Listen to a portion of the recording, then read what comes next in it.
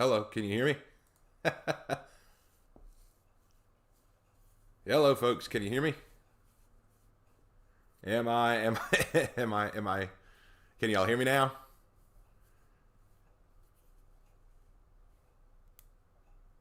Hello, can you hear me now? I thought I had fixed it. I had some audio issues, going on. And I thought that that's why it took so long. That's why you were listening to the intro script for so long. I was trying to fix those issues and I thought I fixed them, and then I started and I'm talking and nothing happened. Hey guys, how you doing? Welcome to my stream. Welcome to my Heroes live reaction. We're finally functioning. Welcome. I am the Raven Knight or the Raven Lord, whichever one you want to call me. I'm fine with either one. Welcome all of you. Whether you're one of my community or one of Havoc's community or just a first timer, welcome. If you don't know who I am, I'm a historian and a novelist. I am formerly an English and history teacher. The primary thing that I do on my channel is I talk about history, I talk about writing, I talk about my thoughts on the lore and writing quality of For Honor and various other games and stories and stuff like that. And the reason that I am here right now is to talk about the brand new hero coming to For Honor, the Varangian Guard. I am so excited. There's so much I want to talk about with this hero. If you're new to the channel and you came here from Havoc, welcome. I saw Havoc in chat just a second ago. How you doing, Havoc? Glad you could pop in. Glad you could take a look around and see all these people rolling into chat. Some of you may be looking at this saying, Raven, this is a different format for your live response. Don't worry, the screen you're looking at here will not be the screen I use for the whole live stream. I will switch it over to full screen when the actual stream starts, but since we have about an hour and a half before that starts, we'll use this just because this way you don't have to look at my dumb screen the whole time. You can actually look at the screen I use for my Raven's Roost videos, which are live streams where I chill out with you guys and read stories. So, hello, Hannah. Glad you popped in. Hello, Hannah. So just so that you guys know, I start this early for one reason. I start this early because I want to give you guys the opportunity to chat and talk with me and talk amongst each other and kind of get yourselves ready for the Warriors in reveal. I know it's early. I know we've got an hour and a half before it actually reveals, but frankly, I couldn't wait. I wanted to get on. I wanted to chat with you guys. I wanted to shoot the breeze and just talk with you guys. That's why we're here. Hope you guys are excited. Havoc, if you are still there, want you to know I am so happy for you being in Montreal. I think it is so awesome what you're doing there. Can't wait to see you later. It's going to be awesome. We'll need to talk all about the new hero and plan a live stream together or something where we play the hero together. It's going to be awesome. Also, with any luck, my boss, my manager buddy, Daniel, may pop in. I texted him and told him that we were streaming today, and he said he was going to try to make it. So we'll see.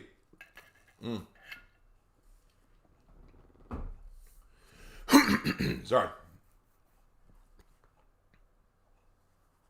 I should check the Warmonger out. Yes, I was told that Warmonger got a new execution. So tell you what, let's take a look at that. Let's take a look at this Warmonger execution.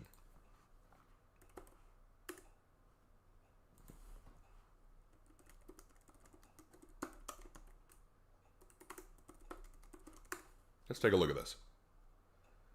That was the old one. I want to see the new one. Here it is. All right, let's take a look. Okay. Oof, what? What just happened? Hold on, let me see that again. Oh my gosh. Okay. Let me watch that one more time.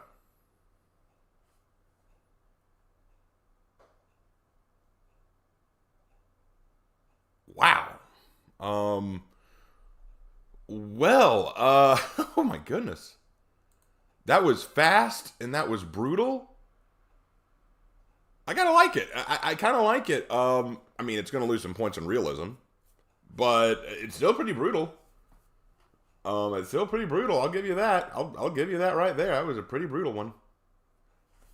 Is the dev stream today? Yes, it's in an hour and a half. I just started early.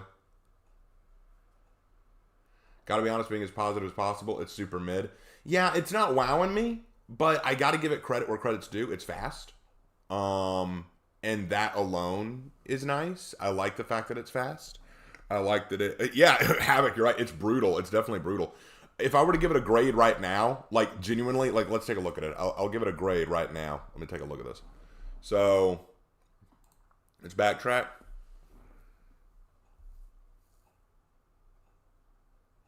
For lethality, yeah, for lethality, I'm gonna have to give that a 4 because it took the head off, which is automatically lethal. If I were to give it realism, the head came off a little too easily, and that jerking of the blade would only cut out half of the throat. It wouldn't cut the full head off, so that's gonna hurt it, honestly. It's not bad by any stretch of the imagination, but that's gonna hurt it. So I'm probably gonna give that realism a 2. Oh yeah, but rewind. I don't know why I did that. All right. Realism would be a 2 there. For efficiency, it's very fast. So I'll give it a 4 for efficiency. And then for cool factor, it's all right. I'll give it a 3 for cool. I'll give it a 3 for cool. So let's do the math. That is 4 plus 2 plus 3 plus 4 equals, that's 13 out of 16.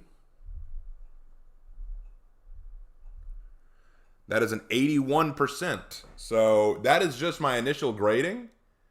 So you just saw how I graded an execution. That was a 81%. So, I mean, not bad. Not bad, just not great. Technically didn't come off, it just blew off. Yeah, but still, it shouldn't have come off that easy.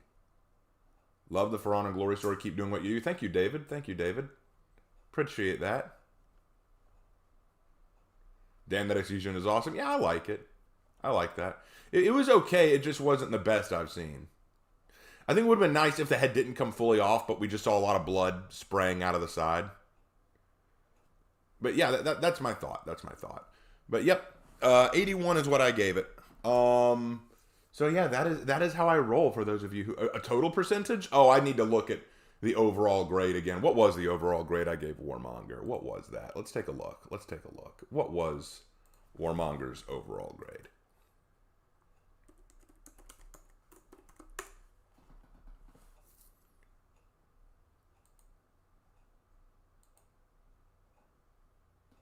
Warmonger's overall grade was a 78. And how many executions did she have? She had 1. How many executions does Warmonger have? Who can tell me? Who can tell me? Let's look it up.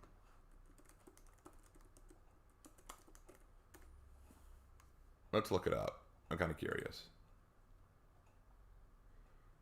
She has 1, 2, 3, 4, 5. So she has 6 executions. Plus this new one, so that's math. Why are you the bane of my existence? So her overall grade, starting off, was 78. 78. Hold on, I can do this.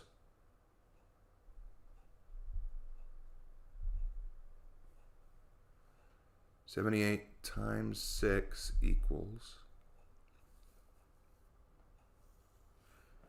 468.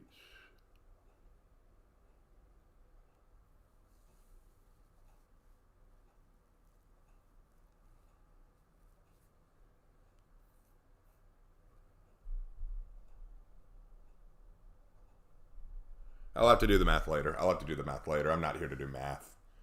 I was never a math teacher. I was an English teacher. All right.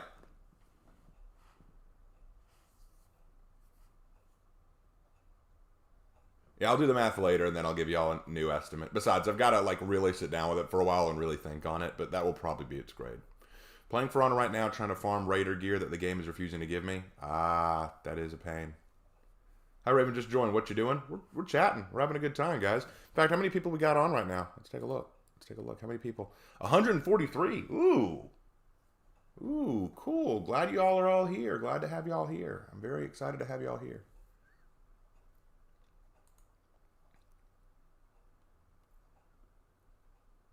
Raven, if you do another original character story on your channel for a Varangian Guard, what would you give for her name and backstory if you just had to come up with something on the spot?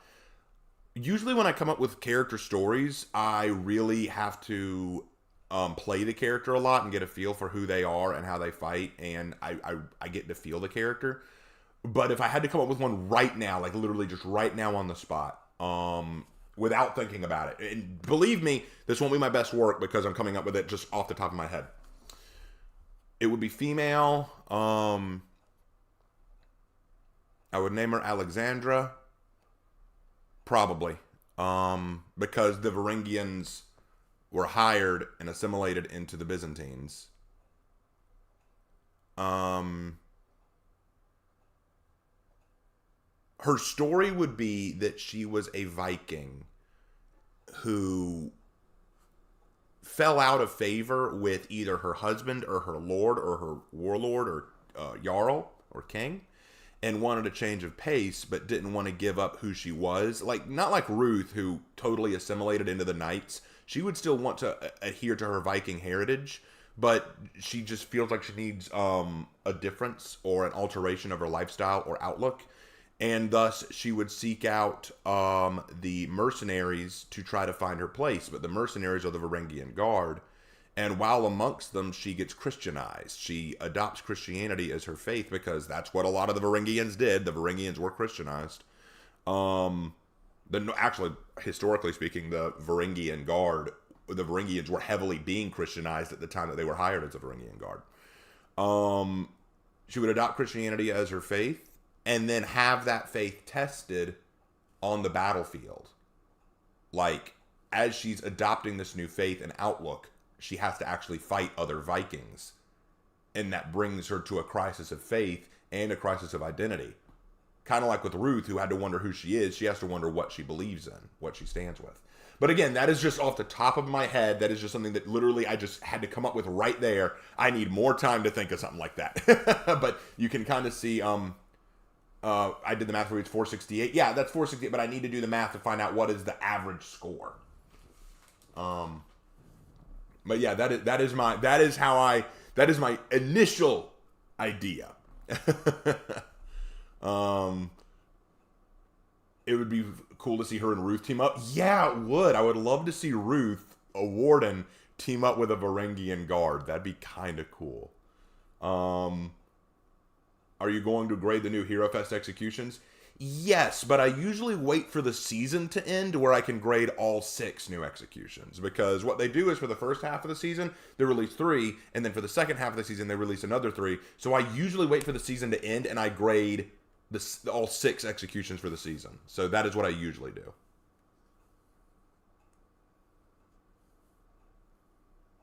Even off the top of your head, that initial that I do is so cool. Well, thank you, Salazar. Thank you. Appreciate that. Thank you. Oh, man. I'm really so glad to be here, guys. And all right, so I'll go ahead and address this. I want to address this now. Different time zone. Does the stream start in 1.5 hours? Let me check.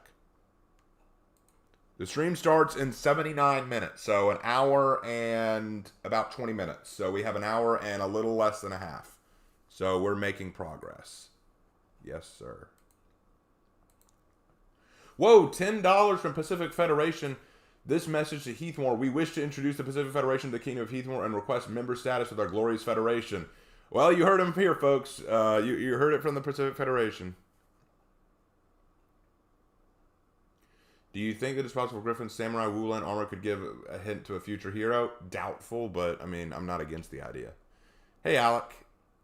You had ads? Oh, no. Let me see that. Let me see if we have ads right now.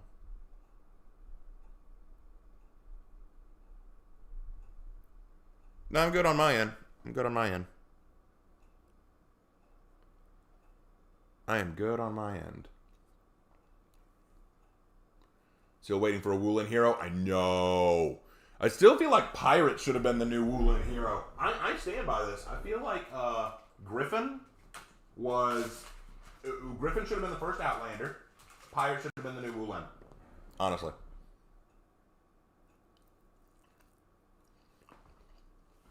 You'll have to forgive me. I'm eating breakfast while I'm here.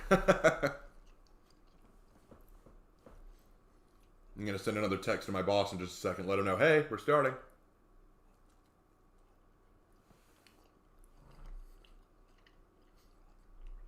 I just want the new hero to have some cool-ass executions. Yeah, man.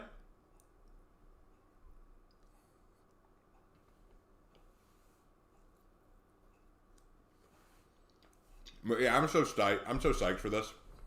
I'm so psyched.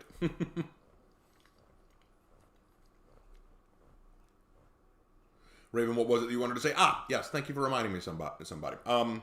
So I released a video not long ago, the other day actually, talking about how was I wrong about Griffin being a Varangian guard.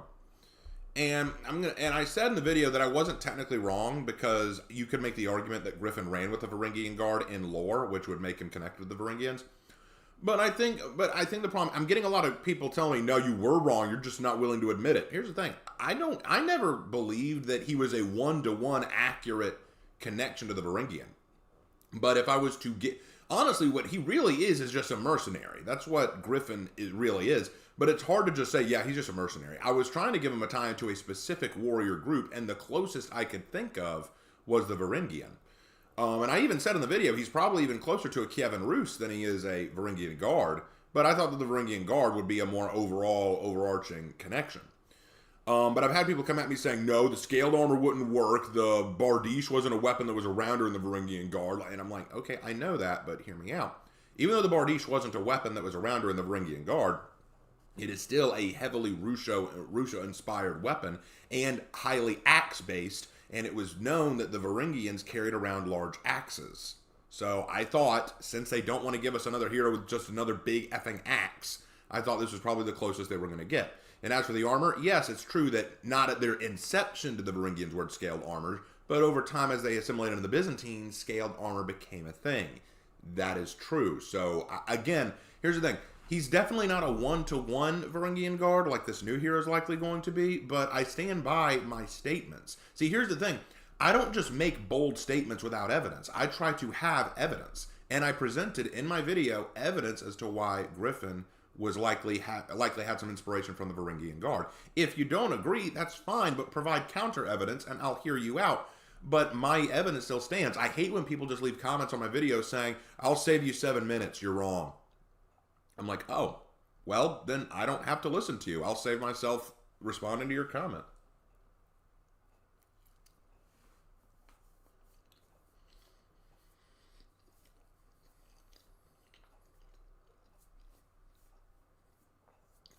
Now that Varangian is a separate hero, it's going to be a pain to form a connection to anything for Griffin. Honestly, yes. Honestly, if I redo Griffin's video, I'm just going to say he's a mercenary. That's all I'm going to really be able to say. Maybe Kievan Rus, but that's about it. Maybe, yeah. Where'd I put my phone? I was going to text Daniel, make sure he was here. 1 second, guys. I seem to have misplaced my phone. Not my phone. Hold on 1 second, guys. Yeah, there it is.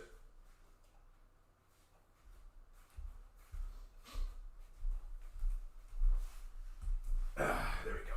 Sit back down. There we go. Hey, Raven, do you reckon they will add a Black Jaguar set for Ocelot, especially for Test Your Metal event? That would be cool. I'd like that.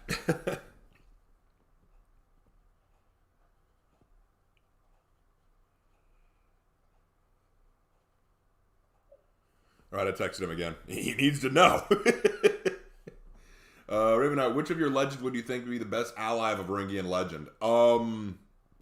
Ruth probably would be the best. Bao Shin would be another good one. So Bao Shin, Ruth, and maybe Deborah. Those would probably be the best ones.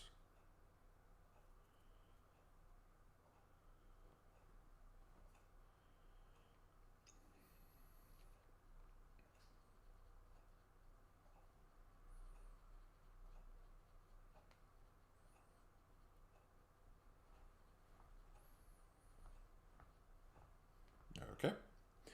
Send him a double text. Make sure he knows. Like, get over here, boy.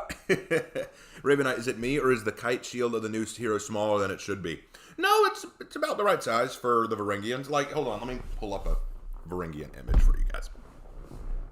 Pull it up for you.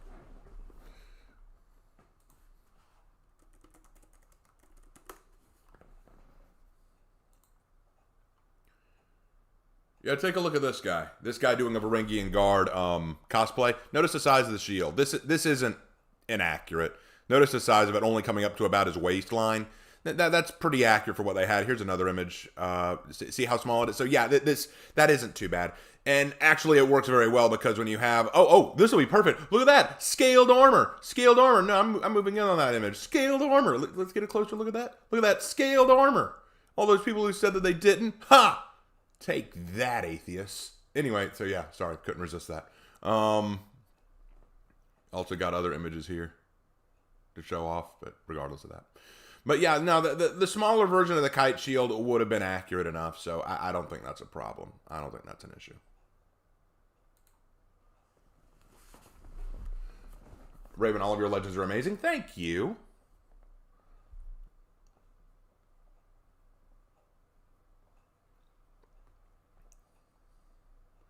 If they have a kite shield, no, I just think they both have kite shields. I think that the kite shield of the Black Prior is just larger. Hey Raven, I've decided my teammates killing more than the enemy. That can be the case. Hey Raven, what's your opinion on the original For Honor trailers? Oh, I think they're really cool. Can you glide with the kite shield? I wish. But yeah, like, so people who were saying that the Varangians didn't have any scaled armor. Checkmate, atheists.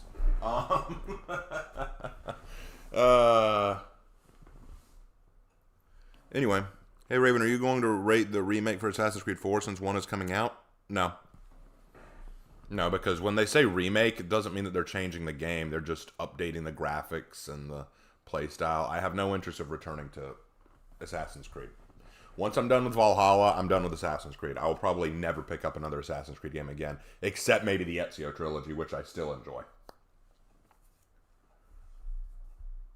I wonder if the hero will actually be the chief's daughter, just a member of the Varangian Guard that the daughter was sent to.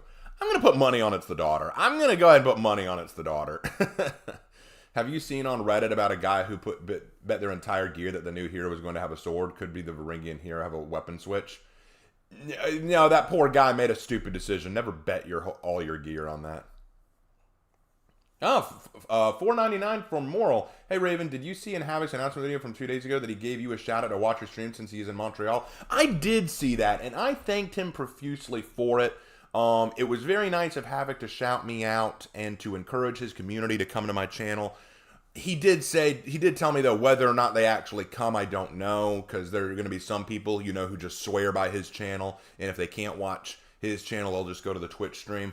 And that's fine if they don't, hey, tell you what, if you're from Havoc's stream, let's do this. If you're from Havoc's community and you came here because of his shout out, let me know in chat. I want to see how many of you guys are part of Havoc's community. If you're part of both communities, mine and his, you can shout yourselves out too. Like, I would just love to know how many of you guys have come here from Havoc's video so I can let Havoc know, hey man, people heard your shout out and these are the people that came by. Hey Raven, what's your opinion on my wife divorcing me? I don't know the details to that, honestly.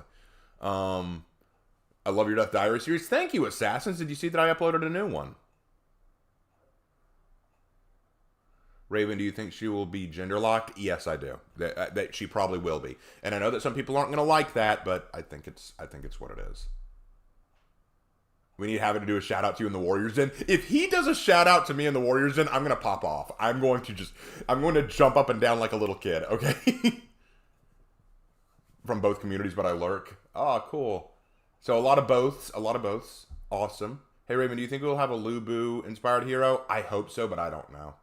I found Havoc from you. Oh, cool. I'll let Havoc know.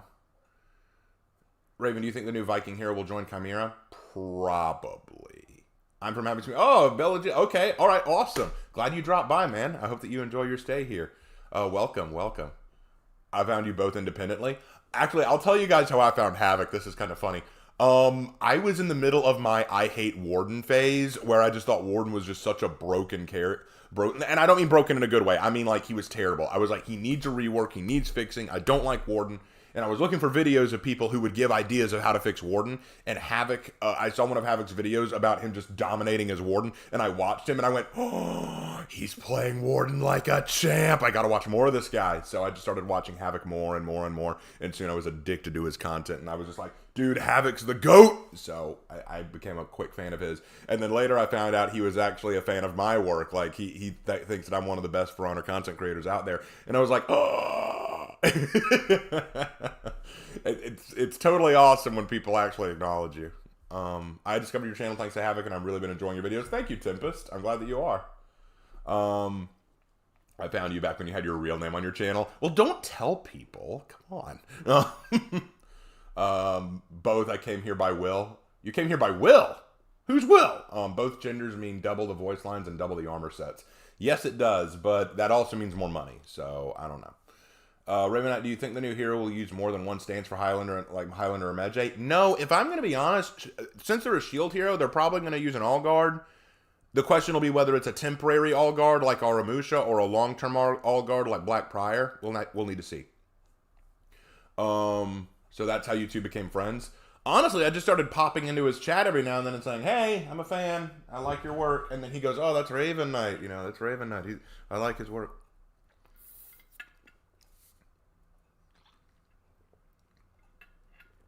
Hey, Raven, what's your opinion on the eventual heat death of the universe? I'll turn on the AC. Hey, Raven, what do you speculate the Varangian Guard's Kite Shield moveset will be? Oh, I'm scared to speculate on anything. Raven, do you know who Zany is? I know who he is. I know nothing about him. I know that he's appeared on a few other people's videos, like he's a friend of Actman, apparently. When will they start? Let me check the time. I think we've got another hour, but let me double check. Yeah, we got 66 minutes, so we're still about an hour away. But hey, don't you worry, guys. Don't you worry. I'm excited. You like my Havoc impression? The key to doing Havoc is you sound like you're tired all the time. And even though I know he's from Manchester, you sound like he's got kind of a Scottish voice. And whenever anyone does anything, you go, interesting, interesting. What are your thoughts on the undeniable fact that here is not a successor of Western Roman Empire? That HRE is not a... I don't know how I feel about that. Update, Heathmore unstable, making inquiry standby, confirmed, Peacekeeper deployed, confirmed, or to be continued. Okay, thank you for the $5. I have no idea what you're saying. You have watched Slanderous, right, Raven? Yes, I've watched Slanderous. In fact, Slanderous and I used to collab at times. Slander and I actually started a series together called Who Would Win, and we talked about For Honor heroes fighting each other from a historical perspective, but he kind of discontinued the series, which I was disappointed about. I probably need to do that myself. But yeah, I know Slanderous, and I have mixed feelings about Slanderous's takes. Sometimes I think he is dead on the money, and I think that he makes a lot of good points because he understands the game in a way that I don't. But then other times, I do disagree. I do feel like there are times where I'm like, I don't know, man, I'm not sure if I agree with that take, or I think that was a pretty bad take. But I don't make response videos to Slanderous because I don't know the game mechanics as well as he and Freeze and Marco Yolo do. I'm not that smart in that regard. So I don't make response videos because I'm just going to come off sounding like an idiot, whether I agree or disagree. I've heard people speculate the new hero might be a stance switcher. I don't think so. I don't think so. I think that'd be cool, but I don't think so. I found about Havoc first for gameplay reasons, and I'm kind of a lore-thirsty guy, so I've picked up your channel on my own for lore reasons, mostly character and history series. Thank you. I'm glad that I could bring something that you enjoy. Unfortunately, the higher-ups at Ubi don't see For Honors or Golden Goose like R6 Siege, so this hero having two genders isn't likely. That is true. While I don't think that Ubisoft hates For Honor, I think that there's a middle ground. You got two camps. You got the camp that says, oh, Ubisoft just hates For Honor and they want to see it die. No, that's not true. And then you got the other camp that says, oh, For Honor's the best game that Ubisoft has right now, which is also not true. There's a middle ground here. I don't think Ubisoft hates For Honor by any capacity, but they don't want to sink all their time and energy into it like they probably need to make it get bigger and bigger. You know, they're more interested in investing stuff into their first-person shooter games like Rainbow Six Siege, or another Division game, or another Ghost Recon, or all this other stuff that Ubisoft wants to spend time and energy on, which I'm not against them spending time and energy on those things. That's fine. You're a gaming company. You have to make games. That makes sense. My issue is For Honor needs this support. It is floundering right now, not because the game is bad, but because you need to give it more love than it's getting right now. I think if they sank a little bit more time and energy into For Honor, we'd see it do some awesome stuff. I really do think that it has a really good player base and a really dedicated one at that. Hey, Louise, how you doing? Do you have any real life weapons, swords? Yes, I have a whole sword collection. Let's see. I have 2 katana. I have a nodachi. I have a halberd.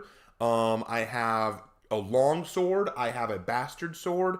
I have 2 sai knives. I have a Xi'an Chinese sword. I have a spear, tactical spear, but still a spear. I have a machete. I have a ninjato. I made it myself. It's not like an official thing. I have a bow staff. Let's see. Am I missing any?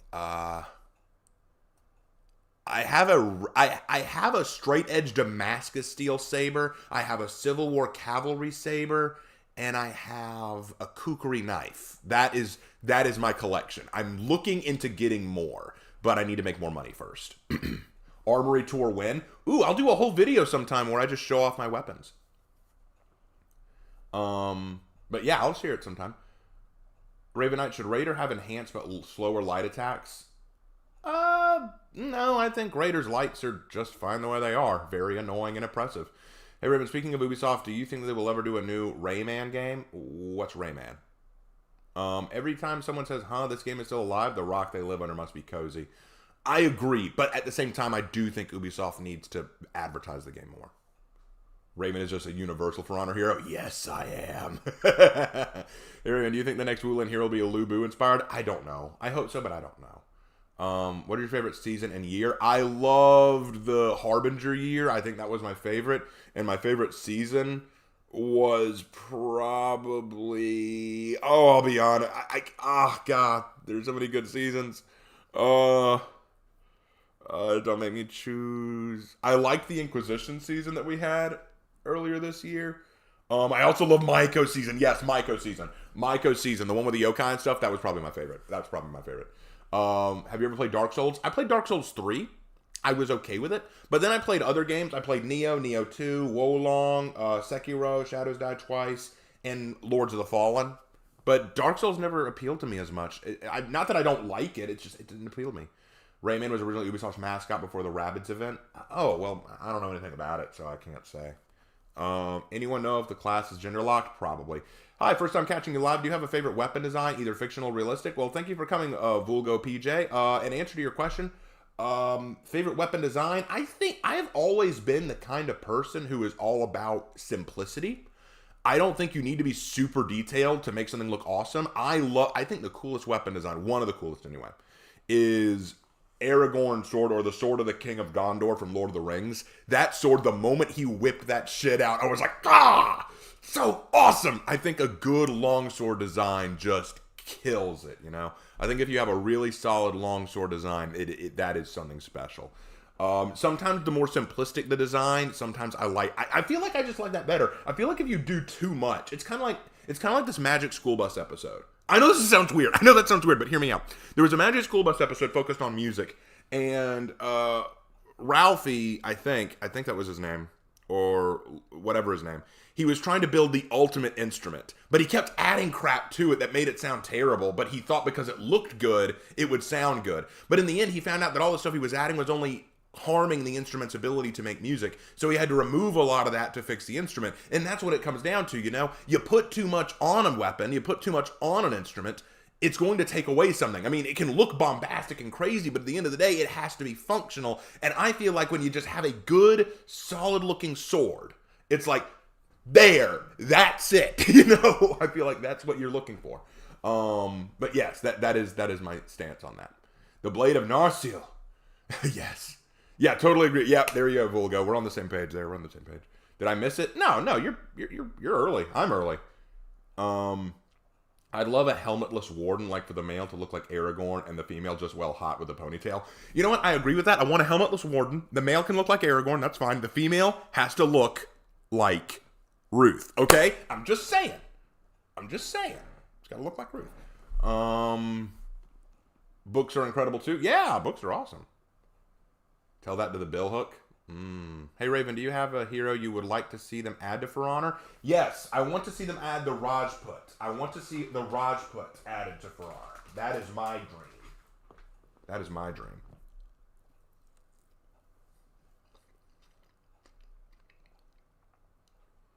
A little flair is good, but too much looks gaudy. Yeah, there's a balance. You need to add some flair to make it eye-catching, but if you do too much, it's just too much. You can't figure out what you're trying to do, honey. Oh my god. It's like you're trying to be everything, and therefore you're being nothing. Like, oh my god.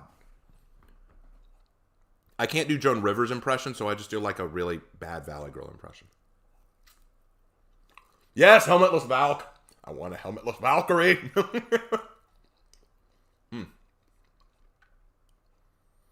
Still wish Wu Lin got another hero. Why? I hope because of Lu Bu. Yeah, everyone wants a Lu Bu Wu Lin. If everyone keeps saying it enough, I'm sure Ubisoft will eventually do something about that. We need a Ruth hero skin. Let's make that a hashtag For Honor. Hashtag Ruth hero skin. Call me up, Ubisoft. I'll tell you her specs. I'll tell you her hair color, hair design, eye color, skin color, body measurements. I'll give you all you need. Just let me know. I'll help you. Oh, man. Lore for the Raven God. I actually do have lore, believe it or not. Hold on. Let me share. I'm going to share with you guys something cool. Watch this.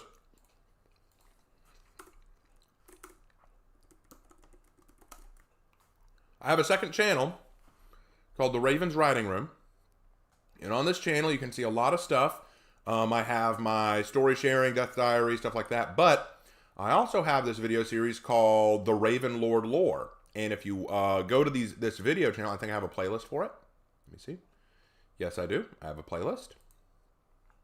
Right now it has 5 videos, but it has a full lore for my Raven Lord character. Like, right down to the Creation War, all the way up to the Rise of the Raven, and going further on than that. So y'all can check that out for some awesome stuff. Ooh! Czar35. Hey Raven, glad I could finally catch a stream live. Been watching your series on Romans, and it really been helping with my faith as of late. Cheers. Thank you, Bishop. I'm glad you're enjoying that. Love your image of the God Emperor of Mankind. That is baller. And I'm glad that you're enjoying the Roman series. I will be doing another video on that this Sunday, hopefully. Hey Raven, who did that art of you? Would love to know. Full disclosure, that is an AI art piece. Because Hannah and Jay, who are my normal artists, did not have the time to design an image of me sitting on a armchair, so I made one briefly. Don't worry, for all of you guys who hate AI art, I never profit off of it. I never use AI art to sell merchandise or anything like that. I just use it to make thumbnails and to add spice to whatever I put together. But I try not to use it too terribly often. I try to rely on Hannah and Jay where I can. And they've given me their blessing as my artist buddies. What's the art in the Raven Lord thumbnail from? Oh, I actually don't know. I just found that in a Google image search. 100% honest. I was just looking and I found it. What's the halberd that Lu Bu uses called? I've looked into it. It's just called a halberd. It's just called a Chinese halberd. Oh, Raven, where's the story for Rachel the Angel? Is it not out yet? It is not out yet. I need to make that. Why is his feet out? I don't know. I don't know why I did that. AI bros. My stance on AI is complicated. Dang, Raven, you're growing in popularity. I am? Did I finally reach a new spot? Hey, Ravenite, who do you think what do you think of a Shard Blade from Stormlight Archive? I don't know anything about that. Hey Raven, thanks for talking about Defenders of the West. It is a very good book to read, even if some of the things Ibrahim talks about in the book really make my blood boil. Well, Ibrahim doesn't pull any punches. That's the thing. You got to recognize that he's being honest. And honesty isn't always something you want to hear, but it's something that you need to hear. Spring Biscuits, Raven, you're awesome. Thank you.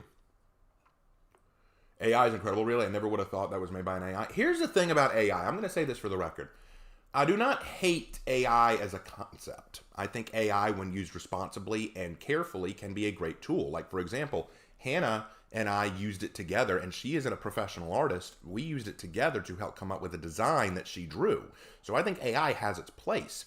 What I think when AI becomes a problem is when people use it to replace laziness, like to be lazy, basically to say, you know what, I'm just going to design something random just because I want to, and I'm not going to actually put any thought into it, so I'll just let the AI do it for me. That's when I think AI has crossed a bit of a line, especially when people will say, you know what, I'm just going to make a random image of myself, and then I'm going to put it on a t-shirt using AI, and then I'm going to sell that. That is when I think AI has gone too far, and that's when I think AI, that needs to be curbed. But I also don't want to discredit the value that AI can have. Like for example, I've heard rumor that Japanese companies have seen what dubbing companies in America have been doing, localization companies have been doing in America, where they've been trying to add inappropriate things or woke agenda things to dubbing. And they said, no, we're not going to trust you to do that anymore. We're going to use AI to translate.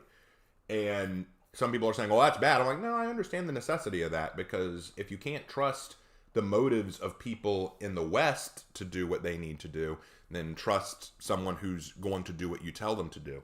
I get that. But I also don't want, that's why I sit kind of in the middle. I'm not full on, let's go all the way AI, but I'm also not ban that shit immediately.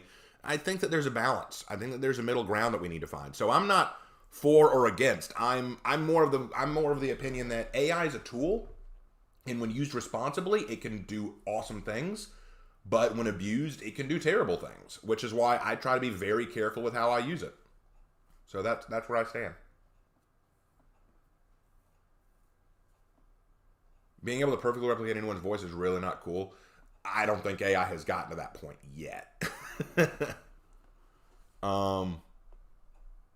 Raven Knight face reveal, please. I actually did a face reveal in a previous video like a year ago.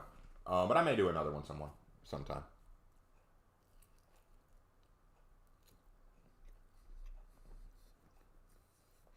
Raven Knight, do you think the new hero will have only one gender? I do. AI is a tool to be used, whether it's good or bad, it depends on the person. Yeah, I think that's very true. Agreed, Raven. We don't want Skynet. I think that creating AI art is vastly different from Skynet. Hello, I can't have sound right now because I'm almost out of seminar, but can't wait to see what the new hero is about. Ah, cool. Glad you're here, man. Glad you are here. Wow, 180 viewers. I am so happy right now. We got a good crowd. Remember that? I agree. I was just following the instructions of the user. Yeah. Yeah, that's what it is. That's really what it is. And yes, I think that some AI companies do questionable things. But I'm not going to poo-poo a tool that can be used for creative things. Anyway. Hey, Raven, would you ever have a pet raven or crow? Yeah, sure. I mean, if they would be willing to be my pet. There's a YouTuber called Zenger. He does great AI voice Star Wars Clone War parodies. You should check them out sometime. I will. Hey, Raven, have you ever played Baldur's Gate? Yes. I would love to see you rate the armor, weapons, or maybe get Lark's lamentations on the various factions. Lark would love to do that. Lark plays it way more than I do. I played a little bit of it, but I didn't get far. Lark loves it because Lark is way into D&D, so that is something that he's very much into. I like D&D. I just haven't done it as much as he has. Honestly, AI has already started their Skynet takeover with the bots in the console version in UNO. I don't know anything about that, so I'll have to do more research. Hey, Raven, what are your thoughts on Ubisoft announcing that we don't own any games? Yeah, that was cringe. That was a very bad call. And if I was a betting boy, I would say they will have to reverse that decision very quickly because it's only going to bring them more problems. You can't do that. You can't just say you don't own the games that you purchase. No, that's going to turn a lot of people away from Ubisoft, and Ubisoft can't afford that. Yeah. My cat looks AI generated. Should I get rid of her? Having a pet crow would be cool. I'd love a pet raven. That'd be awesome. Ravens are pretty smart birds. Raven, I have pet 2 ravens in my life, and they were very kind. My friends hated how the ravens liked me. Oh, I've pet a lot of birds. I pet a vulture once. That was cool. I pet a hawk. A red-tailed hawk? That was sick. I actually had a red-tailed hawk that lived outside my window when I was growing up. She was beautiful. It was a very beautiful bird. I want to do falcon. Yeah, dude. I love that. Let's see. Hey, Skynet must destroy such heresy. Yes, heresy. Raven, you should go to the Tower of London. They have hundreds of tamed ravens. Oh, really? I'll buy one. Here's whatever I have in my pocket. $25. I'll pay $25 for one raven. How much can I get for a nickel? If you do get to pet a raven, teach them to say nevermore. Yes, if I can teach a raven to speak, I'm going to teach it to say nevermore, and then just sit there and quote Poe. Yes, I would do that. 100%, 100% do that. What's up, Raven? Hope you and Lark are having a good day. Lark is at work. I am off work today to do just this. Speaking of off work, Daniel, where are you, bruh? You have such great ideas about the For Honor lore, even thought about Dominga, a For Honor laptop RPG, and whatever system. If I went live, I would def watch it. Oh, that'd be cool, man. I saw a crow with white patches one time. Yeah, I've seen white crows before, or white ravens too. I'll give you money for a raven. Yes, pay me money, guys. Send me money for a raven. All right, let's start a GoFundMe so that Raven can get his own raven. That'd be awesome. Raven, do you think there are weapons that should not be put in For Honor, like maybe pikes because of their range? Yeah, I wouldn't really want to see a pike. I also wouldn't want to see nunchucks. Let's not add nunchucks. Raven teaching a raven to read Poe would be sick. Dude, it'd be awesome. Did you see the video that Slanderous made about his hopes for the new Heroes moveset? No. I know he made one. I haven't had the chance to watch it. Every time you die in For Honor, the Raven says nevermore. Or maybe he just goes, damn, Raven, you suck! Like, hey! Raven, tell me, do you think New Hero Default took some parts from Captains and Commanders, and I think their legendary gear looks good in Rep 8? I think some of it may have been taken, but I don't think that all of it. I think that they were taken from some Varangian armor sets. Imagine a crow saying, war, the natural state of our species. That'd be awesome. Apollyon crow. I believe with ravens and crows, you have to do a thing called loosening the tongue to get them to mimic sounds. Maybe. I don't know the steps to doing that. Raven with his raven. Ooh, Inception Raven. Raven, what is your education since you know so much about history? Okay, good question. So I was largely self-taught, but when I was in college, I got an interdisciplinary studies major in my undergrad, and I got an Asian history and culture minor, which allowed me to study the history and culture and languages of Asia.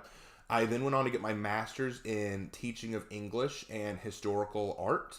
I also took several classes on the Crusades, two, in fact, on Crusader history. I also did a lot of self-research, like I didn't take classes for it, but I did research into European history. That is pretty much the extent of my educational background. But a lot of what I do is self-taught. I teach myself a lot of history because I find it so fascinating. Hey Raven, a Total War For Honor game, thoughts? I don't know.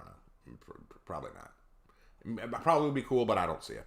Raven, was there any gun swords in history like Black Flag? Gun swords. I imagine there was, but I don't know anything about them. Raven's Raven GoFundMe start. Yes, I've got $2 to start my GoFundMe for a Raven. Yes. I most studied Monarch history. Okay. 2 lessons on the Crusade. The first and second, Deus Vult Infidel. How is it like being a teacher in the USA? It's hard. Like, genuinely, Lark is still teaching. I left the teaching field. I don't know if I will come back to teaching in the United States. I don't plan to. If I do teach again, it will be overseas because I don't want to be a teacher here anymore. The education system has just gone so far downhill. There's like no respect given to teachers these days, which is very much a pain in the butt. It's awful. Like the way that you're treated as a teacher is awful. You're put into a classroom with a bunch of kids who don't respect you, are not encouraged to respect you, and really don't care about their grades. And you're expected to teach them something that they don't want to learn. And they will be disrespectful. They will ignore you. They will ignore your rules. Any attempt to enforce discipline, they will mock you right back. And there's very little you can do because you can't spank these kids, you can't slap them, you can't hit them, you can't do anything to try to discourage bad behavior. All you can do is give them a write-up or send them to the principal. And what are they going to do? Just go, oh, you've been a bad boy. I'm going to have to call your parents. And then they call the parents, and then the parents go, yeah, whatever. He's your problem right now. And then that's what happens. We have no teeth. They don't even care if they get suspended or expelled. They didn't want to come to school anyway. They don't care. They genuinely don't. And the administration blames you for a lot of the problems that they have. I'm going to tell y'all a story. How about this? I'm going to tell y'all a story real quick. This is a true story. I was a teacher of high school. I was teaching English at the high school level. Seniors, believe it or not. I was teaching seniors in high school. These kids, the next step for them is college, okay? I want you to keep that in mind. I was teaching them how to look for context clues in literature, like how to build an understanding of what they're reading or seeing without being told. And I thought that a good practice exercise would be for them to watch a K-pop video with the subtitles turned off. This K-pop video was telling a story through the song. And I thought, they can't understand the language unless they speak Korean. So they will have to tell me what they think this song or story is about based only on what they're seeing.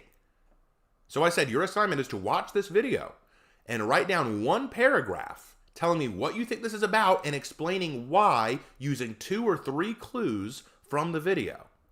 That was their assignment. That was what they were required to do. And the kids would not sit down, be quiet, and watch the damn video. So I ragged on it. I said, what is wrong with you? It's just a 3-minute video with a song. I thought you guys liked music. All you got to do is just tell me what you think it's about. There's no wrong answer. And they were talking back to me. They were saying, I don't know what I'm doing, and blah, blah, blah, blah. We don't care, blah, blah, blah. Like making really offensive jokes about Korean people. I was like, this is ridiculous. And it turned into this whole thing. So eventually, after the class was over, I got a visit from the assistant principal, or I think that was her rank now. I forget. It was a long time ago. But she comes in and she goes, okay, so tell me what happened. So I laid it all out. I told her the whole story. And she said this. I'll never forget what she said. It blew my mind. She said, quote, well, do you think that the assignment you gave them was too difficult for them? They're seniors. They're seniors in high school. I asked them to watch a video and tell me what they thought based on the video. I could have done this in middle school. I could have done this in 5th grade. And you're saying that this was too difficult for seniors to do? Really? And it was in that moment that I knew that I was fighting a losing battle. Because then after I said, I don't think it was too difficult, I think they just didn't want to do it. She followed that up with, well, what kind of disciplinary measures did you take? And I told her about like some of the stuff that I was doing. And she said, well, you have to understand the way these kids think. They don't respond well to, this kind of criteria. And I'm like, don't respond well. What do they respond to? And she tried to explain to me what they respond to. Basically, it sounded like just catering to these kids. Basically, you need to understand why they're misbehaving, reprobates. Understand why they're misbehaving. I don't want to understand it. Even if I do understand it, it's not going to change a damn thing. I could understand, here's the thing. I can understand why they misbehave in my class. That doesn't change the fact that the behavior needs to be corrected. The problem that we have here, and I told her this at the end of the year, I told her this. The problem you have here are parents unwilling to raise their children and disciplinarians unwilling to be disciplinarians. You have neutered and defanged the teachers. We can do nothing to these kids, and they know we can do nothing to them. That's why they challenge us all the time. That's why they test us. That's why they'll say, what you going to do about it? I had one girl, 3rd week of class, just walked out of the classroom. I said, where are you going? She said, I'm going where I want to, and I'm going to graduate whether you like it or not. She did. She did. I was like, really? Wow. And here's the best part. Ready for this? This is the story I tell everyone about why I quit teaching in the United States. This story haunts me to this day. It was the end of the school year. I had 3 students who were failing so bad, there was no way they would get out of it. Nothing. Like, they didn't care. They had made it clear to me throughout the year that they didn't care about their grade. They didn't care about anything. I get a message from the front office basically saying, hey, you need to move their grades up from where they are to a 70 or 80. I was very confused because I didn't know why. But at the time, I was naive, and I thought, well, maybe they did something I don't know about. Maybe they did something that I wasn't aware of. Like, they might have done some extra credit. They might have made up an assignment for someone else, or maybe they're on scholarship. I don't know. Okay, they know something I don't. So when you're a teacher and you have to change someone's final grade, you have to put in the new grade, and you have to type out a reason you're changing their grade. I didn't know the reason, so I typed in makeup work. Or I didn't say that. I said requested by administration. That was what I said. Requested by administration. I sent it through. An hour later, I get a message back saying, hey, you can't use that as your explanation. And I said, okay, what do you want me to put down? They said, I don't know, you can put down whatever you want. They made up work. They took an extra test, whatever you want. So I was like, wait a second, hold on. You mean to tell me you want me to lie? These kids have not actually earned a passing grade, but you want me to lie and say that they do? Why? And I found out why. The school that I was teaching at is a Title III school, which means that all of their funding comes from the government. It comes from government funding. And the government funds the school based on graduation rates. The more kids that graduate, the better the school looks, and therefore the more money they get. So if I withheld 3 students from graduating because of bad grades, it would look bad on the school. So they wanted me to change it to make the school look better. I was furious. And I told them, I'm not changing their grades. You do it. And so, well, you're the teacher. I said, not anymore. After this year, I'm done. I will not teach these students anymore. I'm not going to lie and say these kids are ready for the real world, for the college world, when they're not. That was when I knew I'm probably not going to be a teacher much longer. Because it's not that I don't love teaching. It's not that I don't love my element. I love history. I love English. I love literature. I love debate. I love these things. I will not teach in a classroom that tells me that they don't care.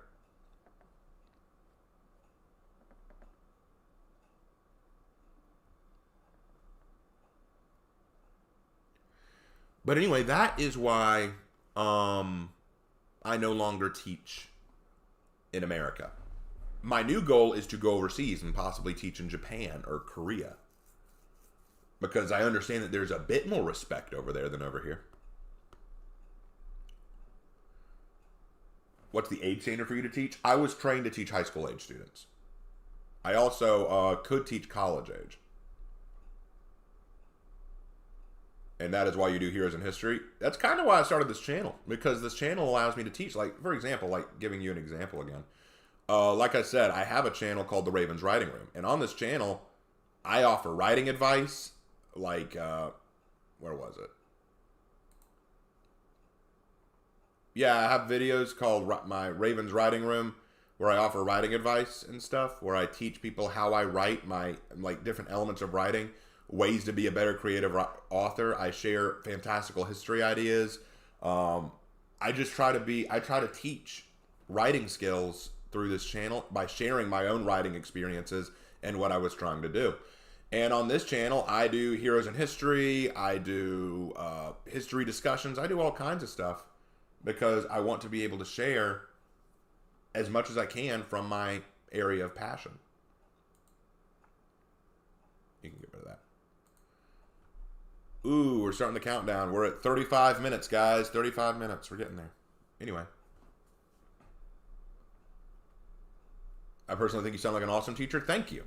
Maybe I was an awesome teacher. Maybe I was a bad teacher. But whatever the case, hard to tell when your students don't care. Hey, a break and run. Glad you're here. Hey, everybody. Say hi to a break and run. Very underrated for honor YouTuber. Rain, if I had you as a teacher, I'd respect you. Well, I'm sure you would. I'm sure a lot of people here would. Hope you're ready for today. I'm as ready as I can be. I'm as ready as I can be.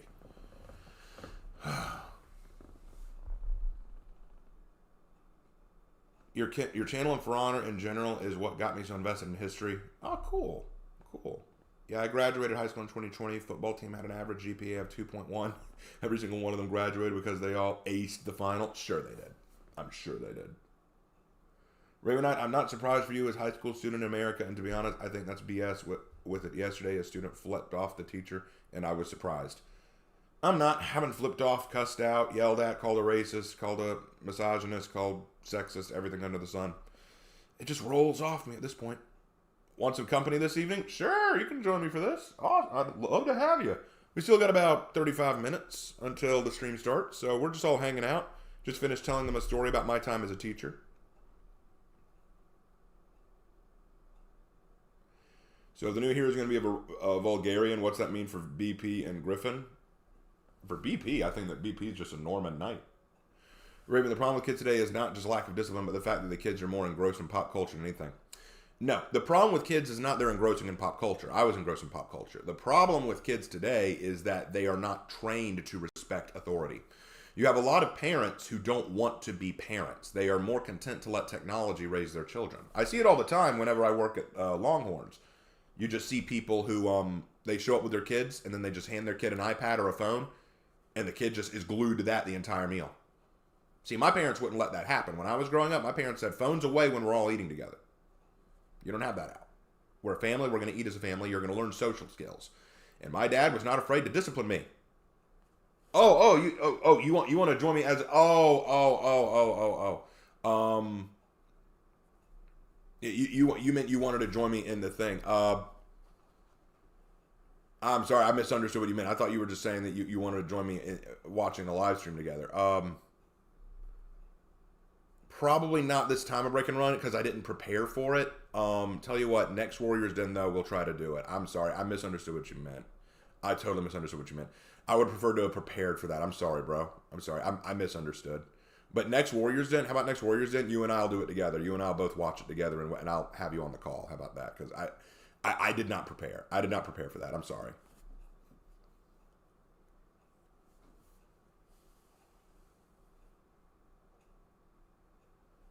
Yeah, I just didn't know what you meant. Let's do it next Warriors Den when they do the next season.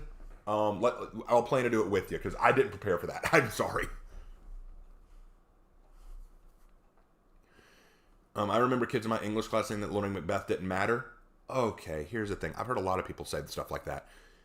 Macbeth. Well, not just Macbeth. Literature in general teaches you things. I love how people say, well, they can't relate to it. It's a bunch of old written stuff written by dead white people. And I'm like, are you kidding? You can't connect to ideas and themes and elements of Macbeth? Elements of revenge, fear, uncertainty? You can't. That's cross-cultural, man. Havoc, not long to go. I know, man, right? We've been having a good time here, Havoc. Got a couple people here from your community, actually. We got a couple people here from your community. Expectations for year 8? I want a Rajput hero, but I don't think they'll do that. Hey, Raven, I have a little theory and tell me if it makes sense. I think the new hero might take from druidic influences, but I don't care. I don't know. I doubt that, but we'll see. But yeah, everyone say hi to Havoc while he's here, because Havoc's got to go soon. He's got stuff to do in Montreal. Definitely already plan on homeschooling my kids. It's going to depend on where I have kids. Because if I move overseas to South Korea or Japan, and I have a Japanese or a Korean wife and family, maybe the schools there will be better. I know that I'll be researching those schools for sure. Yep. Havoc. I had a couple of people drop in and say, I'm here from Havoc. I'm here. Havoc told me to come watch. And so I said, good. You're stuck here with me. Oh, man. Just so happy to see you, Havoc. So we have a Break and Run and Havoc in the chat. That is so awesome. If we get another YouTuber in here, if John DeLiner pops in here, I'm going to pop off, okay? And Havoc, they're already saying that if you shout me out in the stream, I will pop off and just jump up and down like a little child. Like, don't do it if you can't do it, okay? If they tell you can't do that kind of stuff, don't do it. Don't get in trouble. But they were just saying if you shout me out during the stream, everyone's going to pop off, okay? Just like, ah! Like, I know that you can't see me, like, you can't see the camera, but, like, you could just see me going, oh, my gosh! we'll see. We'll see. My English teacher. Oh, love you guys. Have fun. Also, my girlfriend will be watching you. It was her birthday yesterday. Wish her a happy birthday during the show. What? It was your All right. Okay, everyone in chat. I want you right now. Havoc. Does your girlfriend have a YouTube channel name? Like, if she were to pop into chat, what would her name be so that we could wish her a happy birthday? Let us know.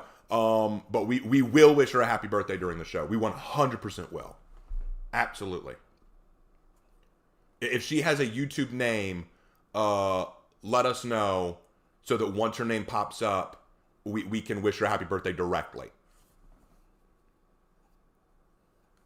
If she does not have a YouTube name, then we will wish her a happy birthday anyway. But it will be easier if we just know who she is.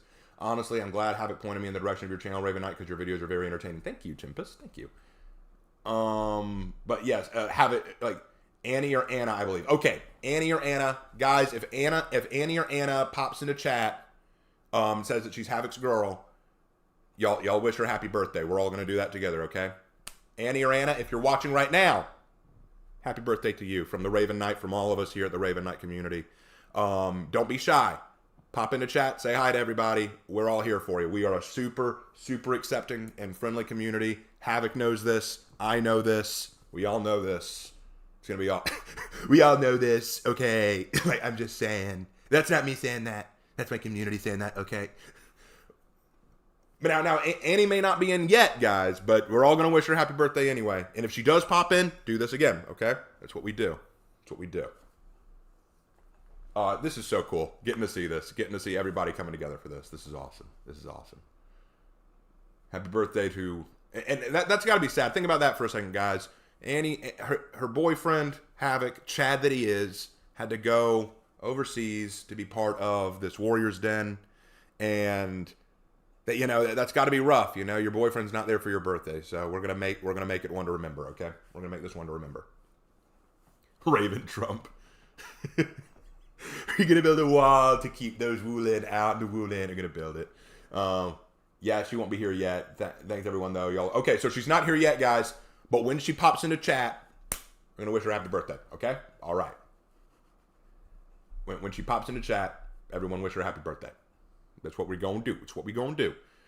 If someone named Annie or Ann pops in and says, hi, I'm Havoc's girlfriend, he sent me here, we will shout her out, okay? That's what's going to happen. Chad Havoc. Chad Havoc is correct. That is the correct terminology for Havoc. That is how you call him out. Whew, okay. I'm pumped. How much time we got left? Let's check. About 25 minutes. Okay. 25 minutes. We're getting there. Hi, Raven Knight. Hi, Hazeloff. Good to see you. We're going to make the Vikings pay for the wall, okay?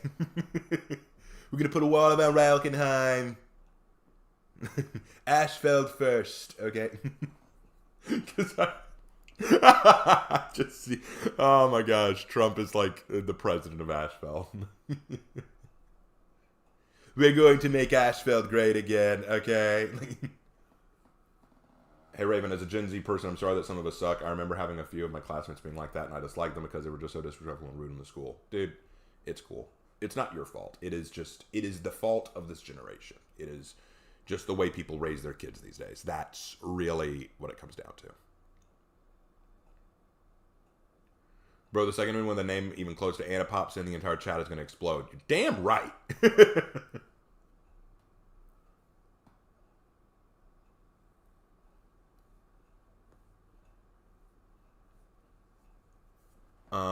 Let's see.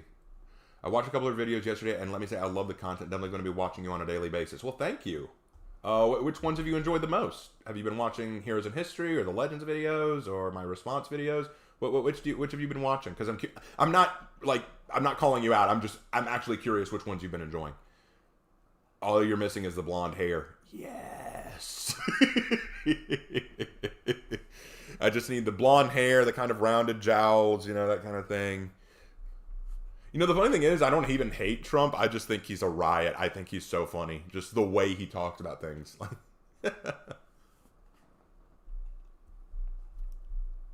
Ladies and gentlemen, today we're going to be watching a Warriors Den. This Warriors Den, folks, is coming to us from the lovely folks at the For Honor development team. They're lovely folks. I know these folks. They're great folks. I vouch for them, okay? They're great folks. And then the swamp of the left, that they want to tell you they're bad. They want to tell you it's dead. I'm telling you right now, they don't know what they're talking about, okay? You know this. Sometimes I feel like my Trump gets mixed into my Ben Shapiro.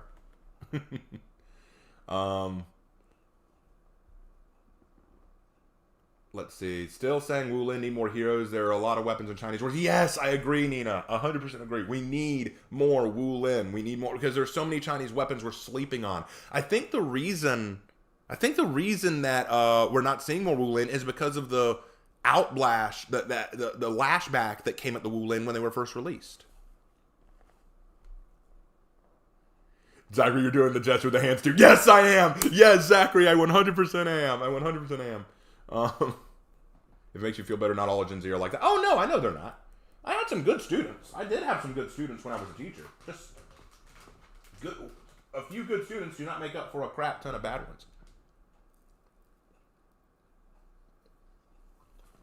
This dude's 40 years old. I'm not 40. I'm 31.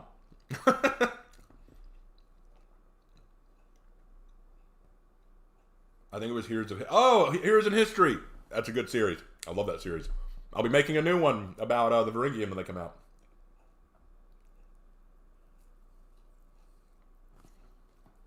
Do you remember when Donald Trump bought himself as a WWE announcer? Yes, but do you remember when Donald Trump pointed Kevin McAllister on the way to the front desk? A few people know that.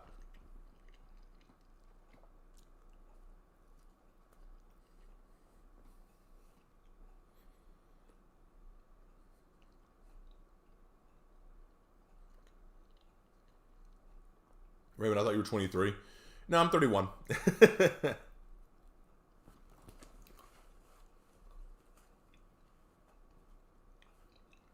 I'm glad you guys think I sound younger than I actually am.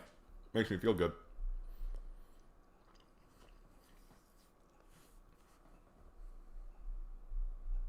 It was a video made with Griffin and how you might be wrong, but not really.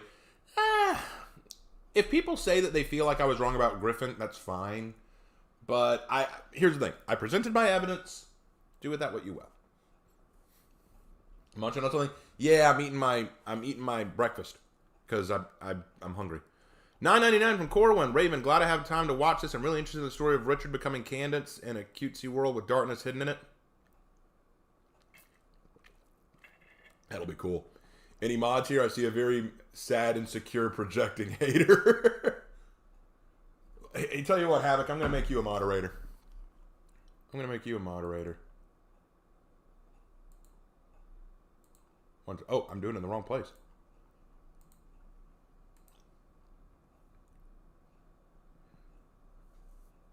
I'll make Havoc a moderator. That way he can deal with my haters for me. Hannah's actually one of my moderators, but she's not available right now.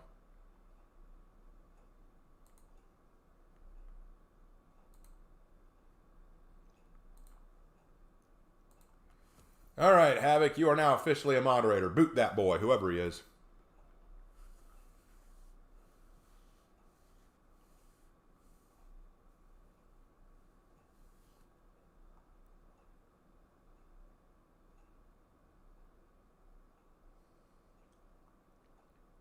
Thank you very much. Appreciate that, Havoc.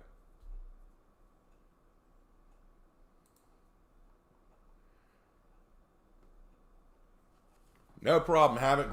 It's funny, Havoc, you made me a moderator on your channel. I don't know why I haven't made you a moderator on mine yet. I know why. It's because whenever you pop in, I'm usually in the middle of something and I don't have time to make that adjustment. But we've got it fixed now. Havoc is now police for chat. Yes, he is. I wouldn't have it. Like, think about it. The man's got it where it's at. He's already got the very British-sounding voice. If he sounded Irish, that'd be even better. Oh, here you are stalking around Raven's chat room like you own the place, eh, Hoppy? We're gonna have to take you downtown and beat you like the paddy wagon. When does it start? We got 19 minutes. 19 minutes. We are close. Oh, we are close. Dude actually gave Havoc mod because he asked nicely. Well, that and I know Havoc and I trust him. I wouldn't just give it to anyone who asked. I need to know them and trust them. However, I have to leave. I hope you have a good day, Raven. Happy birthday, Anna. I shall see you guys later. Later, Paleo Planet. So the tyranny of the Dark Lord Havoc begins. Live in fear of the Havoc. Oh, you love it when I do my silly Irish accent. I know that if I have any Irish people in my chat, they're going to tell me I'm a piece of shite. But you know what I have to say to that?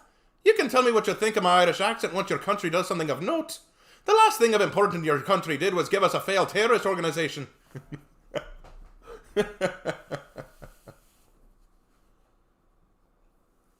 Nah, I'm kidding. I actually love Ireland. I need to visit Ireland sometime. Very few places can I go where I can actually have a blood alcohol level that is so much higher and still be considered like honest outfit. Havoc up in here like, oh my gosh, what have I stumbled into? But yeah, no, thank you, Havoc. I appreciate you keeping things positive here. That sounds more like Jacksepticeye. Yeah, Jacksepticeye is a pretty funny Irish accent. Raven, have you seen the intro for Hazbin Hotel? Yes, I saw it. I finally watched it. Thank you, Aaron, for begging me to watch it. Can you do a German accent? I can only do 2 levels of German. You can do the very interrogational German, like he is a Nazi Gestapo officer. Or you can do the very gay-sounding German, who sounds like he came right out of some kind of parody sketch. But, like, legit German, I have trouble with. I always fall into a stereotype. I always do.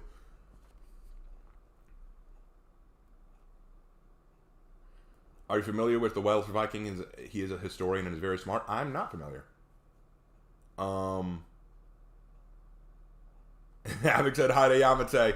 History has been made today. For the love of all that is good and holy, please say top of the morning to you, laddies. There you go. I said it. All right, Havoc. Later, bro. We will see you on the stream. And if Anna pops in, or Annie, whichever she calls herself, we will say happy birthday to her. Mein Gott. Hey, Raven, if I was to start some kind of honor animation with the Horcrux Invasion of the New World, be a good start? If you feel like it. Start wherever you feel like. True story. When I was a waiter, when I was a waiter at Longhorns, I would do accents just to mess with people, and I would walk up like as a German, like, good evening, welcome to Longhorns. I am Raven. I'll be taking your order. Can we start you with some drinks? What would you like? And then they'll say, I'll be asking the questions. just get very goofy on them.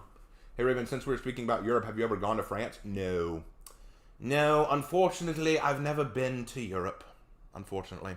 I plan to change that. The gay sounding German sounds like Rick Toffin from KOD. Oh, does he? That is hilarious. Anyway, I'm currently learning French. I thought you were learning Latin, Tech. Raven Knight, I can't wait for the next story. Working on it. Did anyone know what time the reveal is? We've still got about 15 minutes, I think. I'll double check. Yeah, about 15 minutes. We got 15 minutes, guys. Oh, well, I'm thinking about it.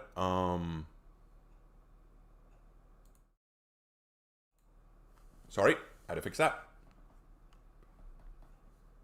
All right, guys, so I'll go ahead and tell you this. Once I switch over to full screen, there will be a moment where my audio cuts out, but I will fix it immediately, okay? So just know there will be a moment where my audio cuts out, but I will fix it.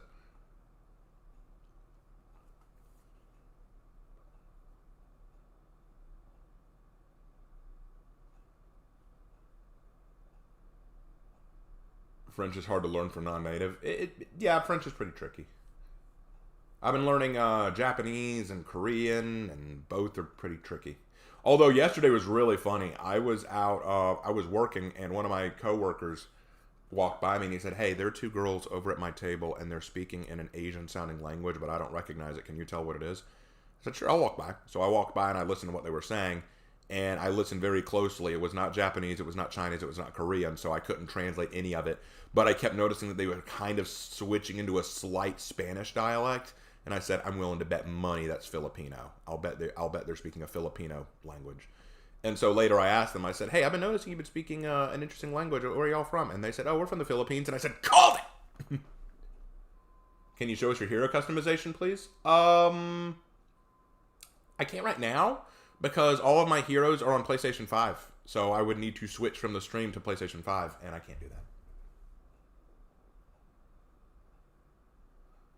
Havoc is the kind of guy that, oh.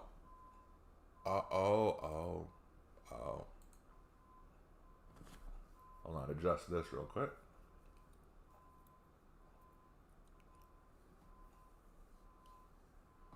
I love watching it stroll by like that.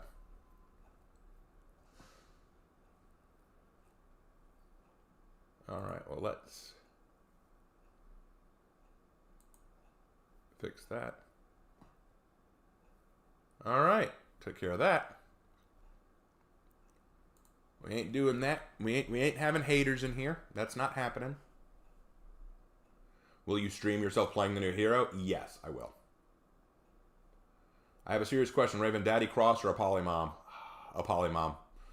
I'm gotta go with a polymom because that's some big mama energy. Hey Raven, this is only my third time making it to a live stream. I'm about to go start welding, but I'm allowed to listen, so I decided I would make sure I make it to another live stream. Awesome. Glad you could make it, bro. Glad you could make it. Raven, can you do a Norse accent? Probably not. I can do a bit of the Swedish. I can do some of the Swedish accent. But most of my Swedish accent comes from when we saw Death in the Animaniacs Warner Brothers episode with that Death copycat. He was a very funny character. I know what they were trying to mimic, but, you know. Thoughts on the new Warmonger execution? I thought it was okay. Not great, but definitely brutal. Raven, what do you think of a Spartan hero? Did a whole video on that. I think it would be cool, but I see the difficulty of adding one.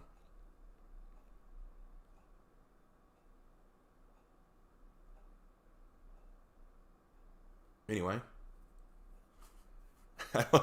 Like, I haven't lost a match of checkers since the beginning of the world. When was that? I believe it was a Tuesday. Not many people know that.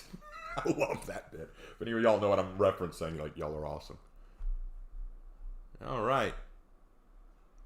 Still wish they gave Holden Knight armor actual boot instead of open-toed sandals. Yeah, okay, fair. I agree with that. I know. I always kind of mix into something. I always mix into something I shouldn't. Can you try a Polish accent? I only know one Polish phrase, and that's kłamiesz. I only know that one Polish phrase, kłamiesz. And that means you're a liar, or you're lying. My cat loves your voice. Oh, well, I tell you what, I always do impress the felines. Actually, no, this is true. This is very weird. Cats like me for some reason. I don't know what it is, but cats like me. I've always grown up with dogs, okay? My family owned dogs. We never owned cats.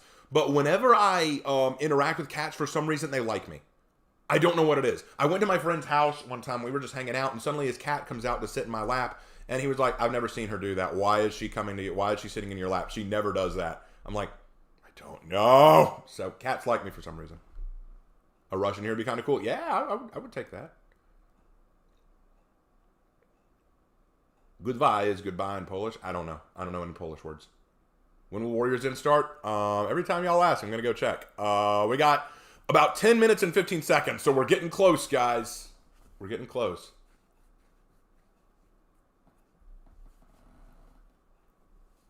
Raven, I have a question for you. Ask away. That's what we're here for. You passed the meow vibe check. Raven, trust as a cat I know. For sure. For sure. Raven, how would you implement your wish for the hero of Rajput? You know what? I'm going to do a video on that. I'll do a video talking about that. Hi, Raven. Mrs. Havoc here to watch my mans with you. Ladies and gentlemen, Annie has joined the chat. So, everybody, let's take a moment. Let's wish Annie a happy birthday. It was her birthday yesterday. Havoc let us know, Annie, that your birthday was yesterday. So, we're all going to wish you a happy birthday from chat. Everybody in chat together. Annie is in chat right now. Let's wish her a very happy birthday. We are so happy to have you. So happy to have you over from Havoc. We love Havoc here. Havoc is a really awesome friend, really awesome content creator. And we're just so happy to be here and to watch him on the stream. So, guys, come on. Let's wish Annie a happy birthday. Come on, guys. Let's wish Annie a happy birthday now. Right now. Come on, guys. There we go. That's what I want to see. I want to see that in chat right now. There you go. There you go. That's my folks. Took a minute, but they're doing it now. They're doing it now. Everyone wish Annie a happy birthday. We're about to start this stream. It's going to be so awesome. There we go. Look at all that. Love it. That's my community right there. That's my community. There we go. There we go. Annie, you have an awesome Mr. there. You have an awesome Mr. Havoc there. He is really awesome. He swung by the channel to let us know that you might be coming, and we said, hey, we'll be ready when you get here.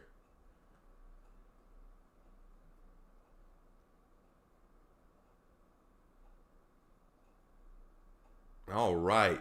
Well, guys, we are getting close to time, so let's go ahead and make the swap over. So my audio is going to go dead for a second, but don't be afraid. We will fix it, okay?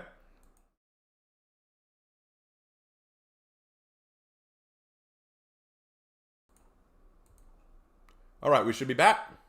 We should be back.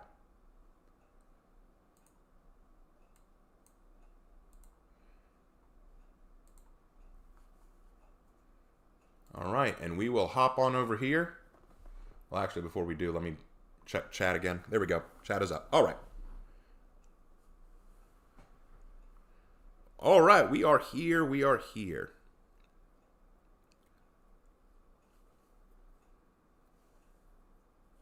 That should fix it.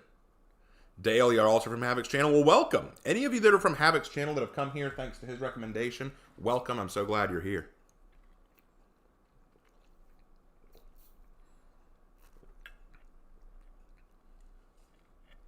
Raven Knight, where's Troy and Frost? I need to keep moving over chapters, don't I? Yeah, I'll do that later. I'll do that later. Thoughts on Demo Man? Well, if he was a bad Demo Man, he wouldn't be sitting here discussing it with you. Hey, Raven, in my book, I have a character based off you and named him Crow instead of because you haven't... Oh, well, appreciate that.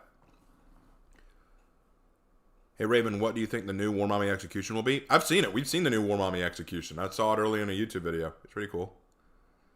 We need a winged hussar hero? Again, I don't know. Winged hussars were cavalry. They rode on horseback. Like, I don't know how that would work. Revenant, are you ready to see the new Viking hero moveset and feats? Yes! So ready! Anyway, I forgot to say this while you were talking about literature, but I'm actually taking a lit class and we're starting with Beowulf and I'm enjoying it so far. Sweet! Beowulf is cool. Beowulf is very cool. Today's a great day, Tekken 8 and For Honor. I don't know anything about Tekken 8, so enjoy that. Is that why no one is allowed to complain about the new Here and Bad political agenda pushing in For Honor because you want the nice lady to think we all love the content? What? I don't know what you're saying, bro. I love the content. I don't know what political agenda you're talking about. I'm so ready for the new hero. Yes, I totally am.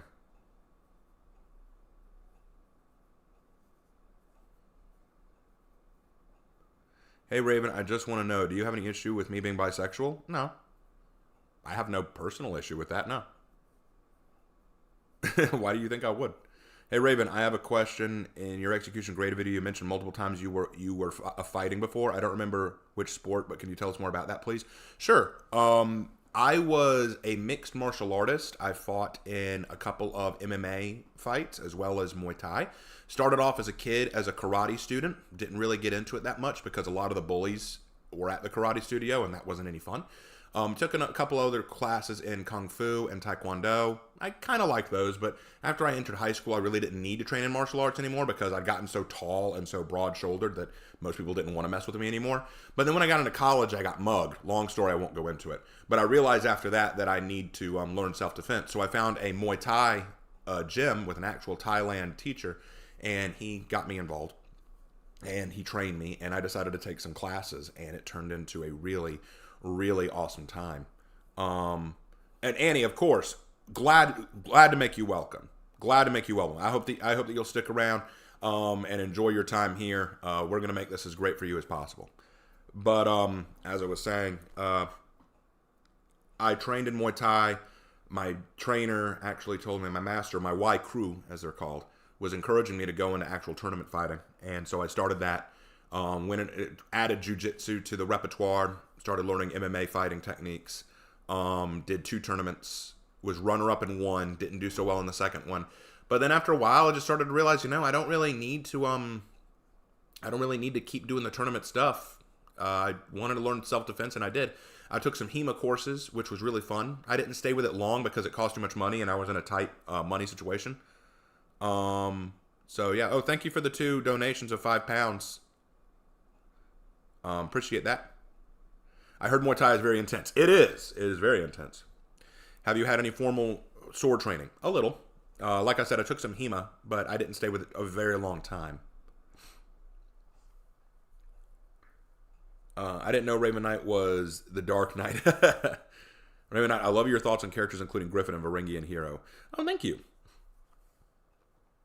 It just seems like you can't pretend it's not a trend. Well, what do you mean? Like the gender lock thing? I don't think that's for political reasons. If it were, I think that's just because they're doing it in a pattern. Every year they release one male, one female. I don't see the problem. An extra two donations, 3 donations. Thank you. I'm always happy for donations. Yeah, I'm happy to see so many people here. How many people do we have right now? 332. Wow. 320. I am so happy we have so many people. I'm so excited. This is going to be awesome. This is going to be so awesome. I'm going to send one more message to my buddy Daniel because like, he's been gone a while. I'm like, Danny.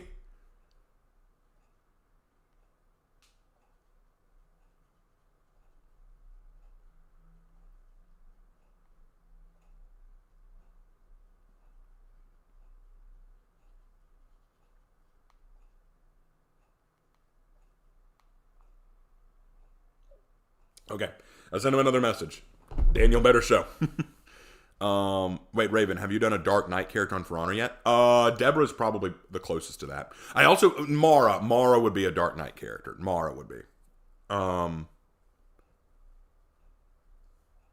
course, Broski, keep up the dope content. Of course, I will. I want a shotgun hero. No, I'm normally in school when these events happen, so I'm biased. You made it very special. Oh, cool. No, I'm glad that you're here. How does it feel to know people from other countries watch you? If you're from a country outside the United States, let me know where you're from. I know that Annie is not from America. She's probably from Manchester, like our boy Havoc. But what about the rest of y'all? What about the rest of y'all? Like, where do we have people watching from? Because honestly, I think it's really cool that people outside the United States watch. I know that I have some in Germany. I think a couple in Britain, a couple in Canada. I got in Italy. Cool. Brazil, Holland, Germany, Bravara, Italy, France, Brazil, Australia, Czech Republic, Germany, Sweden, Argentina, England, Iran. Cool. England, Canada. Wow. Lots of people from all around. That is crazy. Denmark, Greece. Oh, wow, that's cool. Germany again. Florida. Florida's in the United States. Come on. Rio de Janeiro. South Africa. Woo, that's cool. Cali. Cool. Spain. Oh, wow, cool. Puerto Rico. Scotland.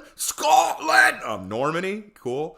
France. Denmark. Cool. Kentucky. Russia. Oh, my Russian friend. Iran, Sweden, Australia, Texas. The Holy Land. We got an Israeli. Cool. Portugal, Puerto Rico, Italy.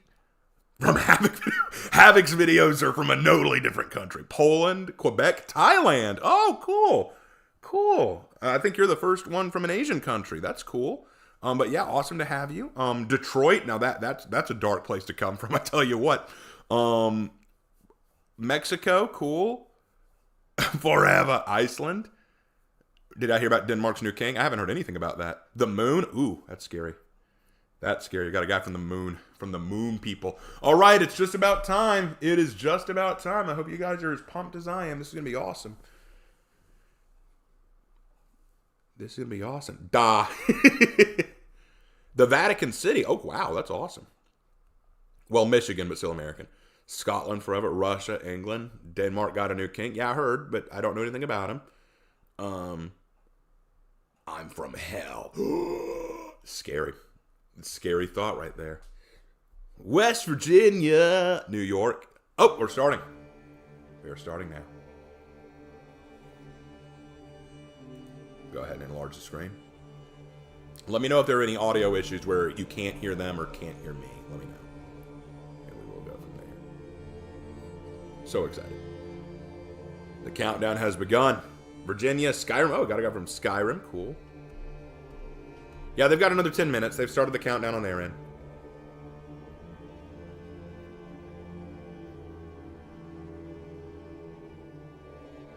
I'm drinking Pepsi. Sweet. I'm drinking tea.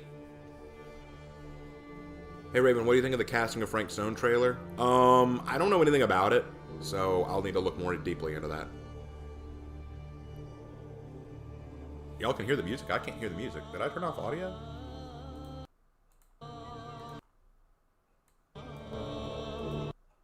Oh, there we go. I know why. Hold on. I can't hear the audio. There we go.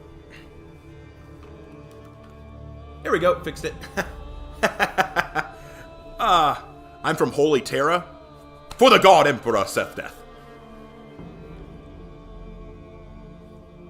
For the Emperor! I'm from Ashfeld. Sweet. Oh, I'm so excited. I'm so excited. I can't wait to see Havoc on the stream. I know Annie's excited. I know she's very excited.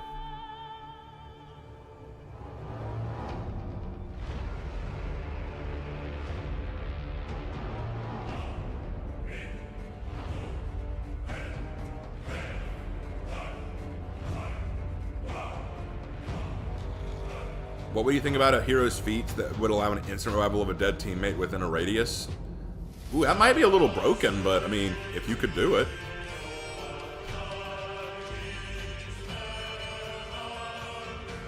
Favorite faction in 40k? The Imperium. The Imperium of Man. Particularly, like, if I had to narrow it down, the Sororitas. I'm starting a Sororitas set, so, hey. Hey. Orcs is the bestest. They are the most entertaining.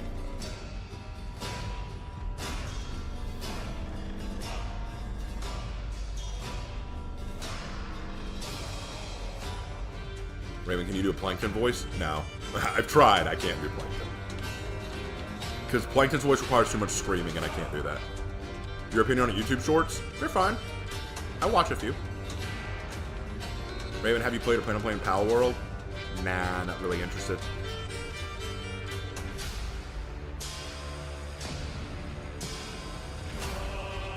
Yeah, music to Storm Valkenheim too. Yes, yes. What's your opinion on the new War Mommy execution? I said that I liked it. It just wasn't outstanding. Any expectations for the new hero fashion? I'm hoping it looks like a Byzantine. I love Ogrins. You fight for Emperor. You die for Emperor. It's a good life if you're strong. Hey, Raven, it's okay. I'll tell you what's up with Denmark later. Okay, sure. 3 pounds. Feed idea. Call of the Emperor. Buff team damage. Yes! That'd be awesome. And have them scream, for the Emperor! That'd be awesome. The Leagues of Votan?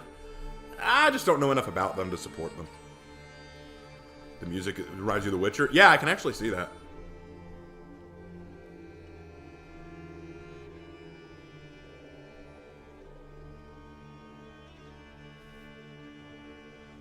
Raven, what's your favorite mythology?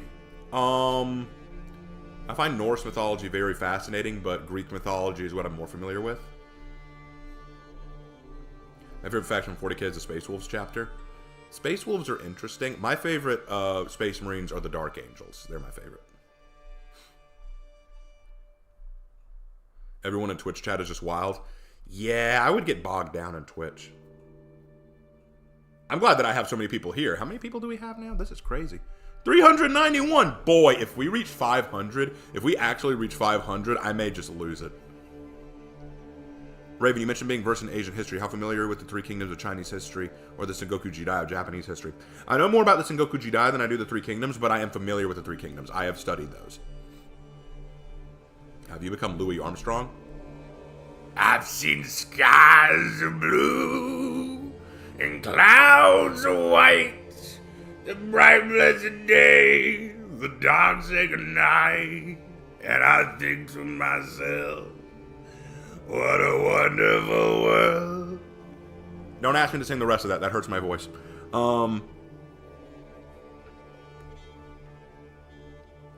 Scythe would have been better than an accent shield. I'll take what I can get.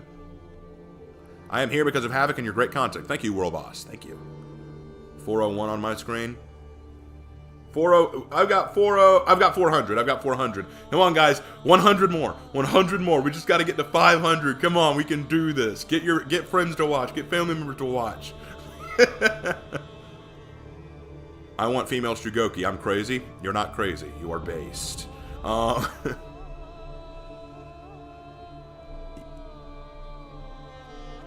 What do you think of Pokemon? Oh, I grew up on Pokemon, man. Pokemon's the shit.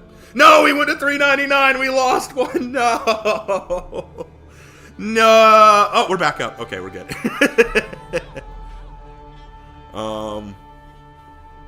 4 minutes, guys.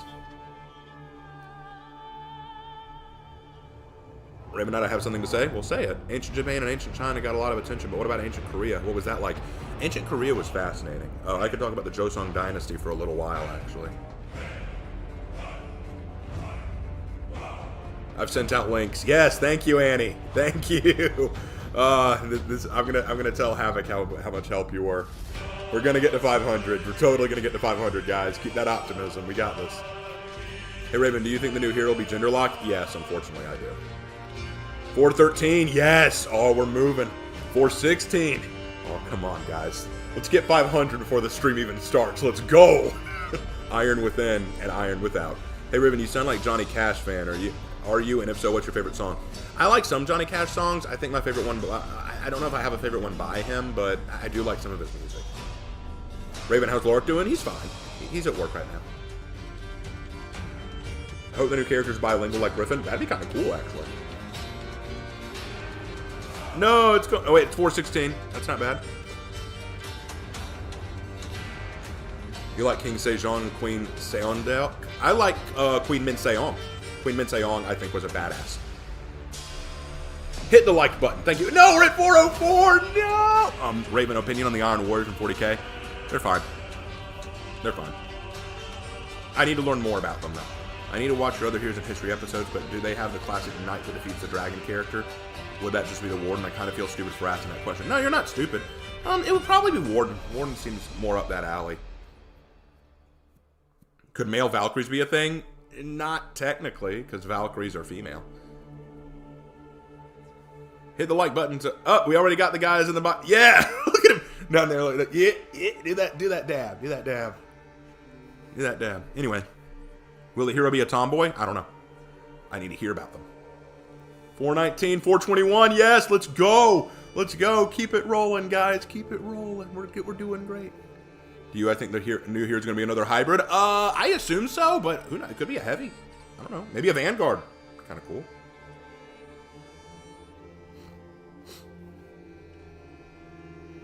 Does Medjay weapon even exist in real life? No, it doesn't. It does not exist. I looked into it. It's not real. Could the new hero be a tomboy? I don't know. I need to see the hero. I need to hear them talk about her more. We must get to 500. And by the God Emperor, we will. Will there be a male version of the new hero? I don't know. Hey, Raven, what hero needs a rework? Warden needs a rework. Shinobi needs a nerf. Ocelotl could probably use a rework. Highlander needs to be deleted. Smash that like and subscribe button.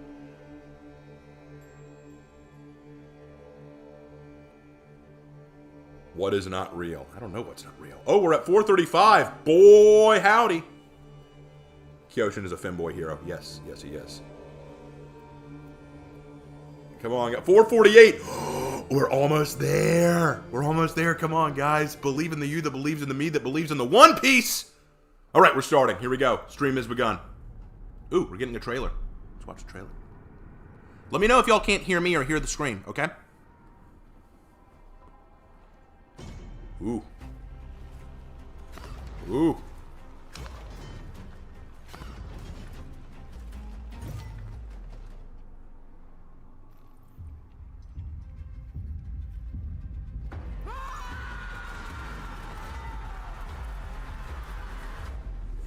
Nice. Great entrance. Gotta love it. All right. And we begin.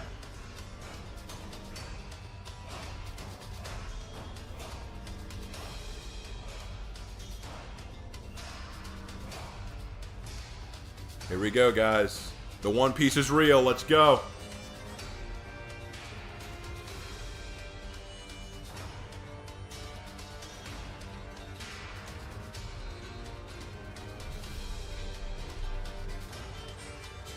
Oh boy, I'm so excited.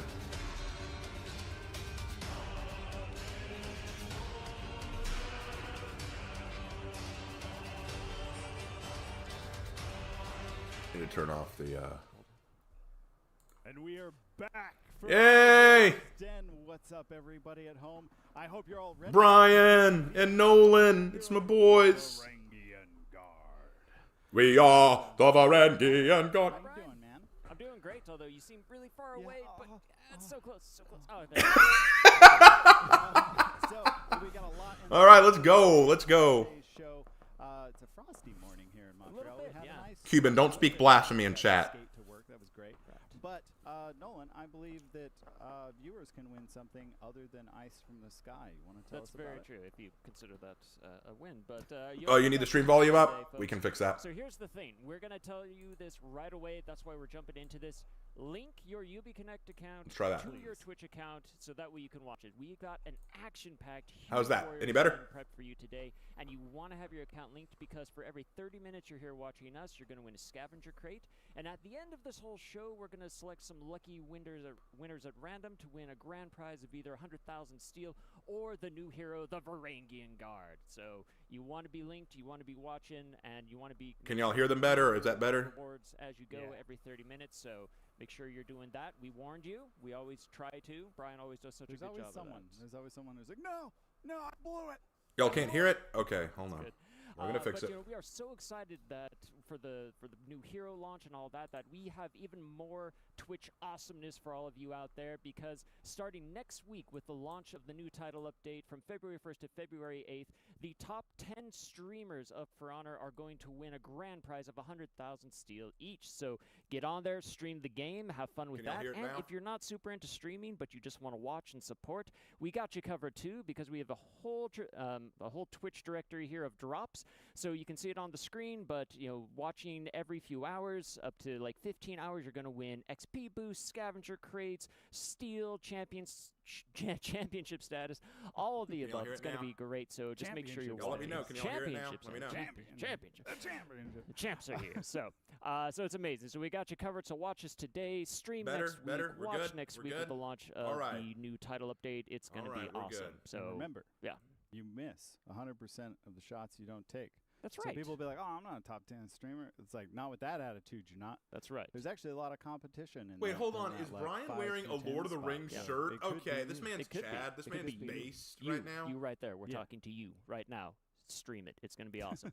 But you know what? This upcoming TU launch into February, we've can't got hear me like now. another really cool announcement we want to make. And for okay. those of you who Let's- didn't know, let's but a adjust very that. I hate special this. I hate this part of the event stream. is happening 'Cause y'all can't on hear me. February 14th. How's that? Can y'all hear me alright? now? Now I know normally that day kind of goes unmarked in most calendars, but we want you to mark it because it is the For Honor anniversary. Oh, not singles awareness Which is day.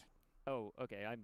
I'm sorry. No, not singles Can y'all hear me awareness now? day, but yes. Again, nothing else is happening there but the For Honor anniversary. So just make sure you log in and you play with us, because guess what? We have got an amazing mood effect that we're going to give away just for logging in and playing during that week.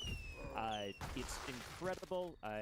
And what's the fun thing about this, Brian? Okay, that's good. We're good Yeah, now. 'cause you color swap. That's right. It does. Yeah, which means I'm gonna pressure right now on the For Honor community. Can y'all to hear allow me? this We're one to good? submit- or the Y'all For Honor good? fashion I'm gonna community keep Or talking. Okay, we got a to lot of allow one perfects. submission. Perfects. Yeah. because it deserves it. Yeah, so that's All right, good. we're So perfect, again, February perfect, 14th, awesome, don't miss out. awesome, Log in, play for that awesome. week, and you'll just get that awesome new mood effects to Little match more. the swatches. That's Okay, great. It's free like- real estate. It is free real estate. Yeah. Yeah, you can't go wrong with free. So that's awesome. A couple other notes. Just we wanted to just kind of a mention little. this because it's There so we go. exciting with the new hero reveal today. That should do it. But this is actually our 185th Warriors Den. All right, What we're the good. heck? We're That's good. a lot. That's more than 150. That is more than 150. All right, let's yeah, pull this back math, up. The math, I believe, does check out on that. Yep, So that's I looked it up online. yeah. Was it peer-reviewed, that research data? So yes. Who checks that? All right. Definitely not me, but yeah. So 185th Warriors Den. Definitely not anyone. Definitely nobody. That's okay. So that's awesome. All And, right, you know, we at are the we same are time, perfect we're so now. excited for We that, didn't launching we this didn't get to new, 500 hero guys, next but we'll week. see. But We'll also, see. you know, we also want to just kind of congratulate the entire community out there because a couple months ago, if you weren't aware, we actually hit our 35 million player threshold. Yeah, And boy. it's still going, you know what I mean? Yeah, it's still, boy. still going. We are over that. That was a Yeah. couple months ago. Like, yeah, so Yeah, milestone crossed. definitely, past. definitely. And again, like 35 million, still more than 150. It So the math continues to No, make that's sense. gonna hurt. I So, can't do the math on that. Yeah, don't stress too much about it. It's Yeah. fine. So anyway, just thank you so much just for being part of that journey with us, and we're just so excited to have you here today. And yeah, it's great. So I love that Lord of the Well, Rings let's talk shirt. about I what's want that coming Lord of the in Rings Q2. shirt. I want you. Yeah. Yeah, What do you got? let's do it. So let's take a quick look at what happened in Title Update 1. I'm Uh, assuming all okay, of I'll you fix it. Are able to read all that I'll fix it. literacy drip. So Pays let's off. talk about what's coming in TU2. We've got a new hero. On I feel like every time I make a February 1st, minor Varangian adjustment, it Guard. ruins it. We got a free event pass coming with that as well as new armor variations. Ooh, nice. For the Viking, Samurai, and Wulin, right? Did I didn't mess Okay, that up? so No. Viking, Wulin, and Outlander. That's right. Viking, Wulin, Outlander. Viking, Don't Wool, and do that. Outlander. But I fixed it, so it's fine. And then we got a trio of Hero Fests coming up for you, which we'll Yeah, I see don't think we're gonna get a little 500. later in I'm the show. sorry. I And don't then think we a will. throwback event, Black Prior's Riposte. Nice.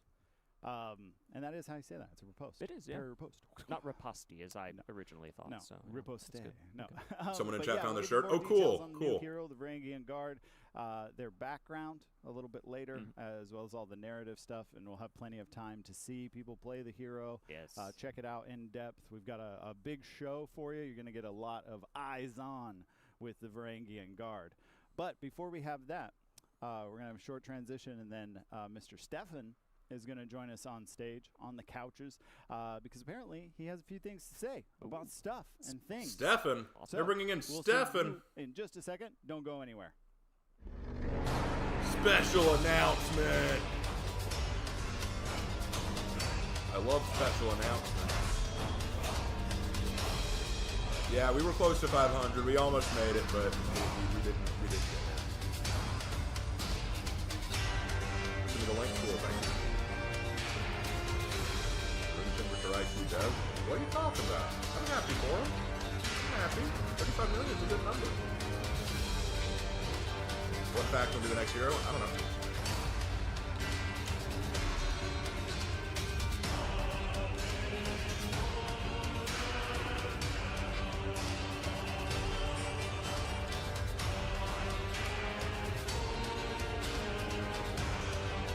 Please put your voice a little louder because I think people tend to turn them up for. Okay.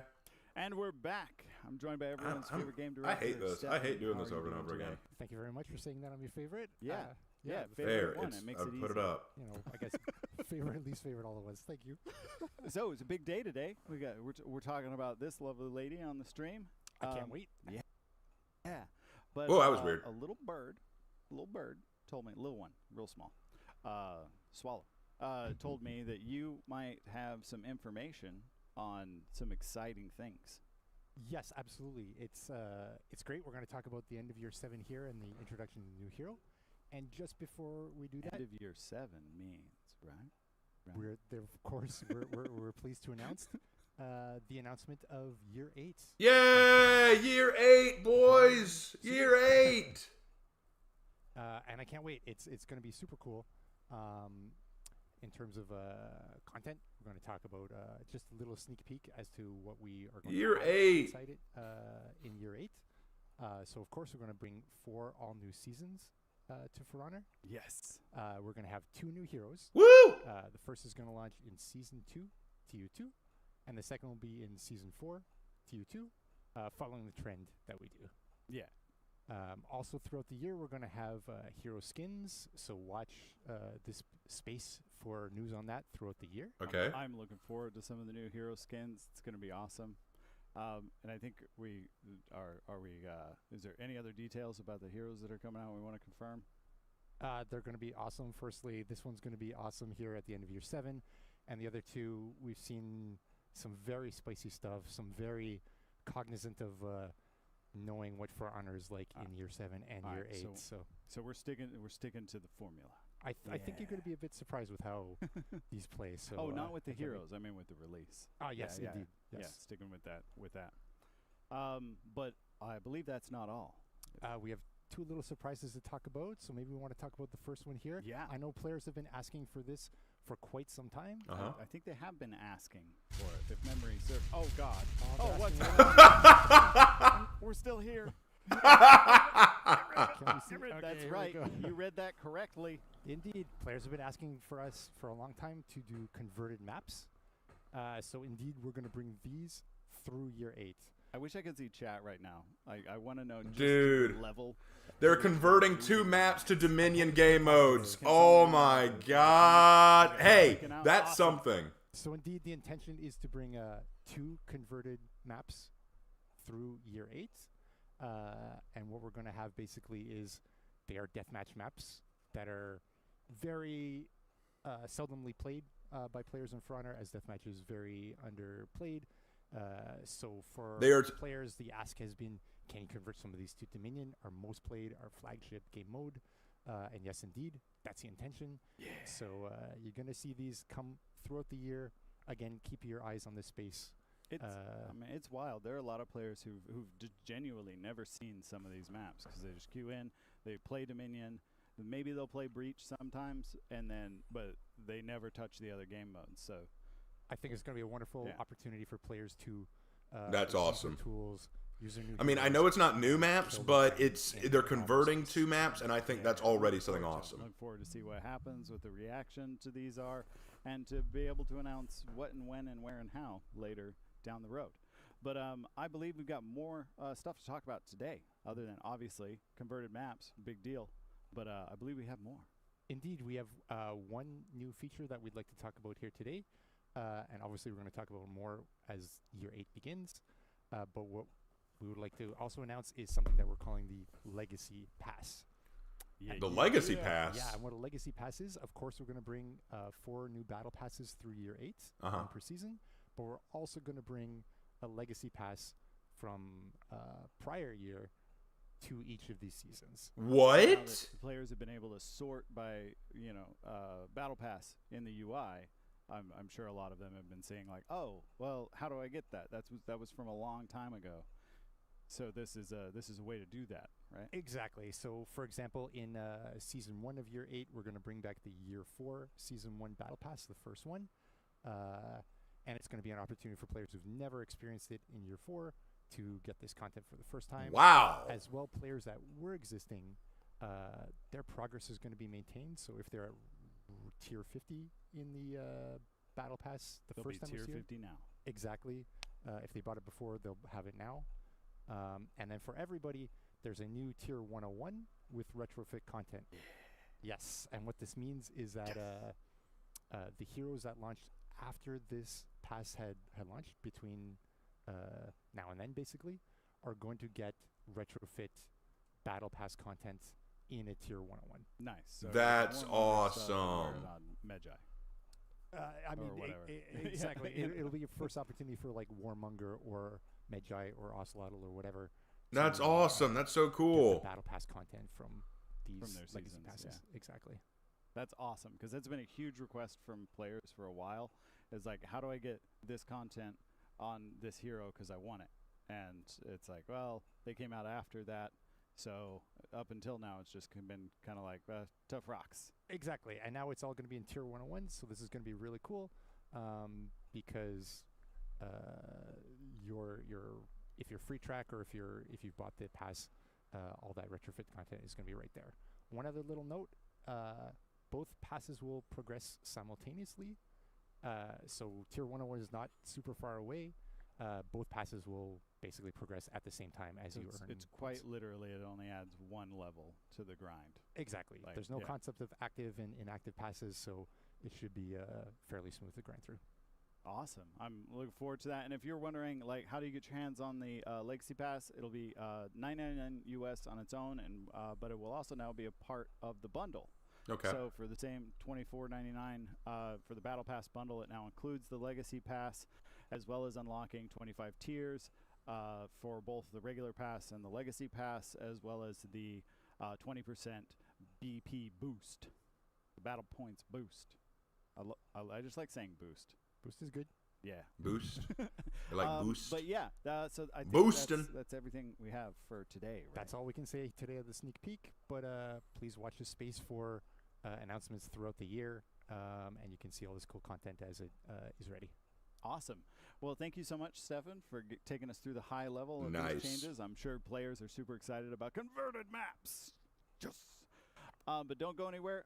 We'll be right back on the next segment. We're going to do a deep dive into the narrative and the art design for the new hero, the Varangian Guard. And but before that, I just want to thank Stefan for joining me on the segment. Thank you for having me. My pleasure. Yeah, and there's more. We've got an awesome gameplay trailer. Yo, for you guys, for let's the chill new out. hero. Seraphodum, please the keep Angry your Imp, eyes both of y'all, on chill out. us.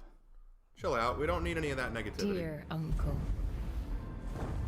you failed to slay us all. I live. I am at the gates, and not alone.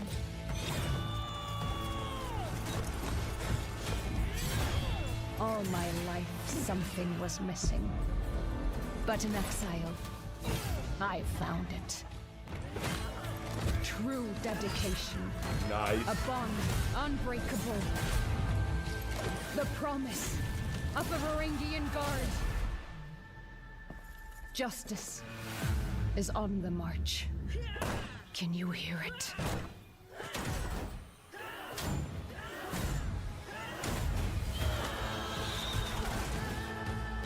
Whoa.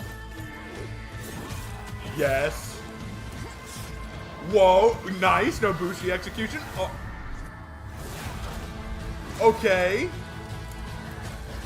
Okay.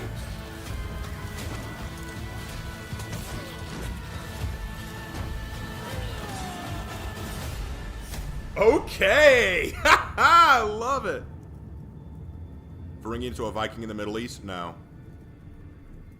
Why even talk? You know what, Angry Imp? If you're gonna keep doing that, I'm just gonna kick you. Okay.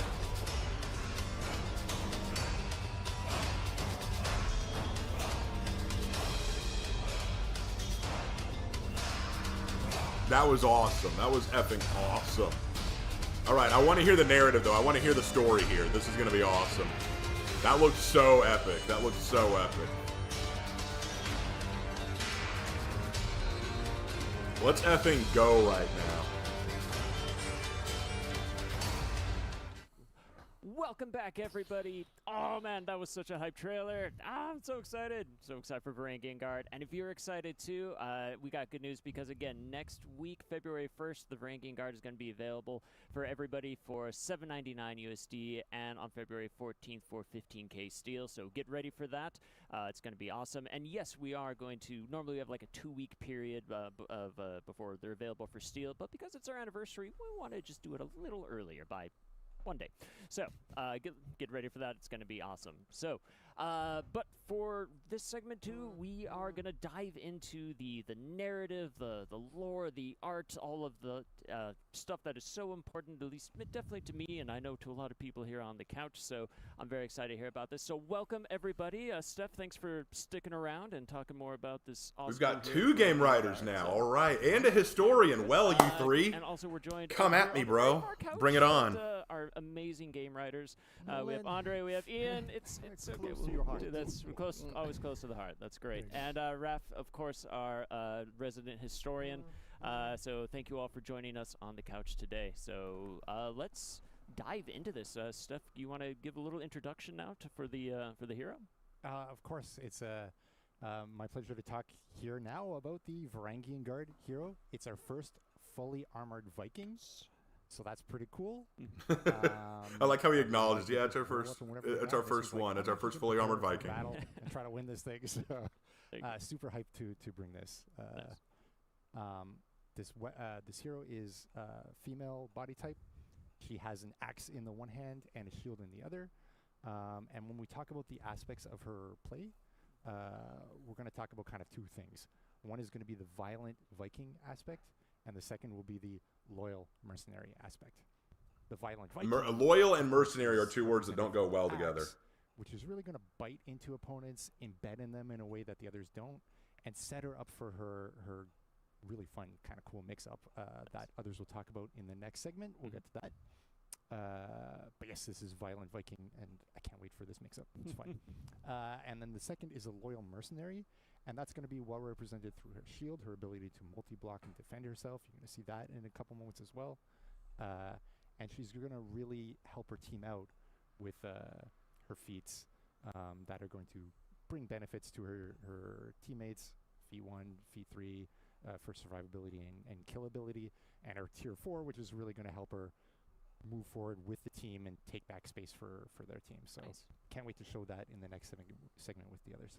That's very cool. Well, yeah, thank you very much. Sounds really cool. I'm very excited to see just the next Viking. And also I want to say thank you so much, because now we get to round out that missing space in the roster now. So my OCD is very appreciative of that, because oh boy, it's been 4 years almost since Yorm. So Ooh, but who's counting, eh? me, but that's okay. Who's counting, eh? Who's counting, eh? So yeah, but let's talk a bit more about the story. So let's Andre and Ian, can you? All right, story time. About, here we go, guys. Shush. This Varangian Shush. guard for us. What's the story for Honor when Let's it go. comes to her? Happy to get into it. Yeah. So the Varangian guards are mercenaries. They travel the world fighting for various clients. And in their travels, their identities have evolved, and in one way you can see that in their appearance. As Stefan's mentioned, they are fully armored Vikings. You also see it in their language as well. So the dialogue in-game is a mix of Greek and Icelandic. So Nice. All of our Vikings speak Icelandic. It's Greek, that's new, and it's a little bit of a clue to where the Varangian guards have been to in the world. So we're not going to nail it down, but that's your clue. And so when you hear them speaking Greek, this is when their more mercenary side is coming out. It represents, how stoic they are. They're there to get a job done. It's refined. And then when they slip into the Icelandic, that's when you hear that Viking core that Stefan mentioned coming out. And they're more brutal, violent. Their blood is up on the battlefield. But what makes the Varangian guards so famous as mercenaries is their loyalty. So they're intensely loyal to each other, as you can see in the Feats. Thank you for the $4.99, Legion. Appreciate that. And I'm sorry about you being in the hospital. That's no fun. Clients. So a lot of mercenaries get a bad rep for, betraying their clients if a better offer comes along. Their allegiance is really only to whoever will pay them the most money. Not so with the Varangian guards. If they say they're going to fight for you, they will fight for you, no matter what. So they cost a lot of money, but what you're buying is that ironclad loyalty. Uh-huh. So that begs the question, how do the Varangian guards fit into the seasonal narrative? And I believe Ian has some more information to share on that. I do? I do, yes, maybe? right. hope so, Yes, yeah. that's right. You better. Because I prepared nothing, so it has to be you. I wonder what happens. Yes, absolutely. Let's just wind the clocks back a little bit. In TU1, we had the Highlander Maddox. He betrayed his people, his chieftain, to side with Horkos. He killed everyone who was, not by himself. He and his men killed everyone who was loyal to Chimera. But there is one who escaped. If players paid attention to the lore orders, they might have noticed that the chieftain's daughter escaped. And now we can officially reveal that this chieftain's daughter, her name is Katla, and she is our main Varangian Guard hero. Katla went into exile when her uncle unceremoniously took the throne. She roamed the frozen wastelands of Valkenheim until she came across the Varangian Guard. And there they took her in. She trained with them. She learned their ways. She learned their cultures. She became one of them. Eventually, she took the pledge, became a Varangian Guard herself. How long, though? How long did that take? Act is she's hired her own crew to go back to Heathmore. How did she hire them? Reclaim her village. Did she So have now money? It's Katla versus Maddox, and it's the Varangian Guard versus Horkos, and it's really we're putting an exclamation point here on the year of injustice, because there's been so many injustices. We had a lot of, Horkos has been wreaking havoc pretty much throughout all of year 7, but now finally, some good guys are coming in and trying to balance the scales a little bit. What do you think about that, Andre? I'd say that's absolutely accurate. I think that's the lazy. Varangian guards are these paragons of hope. Now at the end of Year Injustice, like you said, it's a great way to cap it off. And as you also heard in the trailer, there's the line, justice is on the march. So they really do represent, a ray of light at the end of this. Well, dark justice year. for money. Okay, These I have some guys problems. do something pretty schemy in yeah, character well, I mean, for him, he's right? a sleazy guy, you know, Yeah. and even he himself, you know, when he sees the Varangian Guard coming, he realizes the threat they represent, and he's like, oh wait, maybe I can try and wrestle something out of it. So he tries to hire them from underneath, Cadla. He offers them more money, but as Andre said, they have their morals, they have their code. They refuse. They're here to fight for Cadla. They're here for him. So It's very ironic too, considering that the Varangian Guards have no blood relation whatsoever to Katla. They're mercenaries. They're mercenaries in general are famous for being just greedy, and yet they show more loyalty to her than her own blood. So Well, you need to this goes explain show why, the because there's level of, historical his precedents. treachery, right? exactly. I mean, it's treason, right? The season is treason, and now It we're was treason, rectifying it. yes. Yeah. Well, Surprising, because at some point I thought that the message was, "Hey, Maddox was right," and now no, I learned that he's wrong. I mean, It's- that's you up can for argue debate. It. You You can know, argue it. but Maddox did nothing wrong. Is that what you're saying? Yes, I thought this was the plan. Oh, I guess. Wait, not. Maddox did Not nothing gonna wrong. keep Magnus moving did nothing forward. wrong. It's all coming together. Well, it sounds great. I'm excited to really cap off that conflict between these two, the Oathbreaker and this Oathkeeper. So that's a really cool way to cap off the year, like you said. So that's the Varangian Guard in the lore of For Honor. But obviously this was like a real world kind of group of All right, people, we've heard the from narrative. historical angle. Historian. Can you share Don't what were mess the this up, inspirations bruh. For this, like, how far down does this rabbit hole go? yeah, of course. We took inspiration from history for that. Varangian Guard is probably the most famous military unit of the Middle Ages. Wrong! They were the members of the Guard were Norse people mostly from Scandinavia, fighting across Europe and the Middle East and selling their services as mercenary. To who? Mostly associated with the Byzantine Empire. There you go. It's a successor of the Roman Empire in the Middle Ages, and it was at the time the wealthiest and most sophisticated state pretty much in Europe and the Middle East. So it was a right place to go if you wanted to fight for money. But no, There, why? Hold in on. The capital of the empire, Constantinople, the Varangian Guard served as the personal guard of the emperor. Yes. Also as shock troops. Yes. Were really renowned for their fearlessness, Yes. their violence, Yes. as Stefan said, and their loyalty. Yes. One example in more than 200 years of history of their existence, of them revolting against their employer. So yeah, this is really special. And this loyalty, we were drawn to it when we started thinking about the hero. This was something that we really wanted to represent. But it's not the only aspect that we wanted to represent. We used also the fact that the Varangian Guard, so they were coming from other places and traveling. Some would go, get paid, and come back. In Norway, for instance, there is a famous story about a king of Norway called Harald Hardrada.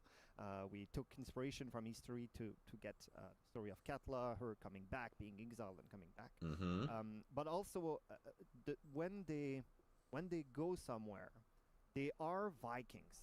Yes, Vikings in their core, but they become Vikings with a twist because they live embedded and surrounded by another culture, this Byzantine culture. The Christian and we wanted culture. to reflect this multiculturalism or biculturalism.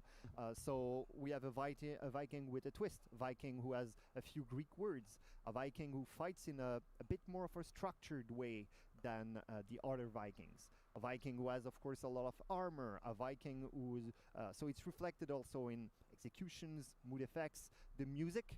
There are some Armenian and Byzantine influences there, and of course also in weapons, armor sets, art in general. Right. Well, I mean, speaking of art too, we have some concept art too that We hit 500. Woo! Woo! Walk us through. Nice. We did it. Didn't last long, but we did it. Absolutely, this is something I like so much. So we started from history, so from manuscripts, from text descriptions, from archaeological diggings, from drawings from the time, all kind of sources.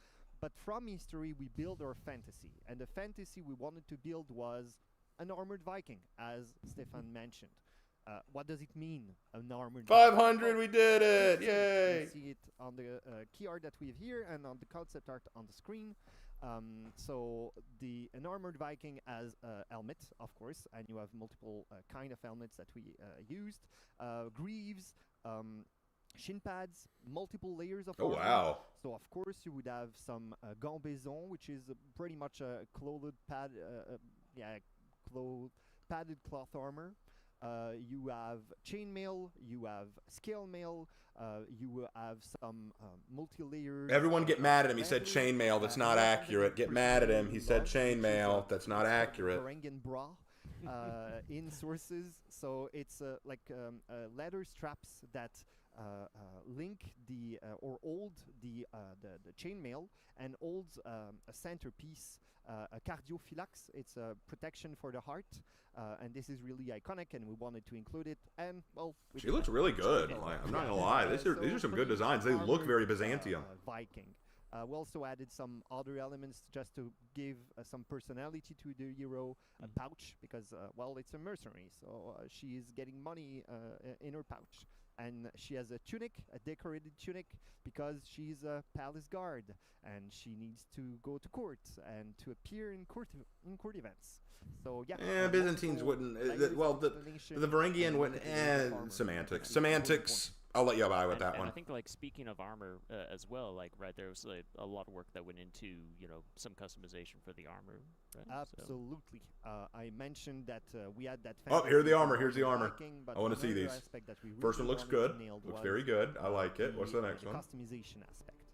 We wanted to give nice. I like the scale look. That's my favorite so far. Standard equipment.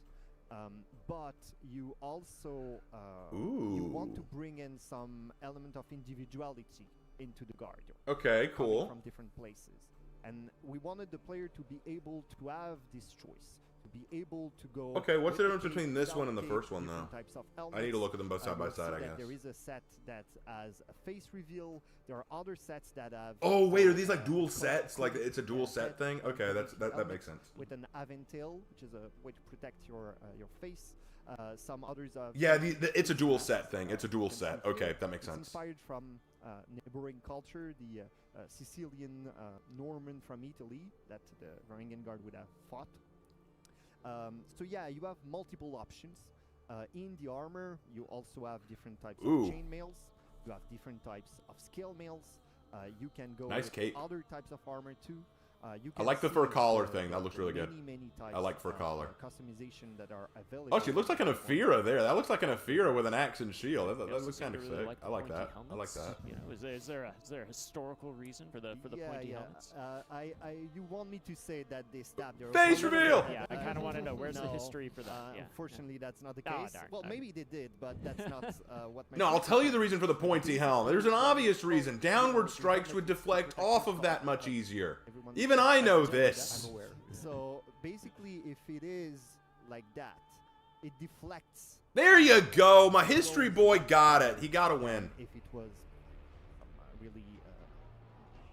All right, this history guy seems to know some of what he's talking about. He has my seal of exception. Also have a helmet like this one, which is a late Roman Ridge helmet, many jewels. This is us taking the liberty of going up and down the thousands of years of. All right, I'm behind this fashion. It's pretty cool. I hope they add more later on, but right now it looks nice. Wow. We mentioned customization. I did. Yeah. There are also options that we have. Conan armor with jiggle physics. With color sets. As you can see, the entire armor will change. You can apply the changes to it, and we try to maximize it so that you can. Well, do would as you much look as at you that? can and express yourself as much as you want with the material, but also with the color sets, and you can go with as many colors as we have and as many colors as you want. Nice. Is there a particular color you think you'll be playing with? I mean, they got a purple ponytail right now, so I think I might just go with that. Nah, we'll go with some Byzantine colors. I'll get creative. But pink is also something. This looks really good. Not historical, but really I like it. So hey, this looks really good. So yeah, that's awesome. Well, yeah. I have a history question. Oh yeah. For the gosh. professor. Well, for him, Could, yeah. or maybe it's not for me. Maybe it's for the people at home. But could you explain maybe why we pronounce it Varangian and not Varangian? Yes, I will explain that. Well, let's see what he says first. So basically, the loyalty was really important for. So it's something that's so important that it's actually embedded into their name. The name Varangian in English, it comes from Old Norse Veringjar, which means sworn companion or oath taker. And so yeah, this was something that they would do. They would take an oath to their lord. It could be in Scandinavia, or in our case, mostly to the Byzantine emperor. And this oath was their bond. They lived by it. They often died by it too. But yeah, it was so important that it was their name, and this is why we've been pronouncing it in this Old Norse fashion with the RG. That's good. Actually, he's pretty on the money there. That's actually correct. Yes. Like a karate gi, you know, and I don't know why. Okay. Again, guy got it right this time. I'm again like history behind it, which is always awesome. Well, it's a basis. we go into fantasy. From there, we go into fantasy, but there is a basis. okay. All right. I'll support this history guy. He got it right that time. He got it right. You have something hiding behind the couch over More there. accurate Varangian guard incoming. I'll try. I will try. You didn't, I'm sure no one saw it. This since the trailer. You know? I want one. Give me one of those. Give me one of those. Come on, man. I want that. Alex, JC, and Vanessa talk about why we chose the long axe and the kite shield for this hero, the gameplay reasons, the animation reasons. But from an art and history point of view, well, the Varangian guards, they were called in sources Aspidi Foroi, so shield bearer, and Peleki Foroi, so axe bearer. So we wanted to go. Oh wow. Okay, let's look at the weapons. But when we design weapons, we go like on a scale from realistic to mythological. I like that. We start with weapons who are more nice. You know what they are used, exactly what they're used to be. So you have some metal. But I like it. Looks heavy. I like the weight. I know that's weird to say, but I like the way the axe looks weighted. Different ways to express yourself. The weapons for a mercenary, they are the tools of the work. So I could believe that as a mercenary, you would want to show off. I like that one. That one's my new favorite right there. That shield alone got me. I like the sun look. Use your weapons as memento. Ooh, I like that one too. That's good. That's a good one. And so okay, what's more next? and more you can add elements. You can. I add like the some shield, but the more- axe head doesn't some do it more for me. The metal, shield looks good some though. more precious metal. You can go into a more fantastical way. Oh my god! Different things that are. What is inspired that? by- That's so gaudy, but so from funny at the here same too. time. So both from the. Ooh, what? Ooh, I like that last Viking one. That last one is mythology good. That and gold with the from gold the dragon thing Roman going and on. Byzantine history. What is that? Oh my Mythological lord! Is that a symbols. unicorn More and one? more when you Is go are the into Varangians scale, fans of My Little Pony now? the mythological, Getting you some would unicorn have action more on that gold, shield. you would Let's have go. more tessellated glass, which is something really important in Byzantine art. You would have a lot of symbols. Okay, the goat one looks fine. But yeah, as you can That's- see, that's awesome. multiple animals. Yeah, and I think there was like. Hey, the one peacock one I'm looks really excited sick. about, I too. like that Yes, peacock it's, one. uh, I might get that. I might go for that one. The peacock one looks really dragon. good. So Yes. of course, dragons, they're staple of Viking mythology, but they were really Ooh, important I love the for dragon look. That's Byzantine cool. Armies, and so Varangian Guard too. Oh, what's that? They had a What's sigil that in was reference called to? A Draco, and it was pretty much like a dragon-shaped sigil that you would go into battle with. Oh for 1,000 wow! years. Oh my gosh! These look so good. And we know These look. Oh, look at the snake one. Look at the snake one. So I this want is the it. shield I that want we're it. talking about. Give So me. Oh, whether that you looks so. want to be That looks so more sick. That looks so realistic, or sick. you I want it. to be I want it more bad. I want it mythological, bad. We have you covered, and you want to feel like a 1,000-year-old Roman fighting as a Viking Varangian Guard. Well, we have you covered too. I want it bad. We try. We try. Really, I want to. This is so good. This is so good. This is so good. give a big shout out to the art team because they worked so hard on this, and it's a team effort. There are multiple people who do that. That's a dragon too. Oh well, it looks like a snake. I'm gonna call it the snake dragon. Love very The much. And dragon. thank very much too. So yeah, it's the result of the work of these many people. That's awesome. Yeah, and again, looks absolutely incredible. And you know, honestly, big shout out to you three as well for crafting all this amazing like lore, going back into the history. I love me some lore. It's like it's just one of my things. But no, so Well, I make lore videos, bruh. Nolan, you can watch my videos, bruh. Storytelling. Bruh, Raven Knight here, bruh. I make you some lore stuffs.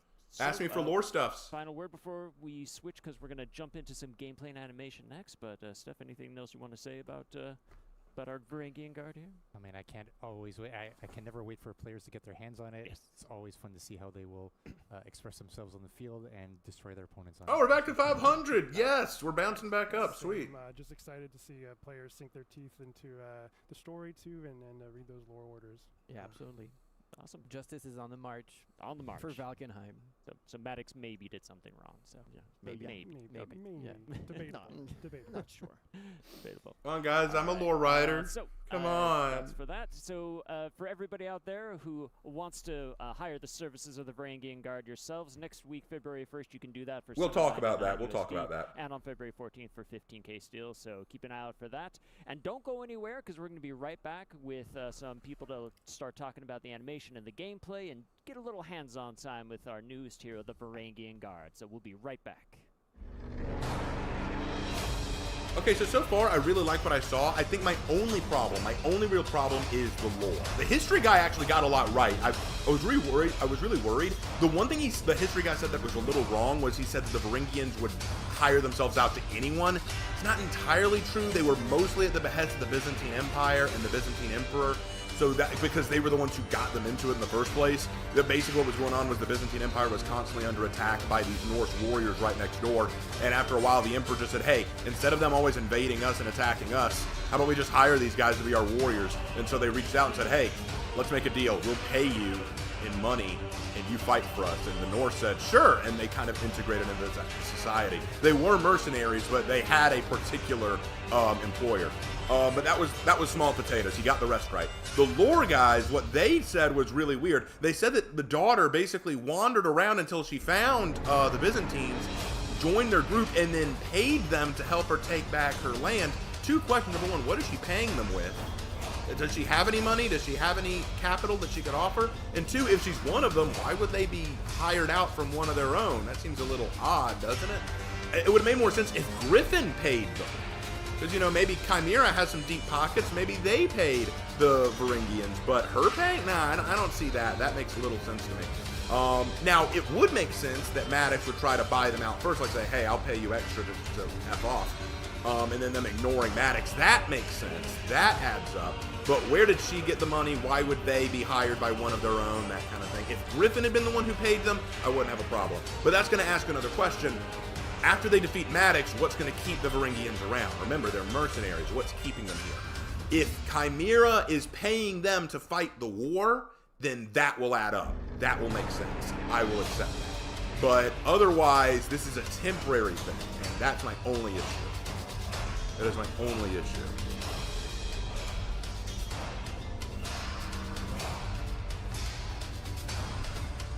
And I'm seeing a lot of people who are upset that they're having a female here. Okay, so actually let me lay some history on you guys.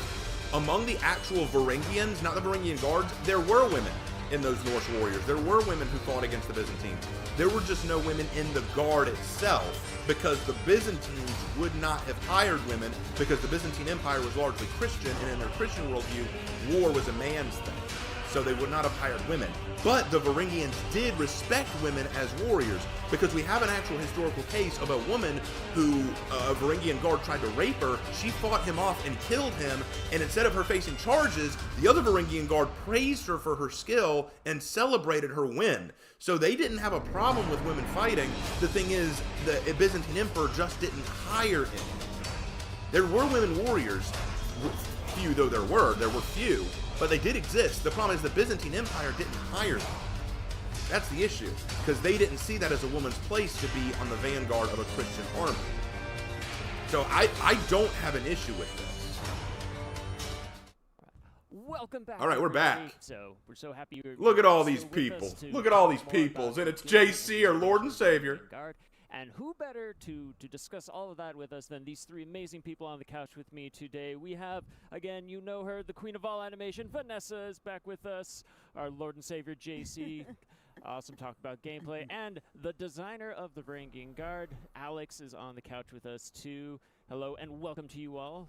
How you doing today? you. Excited? Oh my god, it's such a That hair, though. Look at the hair on that. I love that bow. I know. love that I bow know. in her hair. Really, Steph, save some for the rest of us. No. No, it's awesome. Yeah, what an exciting den. Sounds like the Byzantines had a it's skill amazing. issue. No, they were pretty So, powerful. let's dive into It was just We wanna their start to custom. see, It was you their know, belief what system. The Varangian Guard can do, what it's all about. So Yes, let's also, start, I hope with you like what's JC, coming like, next. If you could describe Mercy, do this you know hero something I in don't know? 3 words, like, Do you know something I don't know? What do you know that I don't know, Mercy? You're already over 3. I'm So sorry. No. when we're building this hero, right, where there's 3 very specific aspects that we're looking for. The first one is we want to create a more support hero. It's something we haven't really had in For Honor, to have a hero that's really built around supporting your allies in a more defensive manner, because our second keyword is defensive, right? So we want to have a support defensive hero that really you feel like you want to get close to your allies and help them in battle, not necessarily with ganking, but more with helping them succeed. And we'll see how that pans out with a moveset that's a little bit different, but it's pretty interesting. And finally, we were really focusing a lot as well on the tactical aspect of this hero, as well as like where to position yourself, how to position yourself, when do you use specific moves, having a lot of skill-based play there, with how to time your attacks, how to time your abilities, to make sure everything's great, and really have a good tactical control of battlefield. So I'm super excited, really awesome. We have like something pretty cool to show off. Nice, I'm nice. excited. Exciting. Yeah. Yep. Yeah, I can't wait to look into that too.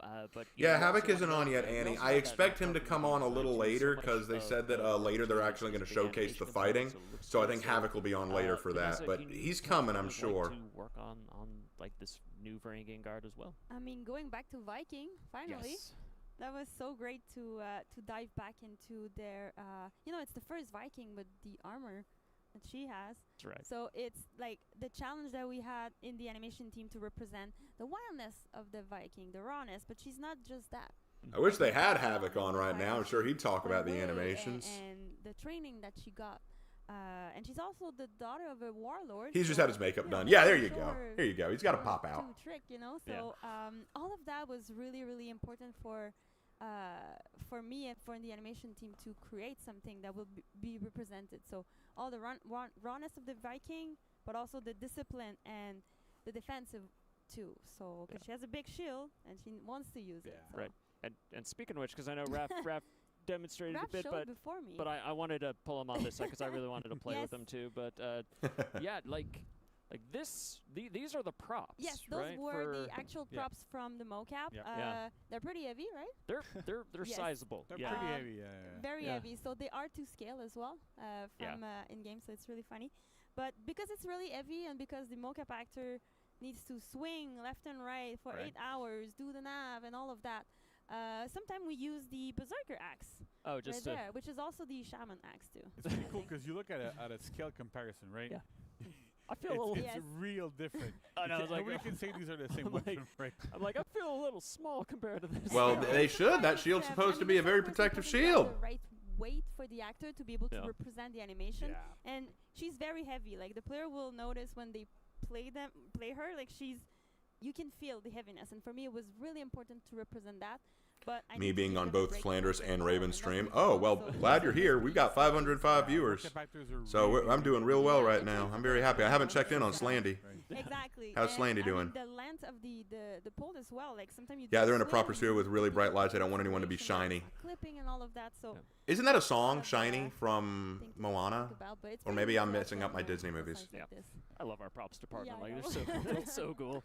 The thing is, I don't have a think problem with it's General Lock Heroes. I have a how problem with General Lock Varangian heavy Guard. the weapons are I'm heavy sorry, bro. because I am sorry. It's our first heavy hero. I and get the quite feeling that's going to be a lot of people's players issue were with this yeah, hero. But excited to I'll go be like honest, if that's the only hybrid problem quite people have with often. this hero, But we're that's super pretty happy good. to be able to have a Yeah. new heavy hero. And Super all cool. I just want to see them go over the different animations because different I'm very different curious how they styles. went All the about this to make it different feel ways to unique. create those animations. So all the heaviness, the way she behaved herself with this armor, yeah, was quite a challenge. So And she's also like the. It is shield Moana? she's Okay, I was playing right. Because she's defensive, yes, but in the gameplay element, she's gonna use it a lot in something that you might call the multi. Yeah, it's a song from the Giant Yeah. Crab. Also, Yeah, I like, was right. We'll Okay. see Feats and Yeah. Alex show it, but Yeah, because one of the things that's also super important to us when we're building a new hero, even though like we have Vikings with axes, right? We Mhm. have Vikings with swords, we have Vikings with shields, we have Vikings with like all sorts Yes. of weapons. She's a heavy. If you look at this and you Yay! think, She's "Oh, a yeah, it's not heavy. sword," It's really, We really got a good. heavy for the Vikings. How about that? Sometimes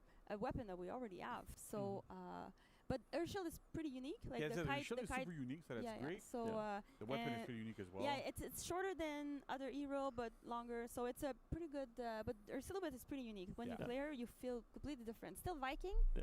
but different. So. Also Yeah, with the I- pointy helmets Yes, too. there Yeah, you go. I love how like when we were doing the mocap and that sort of stuff, we were talking about how the aspects that Steph mentioned earlier, right? She's still a Viking. She's still violent. There's still a lot of Absolutely. strength behind her attacks, like with the axe that embeds, that sort of stuff. So it's super cool.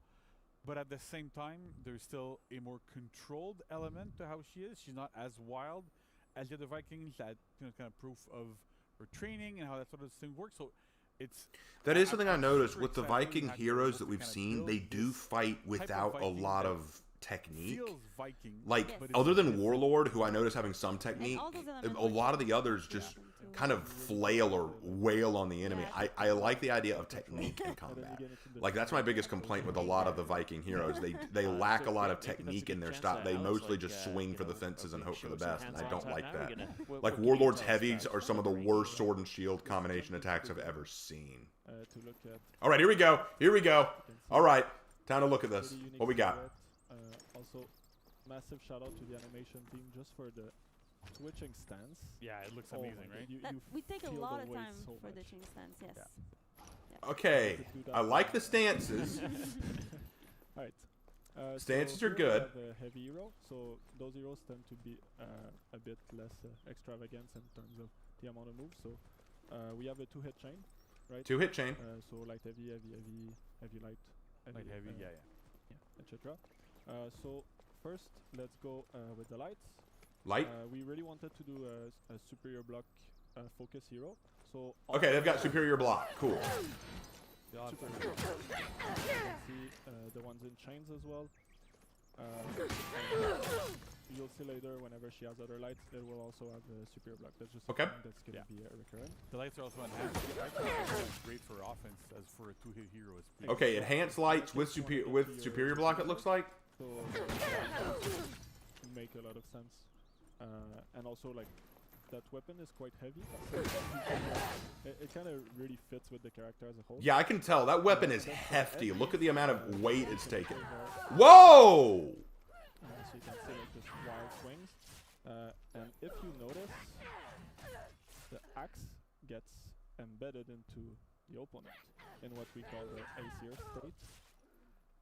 So what does that mean? When you embed the axe in the opponent, you can do a headbutt to just reset your chain, What? but they can dodge that headbutt. In which case, you can guard break them. Oh! If they do dodge attack, they will beat your guard break. So in this case, you can also just bait them to do it. Yes! Or whatever. To want to know that headbutt for all you frame checkers out there is 400 milliseconds. It is God! completely unreactive Ah! in tests with people that have borderline superhuman reactions, and they were not able to react to them at all. That is awesome. That is awesome. Mix up. Exactly. Of course, for the chains, you can also do the zone attack. And go to the just to make sure.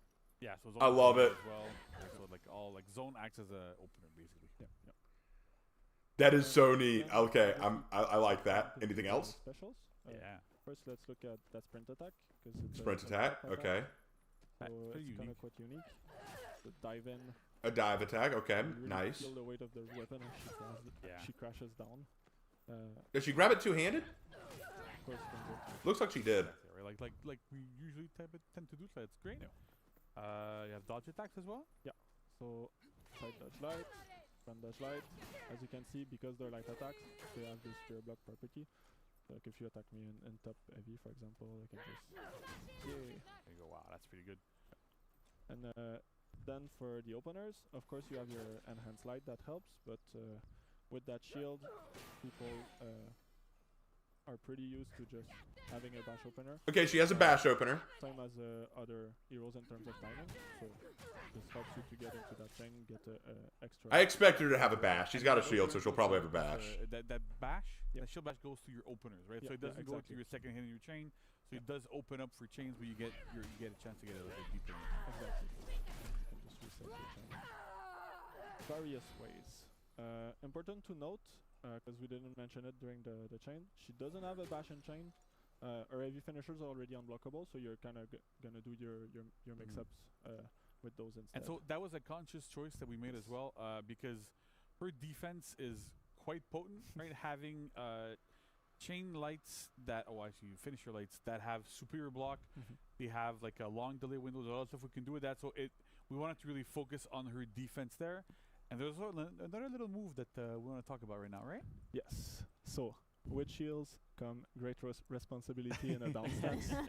But this one is quite different. Okay. So first, it's kind of like a Ramusha, where it's just a temporary base. A temporary all guard? You can cancel your attack recoveries into it as well. But of course, I can get guard broken, and I can get hit in the recovery. So it's just you're gonna get those moments where you can bait the dodge attack, for example, going to your down stance. But you gotta be careful because you gotta time it. And then if we look at the follow-ups, so let's see. You have the heavy. Nice. Okay. There's something special here we can do in any stance. I think this is the first time we do that with. Yeah, it's the first time that we end up having like those type of follow-ups be. You can pick your stance. It's very, very much the core of For Honor to be able to attack in a specific stance, choose where you're going, and this also adds like another layer of depth to this hero a little bit, where it's like, well, I'm loving this character. She is really wowing me right now. Have somebody on my left, somebody on my right. What am I going to do with it? And so like the other follow-ups are also interesting as well, right? So so you got your top heavy for max damage, the side one if you want to hit someone on your side. You have the lights attack. Of course, they have superior block as well. And can chain. I like that punch. You have the zone attack, so that's if you have like multiple people around you, for example. Just, nice. Get away from the option. The zone is sloppy though. Not a fan of that. Ooh. Splat as well. So of course you can use it to ledge someone, but it can be used as well just to top heavy for a little bit more damage. Now some of you may have noticed whenever I do block GC, the animation on the other side is quite different than usual. That's a place where we decided, let's try something new, where whenever you block someone with this, you will bind them. Bind? Wait, what? Yeah. So that causes some difference. One, it gives you more time to decide what you want to be doing after, because you have so many options. Yeah, you can delay the follow-up like quite a bit.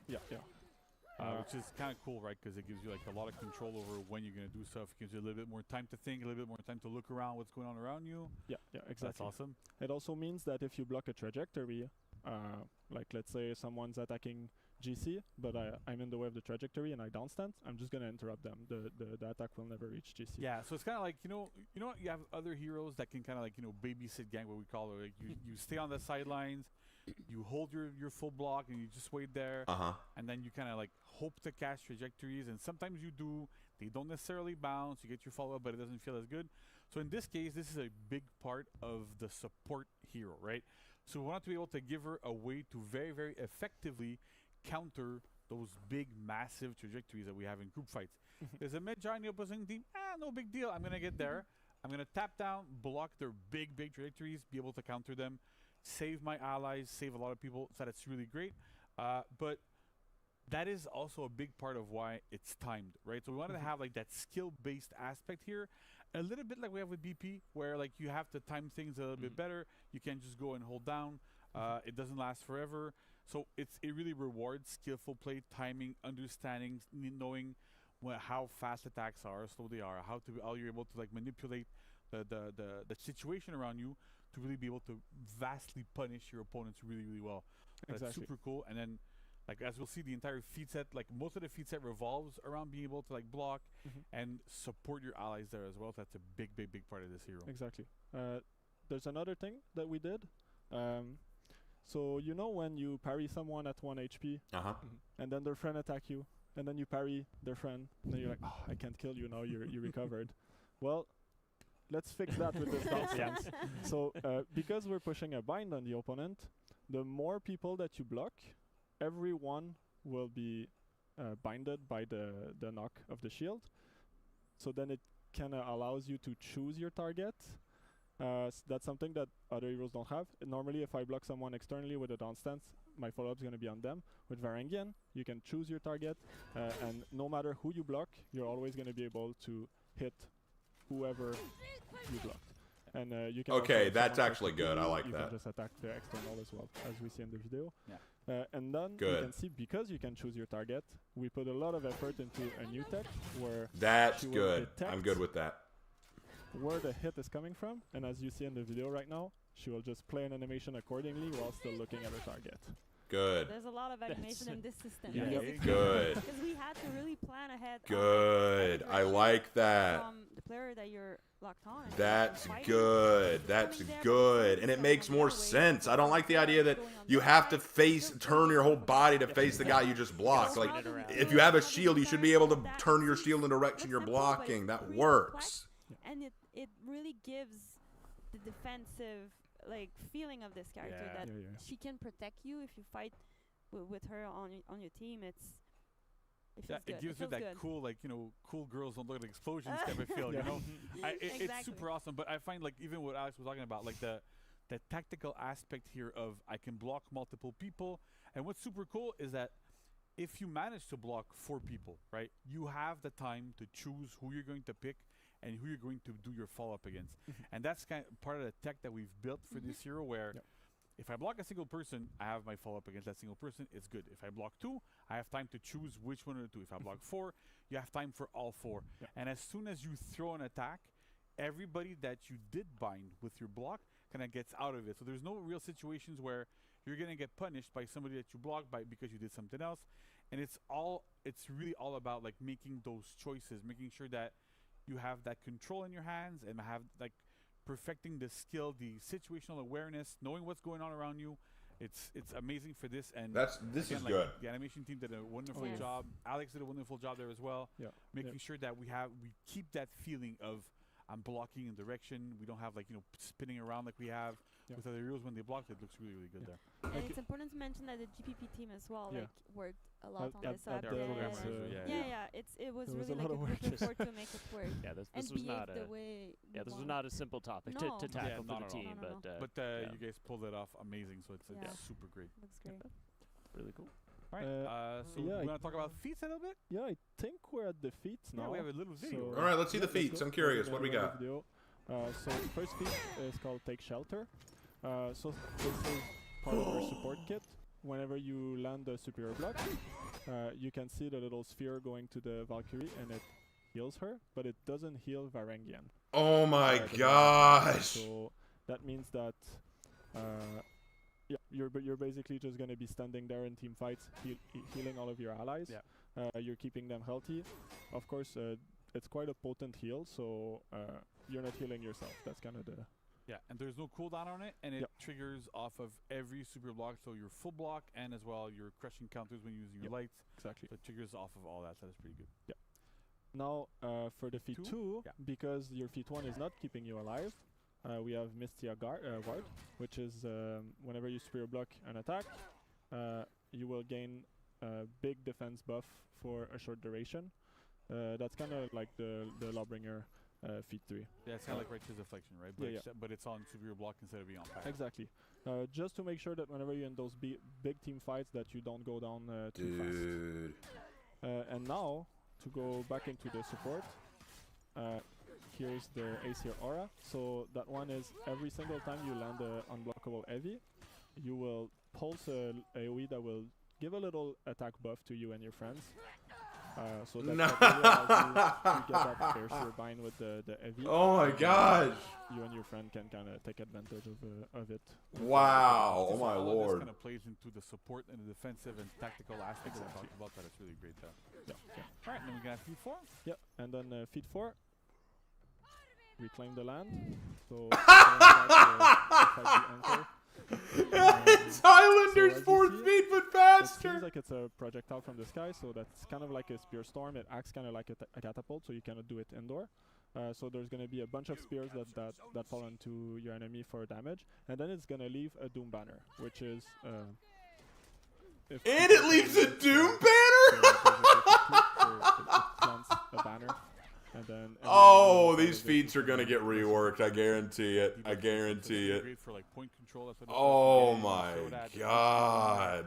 even if they dodge out, well, then you can go into that banner and then try to beat me. You know, so it feels again, it feeds into all those aspects. exactly. It's really really interesting feats there. Like, we're going there, there's a banner, attack everyone, get the buff, heal everyone, embed your axe in people. There you go. Works really good. Easy. Super easy. Right. Cool.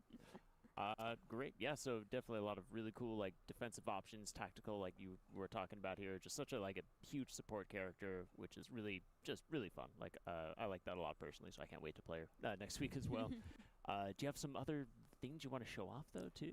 Right? Yeah. I think we have a video for emotes. Yeah. Execution. Oh, yeah. Any Some emotes? emotes. Yes, I want to see these executions. Let's go. So we got the combat emotes here. There you go. So we have all the emotes for her representing herself.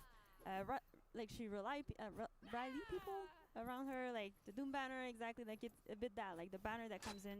You want to be with her when you fight. Yeah, some also like fun. Okay. Some other fun ones. Yeah. I mean, we have You want to recreate the trailer? You get all the emotes to recreate the trailer. That's super cool. Yeah. No, exactly. It really showed the personality of the character itself, and of course, player customization. It's really fun to be the one that call out your ally. So it's a huge aspect of For Honor. yeah, it's it amazing. is. It is. Okay. Yeah, sometimes things don't work as intended. So. All right, so we're gonna have executions that'll be coming up. Yes. All right, I like the stretching. Stretching. Yeah, This is finish right. it. I really like this. This emote. It's like I mean, you press those it, weapons are heavy, so sometimes you just have to It also Stretch it out a reminds bit you of it. like. I like the victory dance. That's pretty good. Time, take Yes. a little bit of water. Okay. All right, now go see executions. I want to see the Yeah, executions. Yeah, That's they're amazing so here. good. They're Yes. so good. What? So you really feel the heaviness of this fighter Yeah. in those. Wow. Like how Okay. you kind of handled the shield with Yes. kind of punching with the shield as She well. really used it. What Yeah. the hell? Okay, I'm gonna be Also, grading that.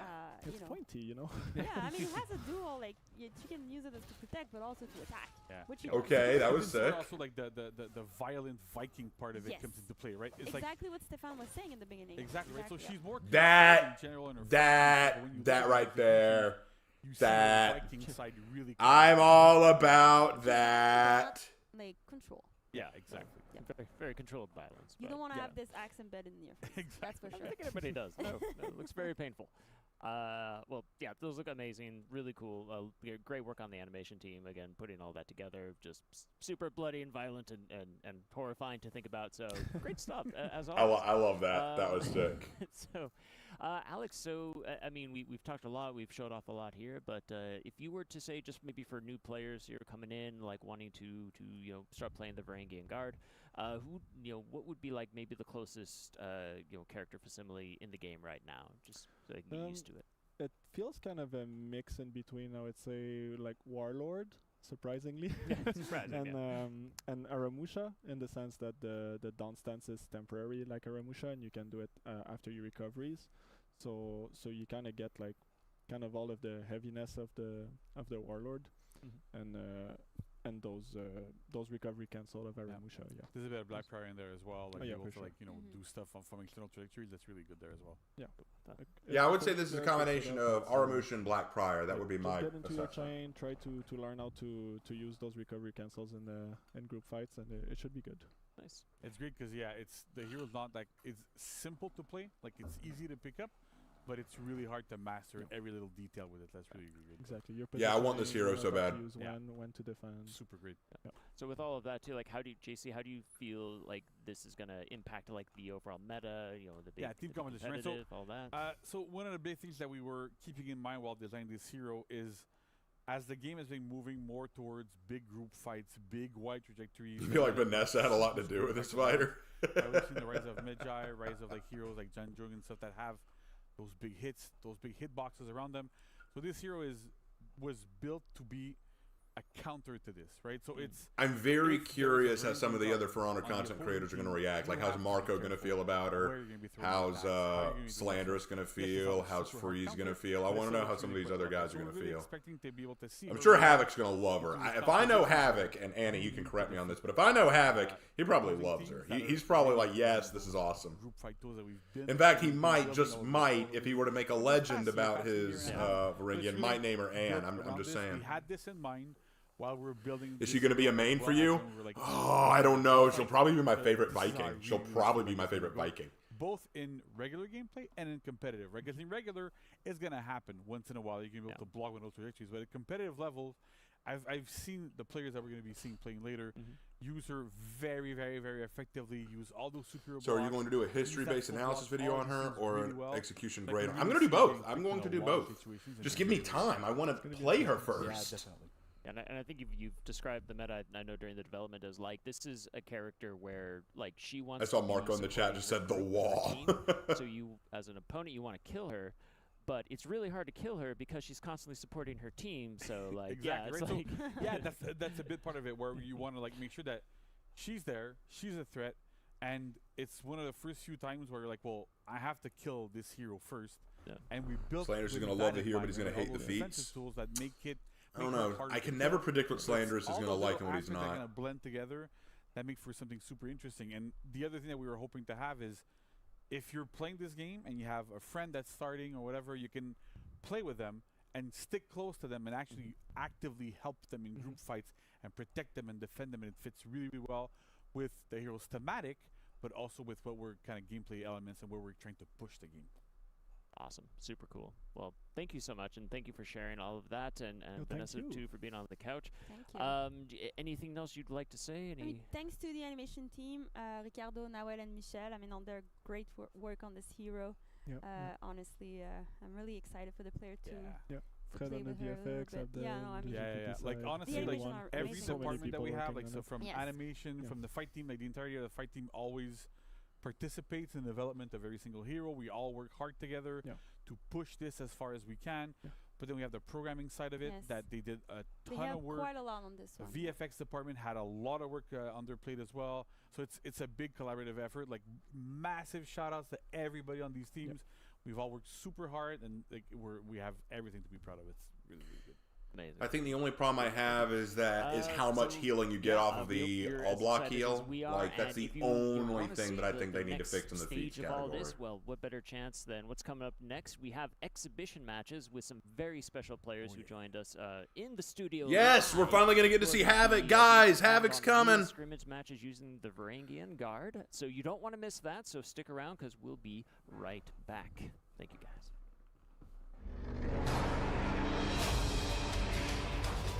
That chat is fully Debbie Downers. What chat? Mine? No, mine should be fine.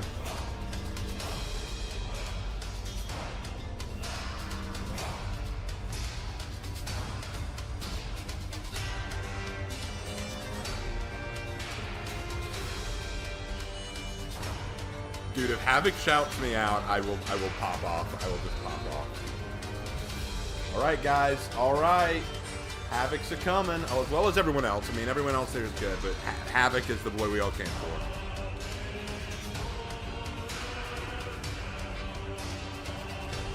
The legend of Havoc. The legend of Havoc. Let's go. Come on. I'm so excited. I need to drink first before this gets started.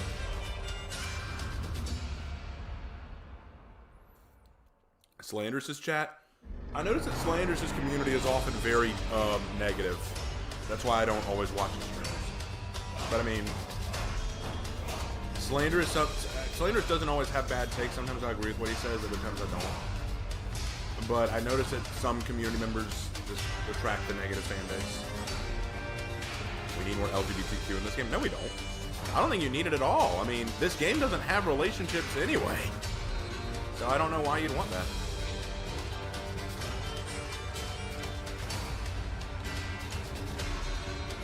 Yeah, so far I like what they've shown. I've liked what they've shown so far.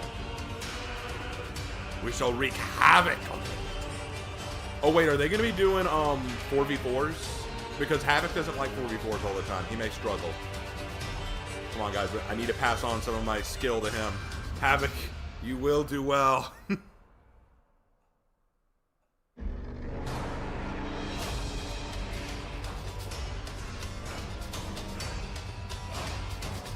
Raven, what are your thoughts on Solid Soul? He's famous mostly for his thumbnails. I don't discount him as a bad player. I think he's a good player, but I think he's mostly famous because of his thumbnails. Daddy Havoc and Mommy Barangi in the perfect combo. Crap. Hans, we're not bringing politics into this. Let's stop there, or you're out.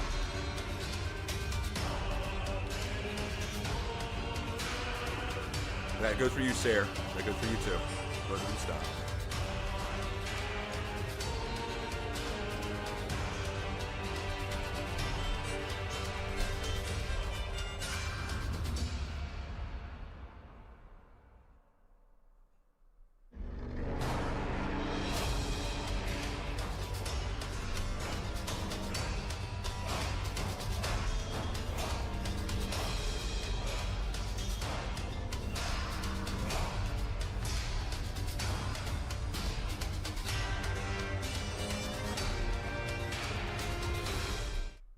Hello and All right, it's our announcer boys. Season 4 exhibition portion of the stream, where we'll be showcasing the Varangian Guard in all of her glory.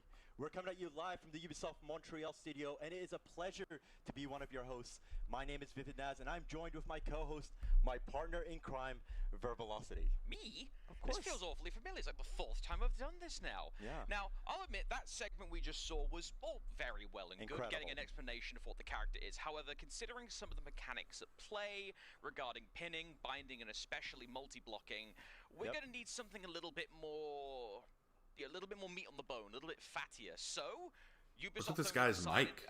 I know I have a bad mic, but come on. Folks for the community, be they YouTubers, competitive players, or the like, and we're gonna have ourselves a good old-fashioned best of 3. Yes, sir. It'll be a Dominion game mode. Of course, the maps that we'll try and play today is Temple Garden, Overwatch, and if we get to it, Harbor. I really hope we get to it because I really want to showcase this character. We've seen a lot of love that has been given by the developers. We've had a chance to play the character ourselves, and we very much fell in love with her. Yeah, the Varangian as a character is very much... I've been constantly using the phrase home cooking character, you know. Yes. We've had Outlander for the last couple of times. Outlanders, every single one's had some kind of paradigm-shifting gimmick, whether it's chains into infinite... chains chaining into everything, with Ocelots, with... I feel like these guys need to put more effort into their announcer voice. Like they need to like be... maybe once the games actually start, but for now, I'm just like... We'll see. Which I'm fairly sure gave the animation team a small heart attack. Yeah. But now we're coming back to something a little bit more... I noticed that too, Andy. They've got little custom shield badges. I think that's awesome. I did notice that, but I wasn't sure if that was part of their shirt or if they just had little pins. But now I see it. They are pins. You're right, Annie. That is awesome. Character with that level of armor, and the question has finally been answered by the developers of this new character. Shockingly, they know how to Google what chainmail looks like. Weird, I know. It looks beautiful. But yes, we now finally have a Varangian with armor. And also, small update for you as we're going through the exhibition today. If anyone from chat has any questions, by the power of a lovely tablet I got for my birthday, we can see you now. We will be on it. Yeah, so if anyone... Did he really have to just drop the fact that he got a tablet for his birthday? Boy! If there was any questions that maybe you missed because you missed a previous segment or whatever, we'll do our best.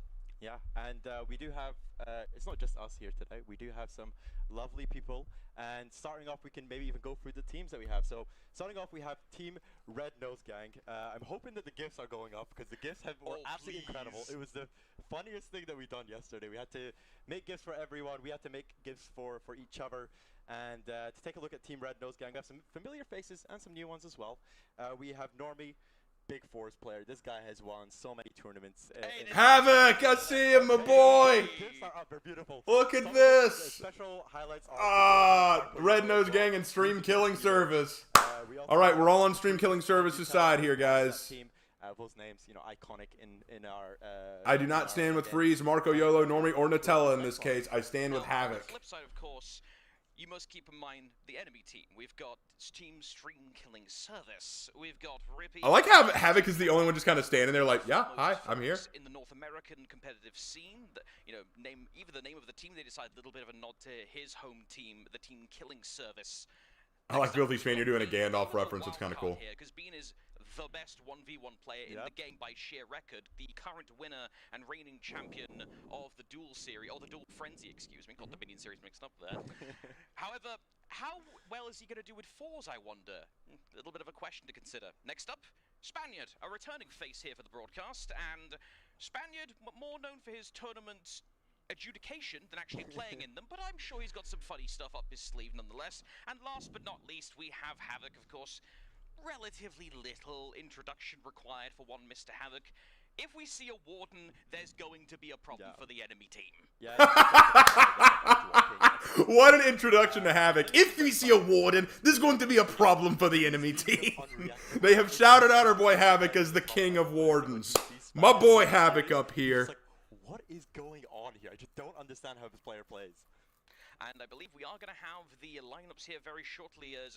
Yes, for once, sir. I'm not the one actually running production, so the eye's coming up very quickly here. Normally, I'm the one doing tournament streams for these. Shout out to Ubisoft Production, of course. You must credit the Observer always. Shout out to Maxon Production. It's going to be... And we go. In-game. Let's go. Who's playing who? I want to see. Here we go. Looks like we got the first game. It's going to be a full tournament legal set. The first one going to be on Temple Harbor. Fun fact, by the way, some behind-the-scenes stuff. Yes. One of the maps in the pool for today was actually going to be Gauntlet, but all the players threatened to go on strike.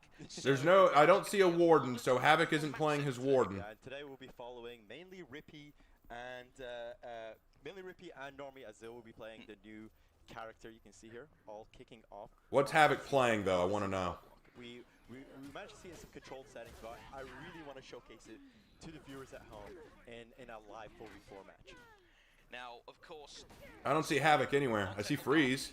The place to go for any... Clucks. Yeah, Cluster Cluck is a very good way to put it, but it's the most important point in any serious game here. And first one's going to go... I'm very tempted to mute them so that I can give my own commentary. To exploit the All God. However, as a few people have guessed in chat, Varangian does have a couple of key weaknesses. One of the big ones being unblockables. Of course, the All God is extremely good against wanton hitboxes a la... Right now, Havoc's team is not doing well. Wait, they just regained B. They're back in the...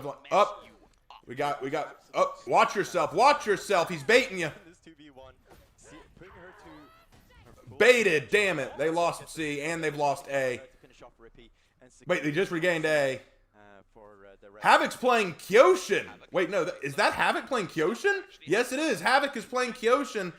Havoc's track record with Kyoshin is actually pretty good in fours, so we'll see how this goes. Ooh! Havoc with the catch! Get him, Havoc! Yeah! Havoc's out of stamina. Back up, Havoc. You gotta back up. Get behind the line. Get behind the line. Use them as your defense. Havoc, you need to get yourself to a healing zone. Go to A, Havoc. Go to A. And some extra lore. Havoc's Kyoshin ripped yesterday. We had a bit of tech tests. Havoc locked in the Kyoshin, and he went 13-0. So I'm hoping he carries on that performance here today. And we just have this 1v1 with Normie and Rippy. Normie securing the point. Very nice. Very nice use. Wait, good. Bait. Catch him off the... Wait. Hold on. Out of stamina. Watch yourself. You're about to get ganked. Is that you may have noted.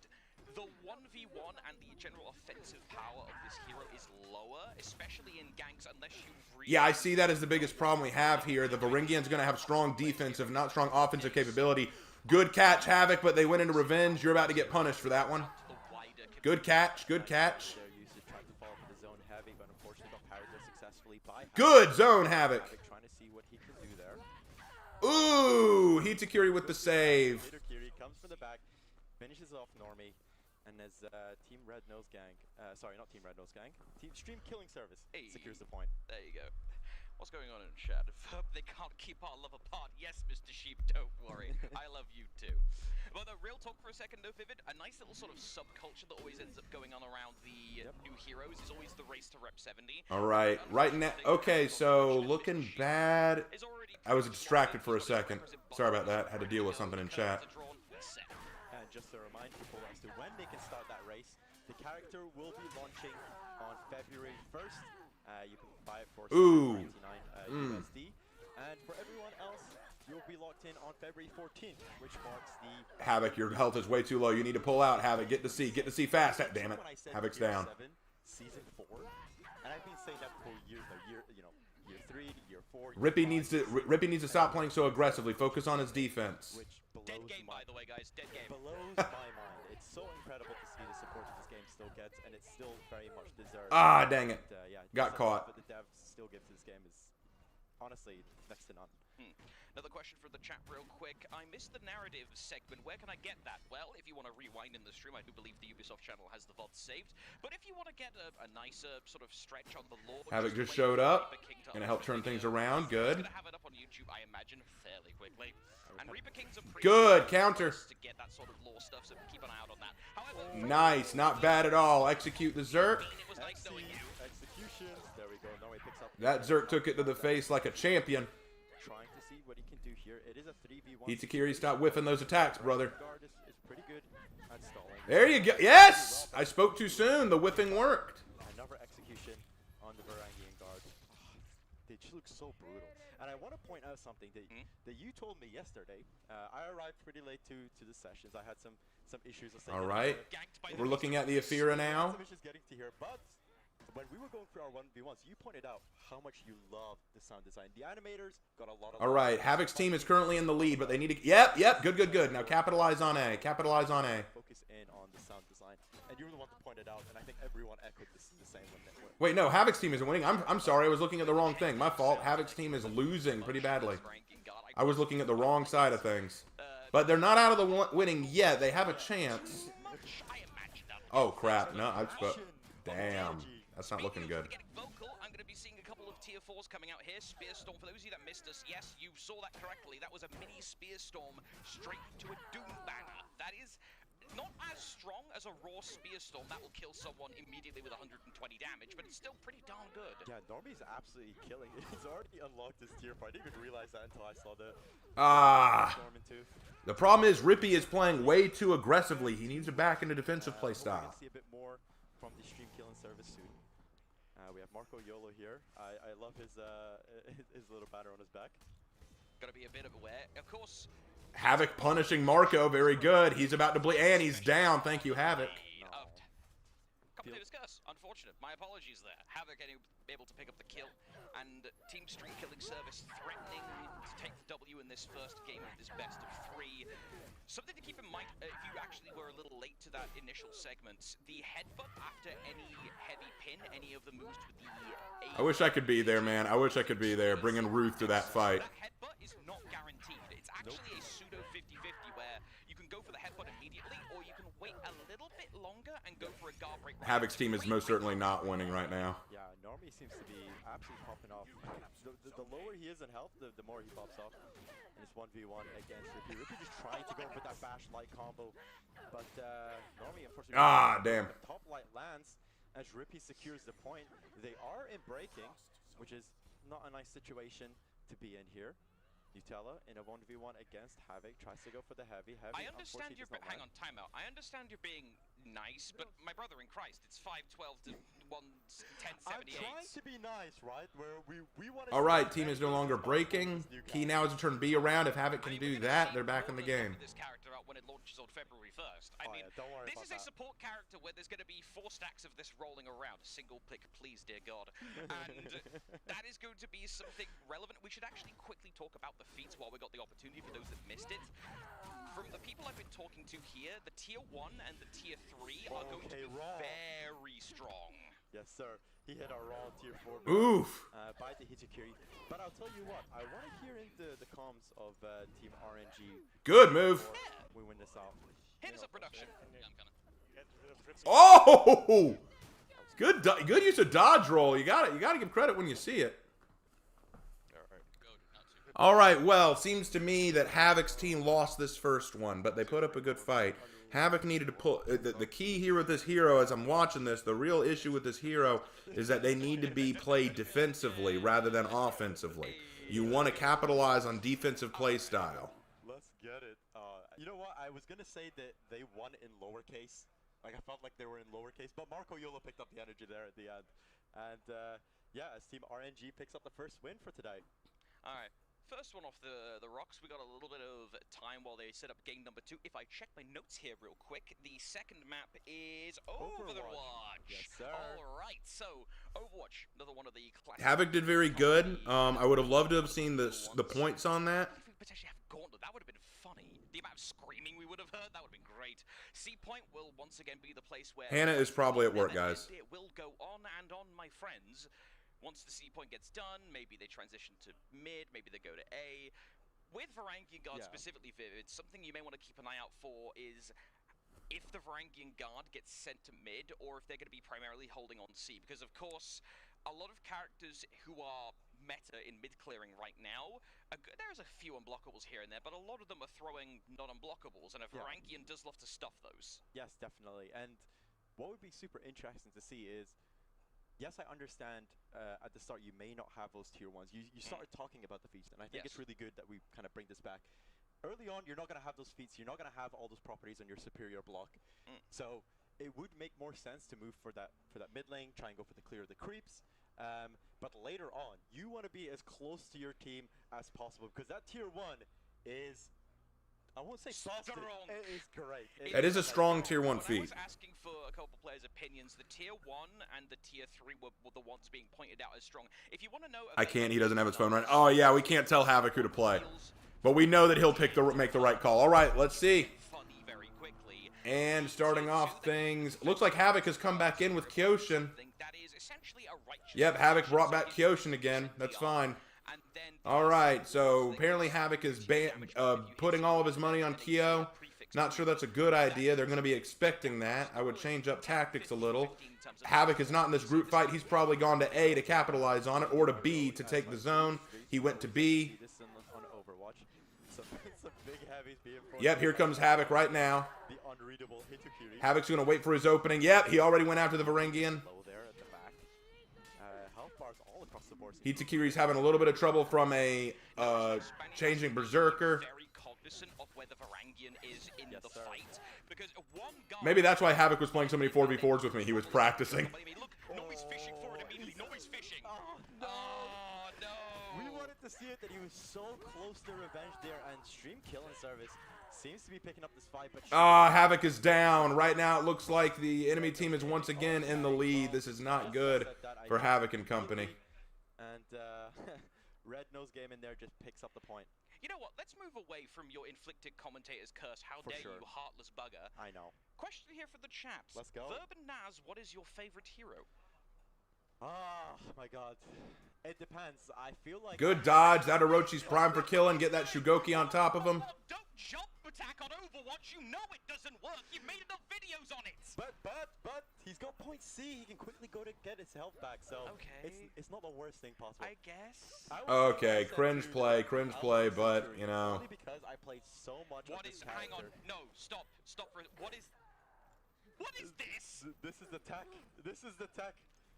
The Varangian Guard is very strong, but put them in front of This is ladder, Bean being a dick. Yeah! Yeah! Bean! What the hell? Confirmed OP. Map designer when remove them. Yeah, Varangian Guard. Bean, I don't know what you're trying to do right now, brother. Why are you running? Why are you running? Stop, please. Okay. Oh wait, watch the ledge. Those heavies will knock you off if you're careful. No. Please don't get ledge level. He got caught. Light attack, tier 1 unlock. Oh, okay, the bit of BM there. I want to see Havoc. Where's Havoc at? Too happy with that. Spaniard. Right now, Havoc's team is not doing well, and if this is a best out of 3, I don't think this is going to go well for Havoc. Is that a compliment or a disparagement? No, I just remember ever since we started playing the game, I would probably say back 2017, 2018, you've always been... I think part of the problem is Havoc is just so used to 1v1s. If this was a 1v1 thing, he'd be fine. Now, but that's a topic for another time. Back into the game, Marco Yolo on the Shugoki goes for the hook and gets it right! What are you doing? You're letting the YouTuber grab you? Yeah, he's... What are you doing? Rippy is a bit MC struggling here so far, but he does seem to have the numbers advantage on the C point. Nutella gets caught there with a parry, gets successfully executed by the... There we go, good execution. Glad it was her, because the executions are just so brutal. Y'all, you need to capitalize on zones, please. This group fighting is not helping you. The executions here, every single one... Good, this Hitakiri's smart. You can expect it. It doesn't feel particularly... Spaniard's doing the right thing. And that's sort of been a general theme for Varangian as a whole, is is very much back to basics, classical For Honor design, tone, and gameplay, which personally I've been missing for a while, so I'm happy. What was that? Rippy gets the parry on a scenario where arguably he shouldn't be able to get it. Freeze looking for the gank, but Marco Yolo wants to try and interfere in other ways. Grabs Bandit, but no! They botched the gank entirely. Bean gets the GB, but Marco grabs it again! Hops for everyone! Marco Yolo wholesome till he breaks his spine. Oof, this is not good. Does not get You need Marco Yolo needs to stop going for those hugs. He's not getting any. He's not getting anything. Gets taken out. Rippy coming out of spawn. Let's see what he is able to do there. Havoc's team needs to focus on B right now. Get someone down in B, please. Get someone down in B, please. Y'all need to turn this around. You don't want to get too live on stream. I mean, the interview segment's going to be kind of funny. Yeah, you definitely don't. And they're all playing for a prize. They are. It's a prize. We haven't told them what the prize is, but there is a prize. Yes, the prize is acceptable. Yeah, someone's down there in B now. Good. Jealous because I always want the prizes that they play. You can win these matches without. Oh, kill with the feet. I know, but come on. Surely we're winners too. Are we? Yes. I mean, sure. I mean, we get to talk over this a lot, but these are the people actually playing and/or getting. Now he's running off to go cap A. This is not going to be good. This is not going to be good. Freeze is going to take A. Exit to give an exhibition for this character. Speaking of which, oh wait, I know that was the execution in the trailer. That's particularly one of my favorites with Rangian. Nasty. I always imagine the axe just slitting their neck. Oh, ruthless. Out of context statements for Honor makes you say a lot of silly ones. Yeah. Definitely do not clip that. Do not. Oof. See, Normie understands Varangian. He understands that Varangian, when played, is meant to be very defensive. Let's find out. Oh, hang on. Look, but there's a cat fight on C. This is actually more important. Shout out to Maxwell Production for finding this. Teller in the 1v2. Rippy trying to move them down alongside Havoc, but Havoc sees that someone has walked up to the right. That's going to be a Normie. The Varangian support. Careful. Revenge, you fed revenge. That's not good, but the Teller's on the Zerk. Heavy. One down. Looking for another. They're triple capped. They are triple capped, and they're only 50 soft points away from breaking.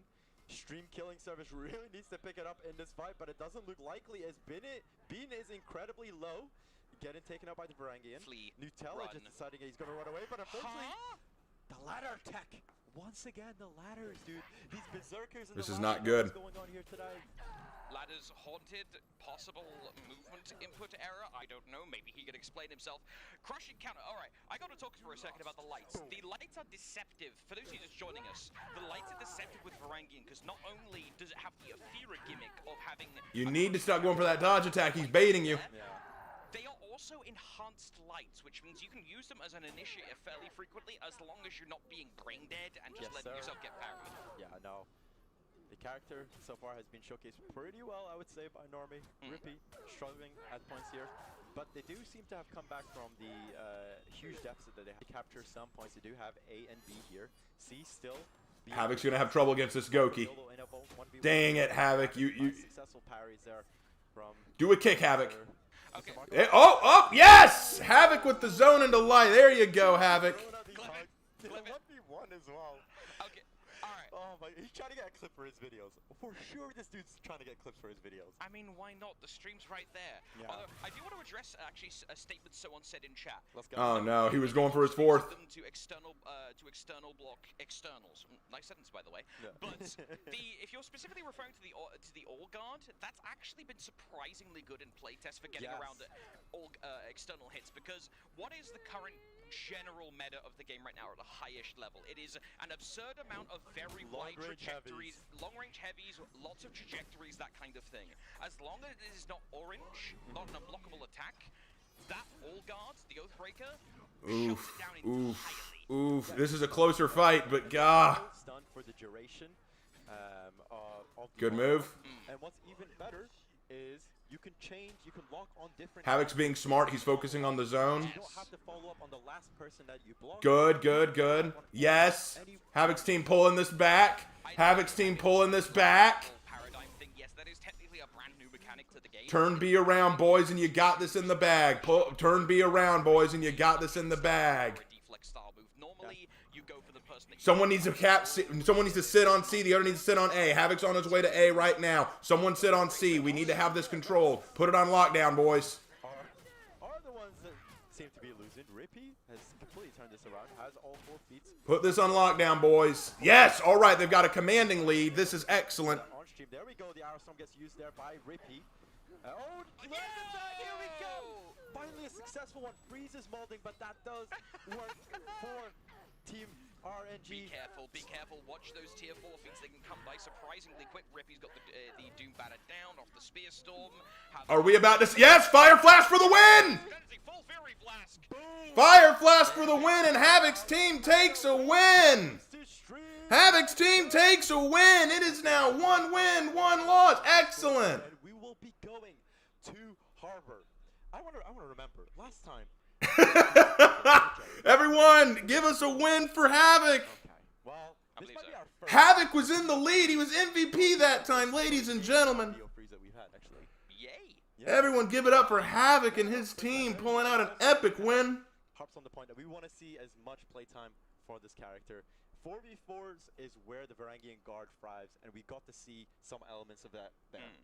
Yeah, you don't want to necessarily be taking Varangian Guard and expecting them to be an elite tier duelist. I mean, Beat could probably make that work. Support is the important part of the description, the character description. Now, admittedly, when I first was invited in and I got to look at Varangian Guard and I got the explanation from JC that she was a support hero, I was a little bit mad. As For Honor's only benefaction appreciator on Jiangjun, that is the big support feat right now, next to Blackprior, but Blackprior doesn't count. All right, guys. Now, I think we can all agree that now that they're on the final stretch, Havoc's got to pull out Ultor. Got to pull out Ultor now. That allow for a massively supportive playstyle. If you want to go that way, you can do it. And now, Dark, you know, Dark, you keep saying you have a question for me. Either ask it or get lost. This character very much has a Warmonger vibe, and that you'll be taking all the uniques. Like, you can't just keep saying I have a question for you and then never asking the question. Support is the way to go. Yeah, the playstyle very much supports all the uniques that you can get.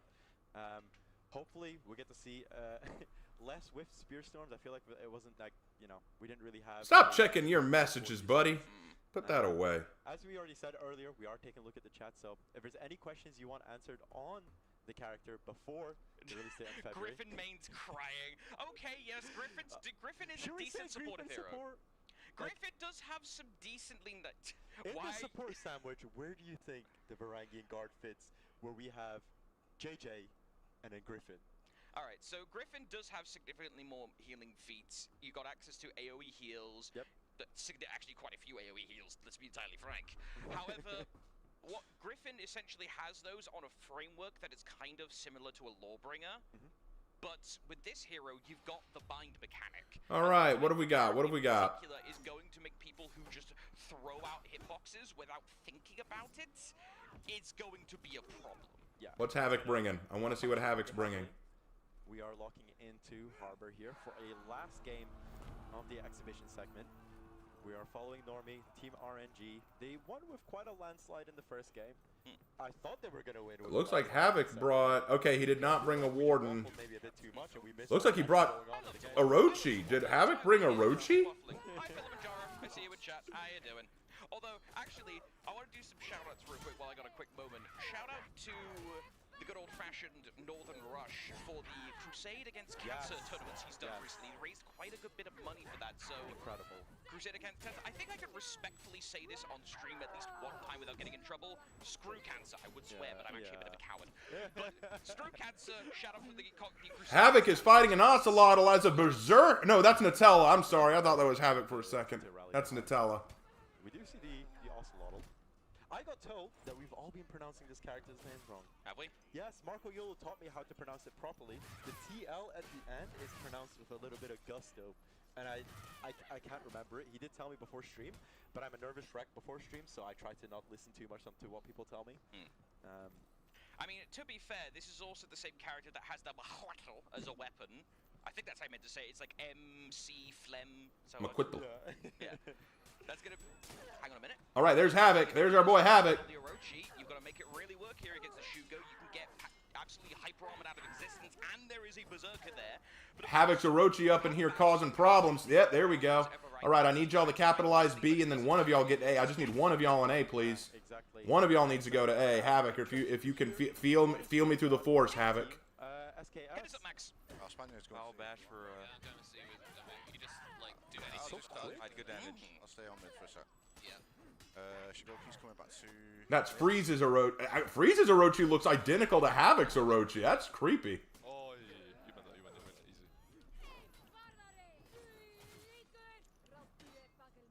My bad. Oh.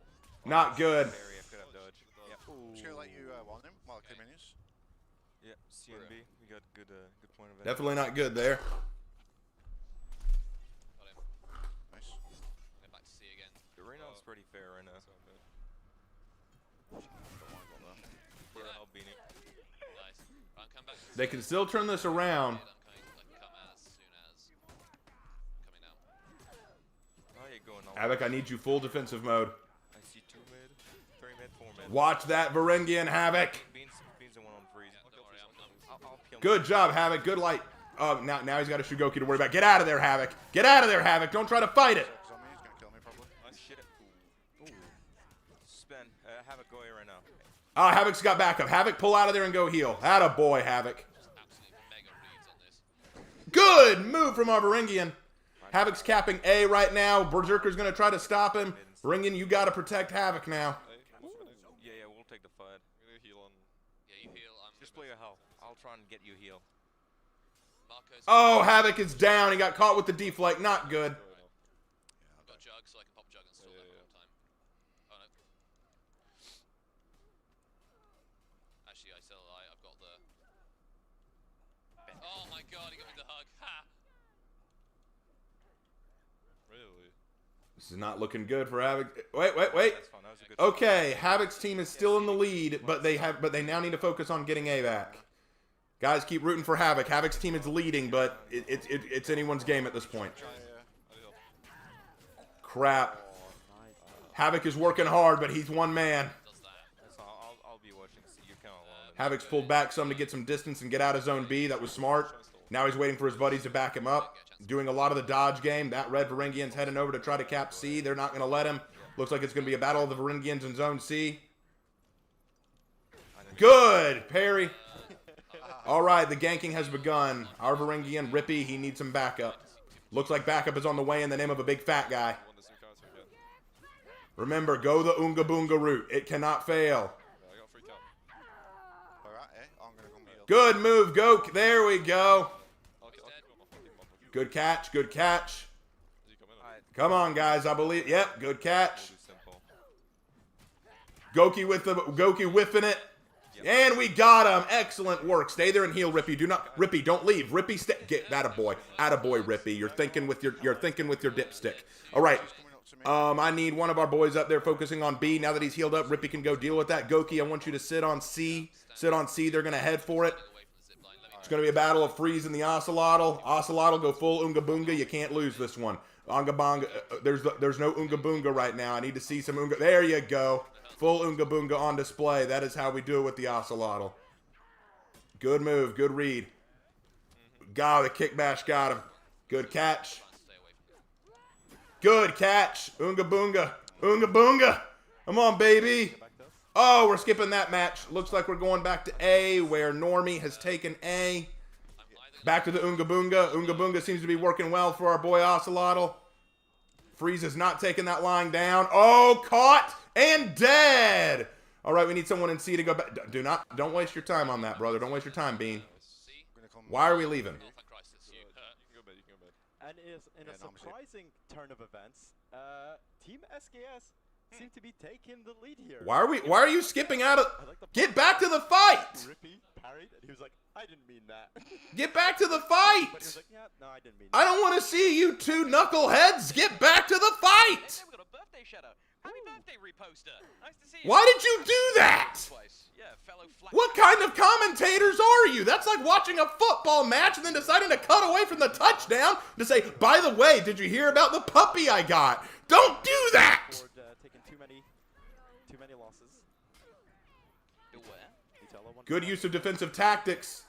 Rippy's playing a lot better this time around. He's figured himself out. Several access to crushing counters where you know, I haven't actually seen the interaction, what happens where a Berserker... Berserker's getting smart, pull back into the zone to capitalize on that healing.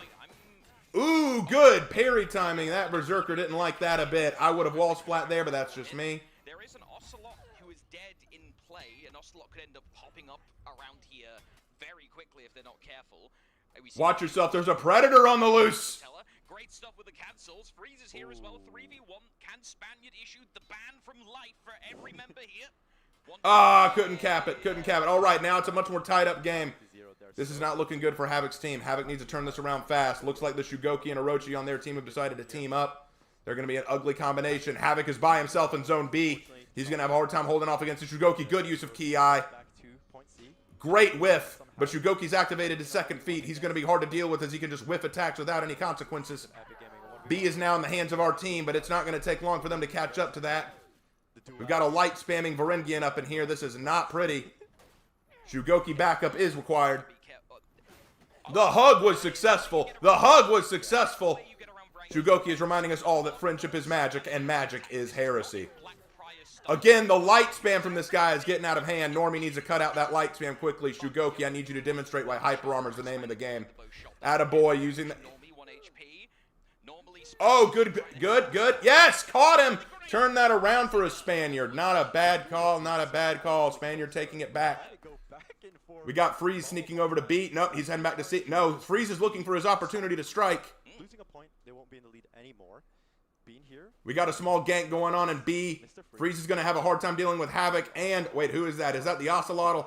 Marco Yolo has knocked back Rippy. He's going over to support. Can he do anything to support his team? Havoc is struggling. Havoc is struggling. Doomban is a problem. Doomban is a problem. Get out of there.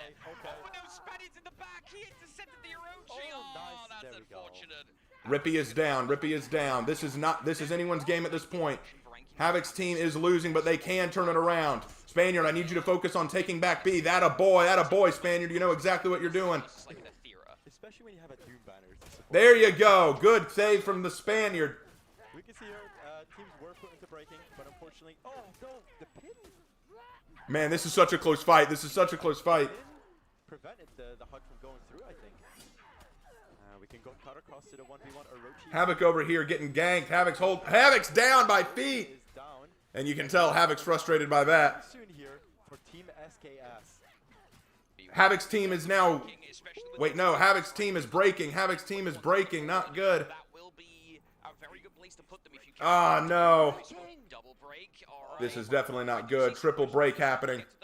This game in the time between, so we'll keep an eye on this for the time being as we are in breaking, and I want to keep focus on this. Rippy in a 2 versus 2. Havoc is here to assist, and several of the Spaniards in the back. Yes, sir, and health power seems to be. Havoc, you need to use your third feat here. Nope, got the execution. Very good. It doesn't do much as Havoc picks up the execute there.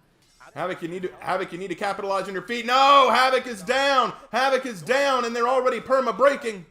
2v2 situation there. Rippy falls. 3 members down here for Team SKS as RNG look to take up the win. Ocelot gets executed. Bean's dead. Bean falls to the ground, and the last member, the Shugoki, falls as RNG. Ladies and gentlemen, that was a rough match. The best 1v1 player dies to Freeze. Yeah. Headlines everywhere. Yeah, Bean is probably not going to live it down. Alright, so there's many things we could say. However, I want to give a little bit of time for players to think up their answers for the interviews, because I imagine some players have some explaining to do. Yeah, definitely. So let's have a look. Final look. Let's see here. So, question in the chat. What's my personal favorite execution? Me.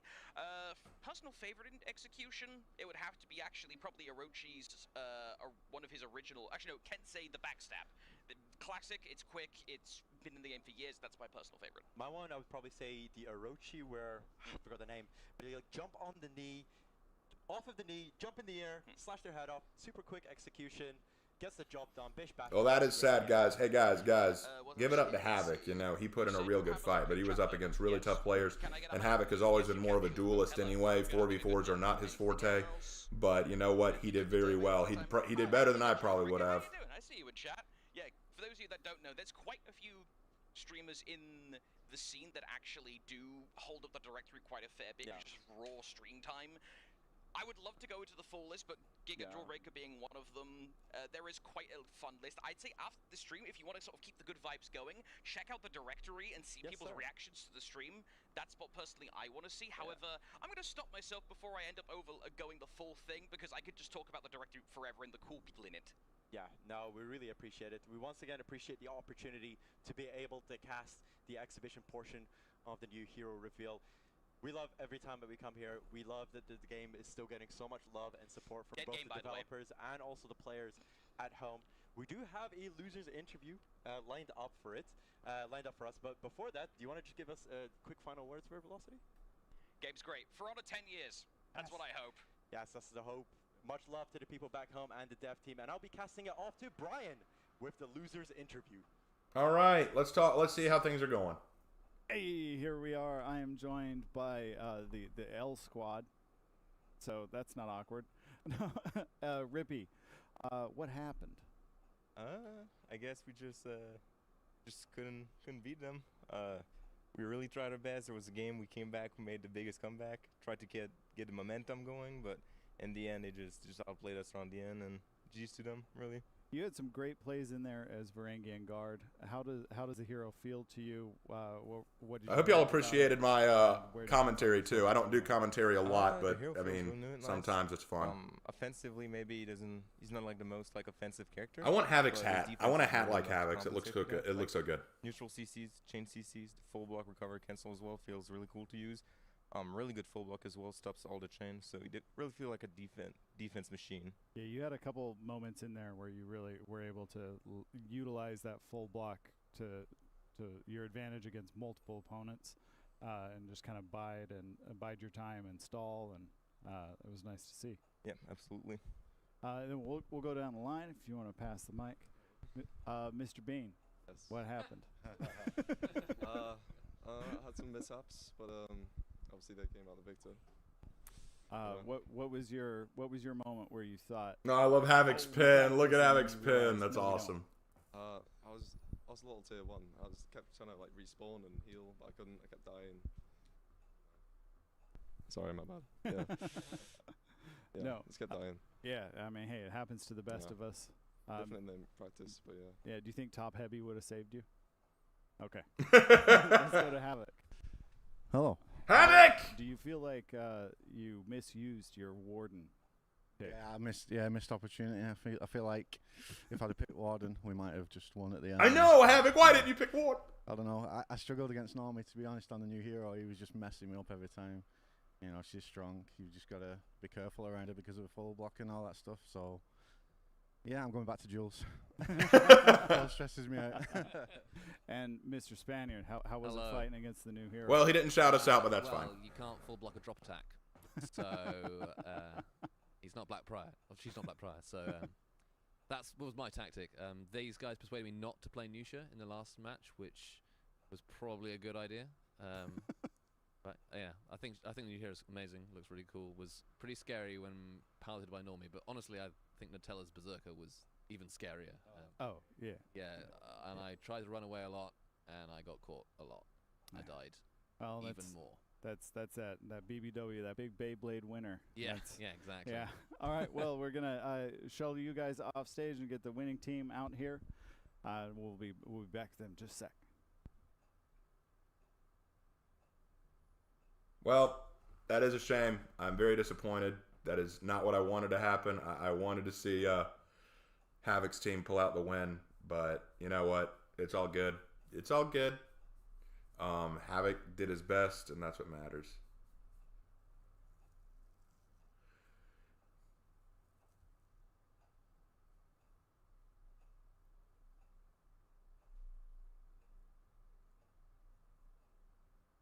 But honestly, it was a fun match. It was a very fun match.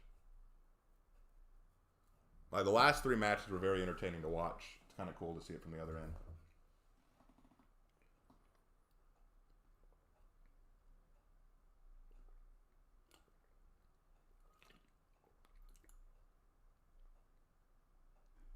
Good. All right. All right, and we are joined back again. Let's hear from our winners. The winning team. How'd it go? Yeah, it went amazing. I was super pleasantly surprised when I went, and I'm glad I could pick up the hero so fast. Yeah, you were really ripping and tearing there with the Varangian guard. How did she feel in your hands? What did you like?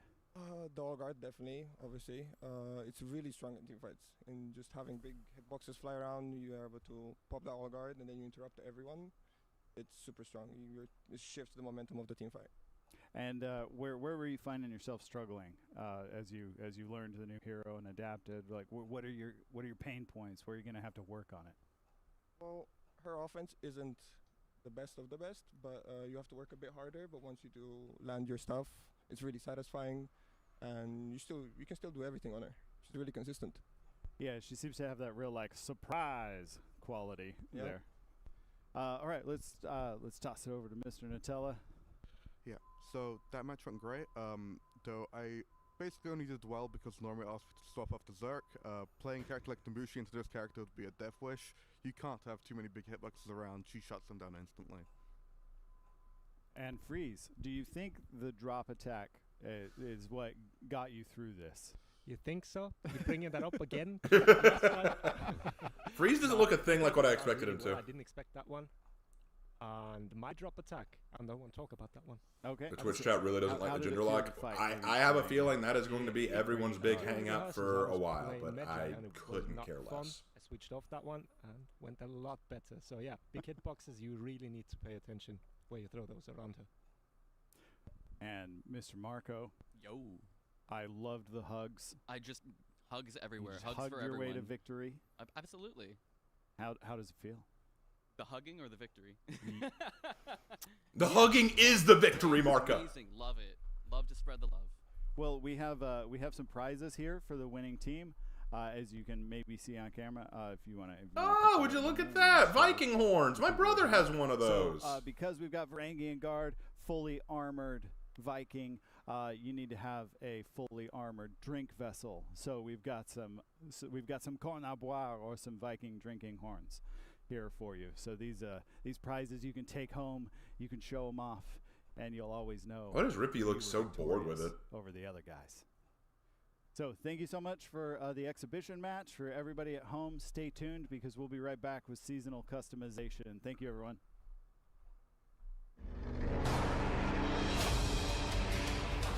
All right, well, let's take a look at the customization for the season, and then we'll look at the patch notes, and then we'll wrap it all up. Woo! We've been here for a while, guys. I'm getting hungry.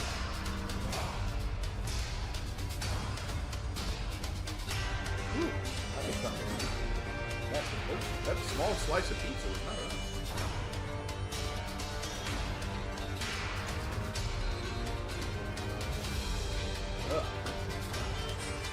We'll just need to breeze through this stuff, because once we're done with this stream, I gotta go, man. I'm good.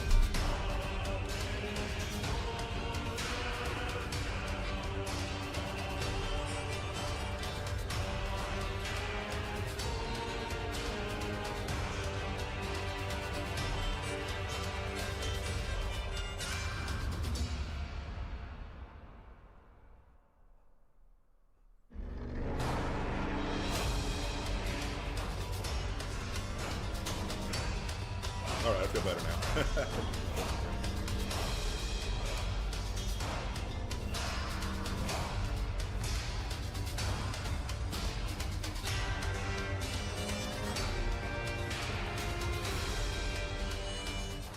Welcome back. I am joined once again by the always wonderful Alex. How are you doing today? Absolutely fantastic. So happy to have you back on the den. Lovely to be here.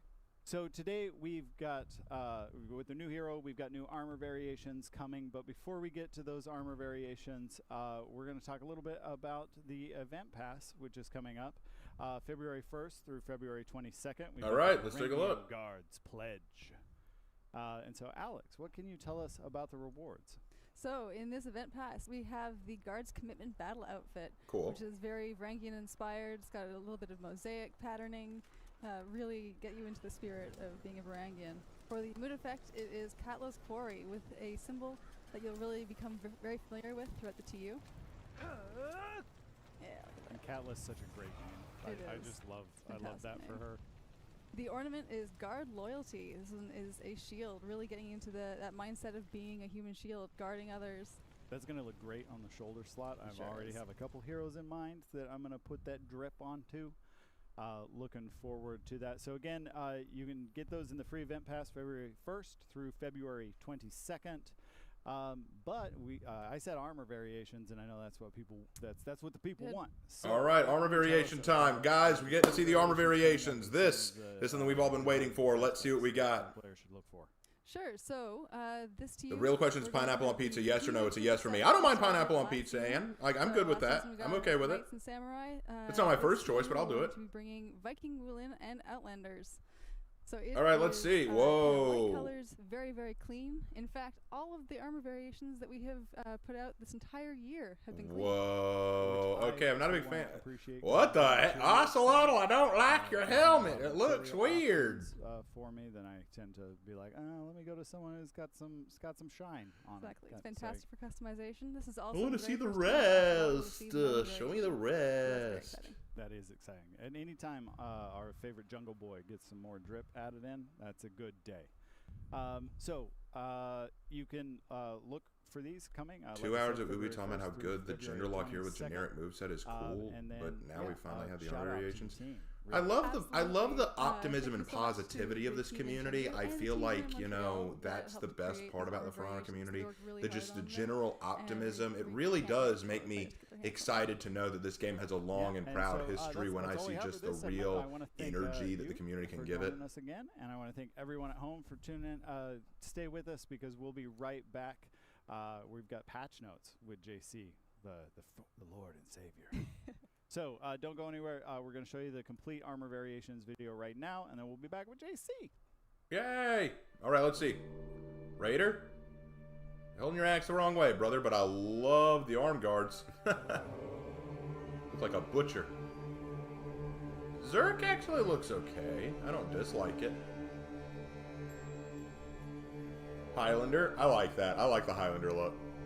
There's like some real metal on him. I like that. Yorm actually looks tight. That's a good Jormungandr look. I like that Jormungandr look.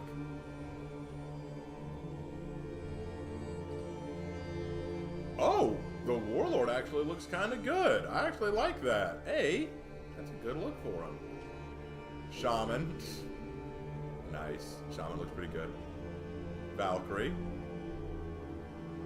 You're still not going to show your face. One day, honey. One day you will show your pretty face. One day. I'm going to keep begging Ubisoft until they give you a face reveal.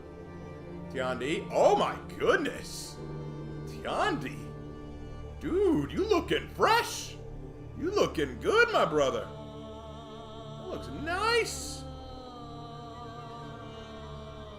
Shaolin. Okay, nice. The goatee doesn't do it for me, but the outfit itself overall looks good. Zhongjun. I don't know. The helmet doesn't do it for me. Maybe it's the beard. Maybe it's the beard, but everything else is fine. Zhanhu. He looks okay. I like the armor set. The head just doesn't do it for me. And then Nutsha. Again, I don't like the mask look, but everything else looks fine. It's like they did a good job with the everything below the neck, but above that, it just wasn't hitting it. Pirate. I kind of like that. That's kind of nice. I like the glitter. I like the shine on the gold trim. Whoa. Medjai. Whoa. Medjai looking clean. I like the clean Medjai look. That's a good Medjai look. Next. I just do not like that Ocelotl helmet. It just does not look good to me. I don't like the tongue sticking out. It looks weird. Everything else is fine. I like everything else about it, but the mask does not do it. Athira. Oh, that's nice. I like the Athira look. That's not bad at all. That is not bad at all. I'll take that. Overall, not bad armor sets. Not bad. I'll take them. They don't look bad at all.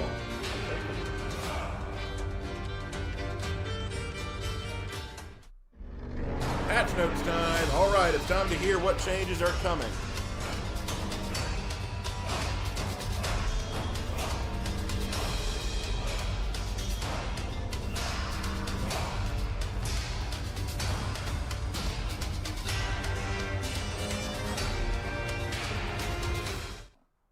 Welcome back, everybody. Just thank you for joining us for this next segment where we're going to go into the patch notes with, once again, Lord and Savior JC. Welcome back to the couch, sir. Thank you very much. Thank you very much. All Happy right. to be back. Good, yeah, good to have you back too. I mean, we just $5 from Crimson. The new Highlander gear lately makes him look like a whole new character, and that's pretty good. Definite direction I'd like to see them take. Agreed. I do like the new take with Highlander. In the back there watching them, super excited. Yeah, no, it's so much fun. I love to see that the new players on that too. Wait, we're the Knights? Yeah, they're skipping every season.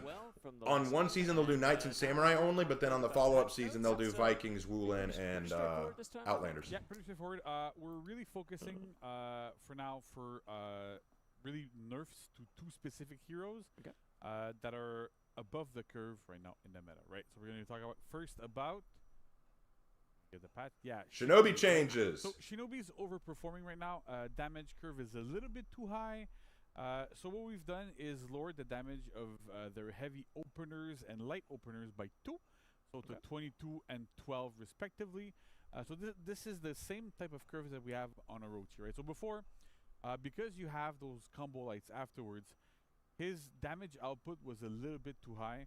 So by reducing this, he's more back in line with other heroes that have these types of attacks. If it's still a problem, we can always look back at them a little bit later. But for now, we want to go into that direction. And then we also nerfed the teleport damage. That's his deflect. So it used to deal 24. It now deals 20. So the reason there is essentially this is one of the better deflects. It breaks armor. And then it leads to a very, very potent mix-up. So because of this, like, we felt like we really need to lower the damage there a little bit. We've looked a lot at the comp scene and the data, and that seemed to be like a very, very, like, it's a targeted nerf to that specific ability because it's so strong. Because Shinobi has a very good ability to deflect with a double dodge. Right. So we want to address the damage first, and then we see again where that can lead. Okay.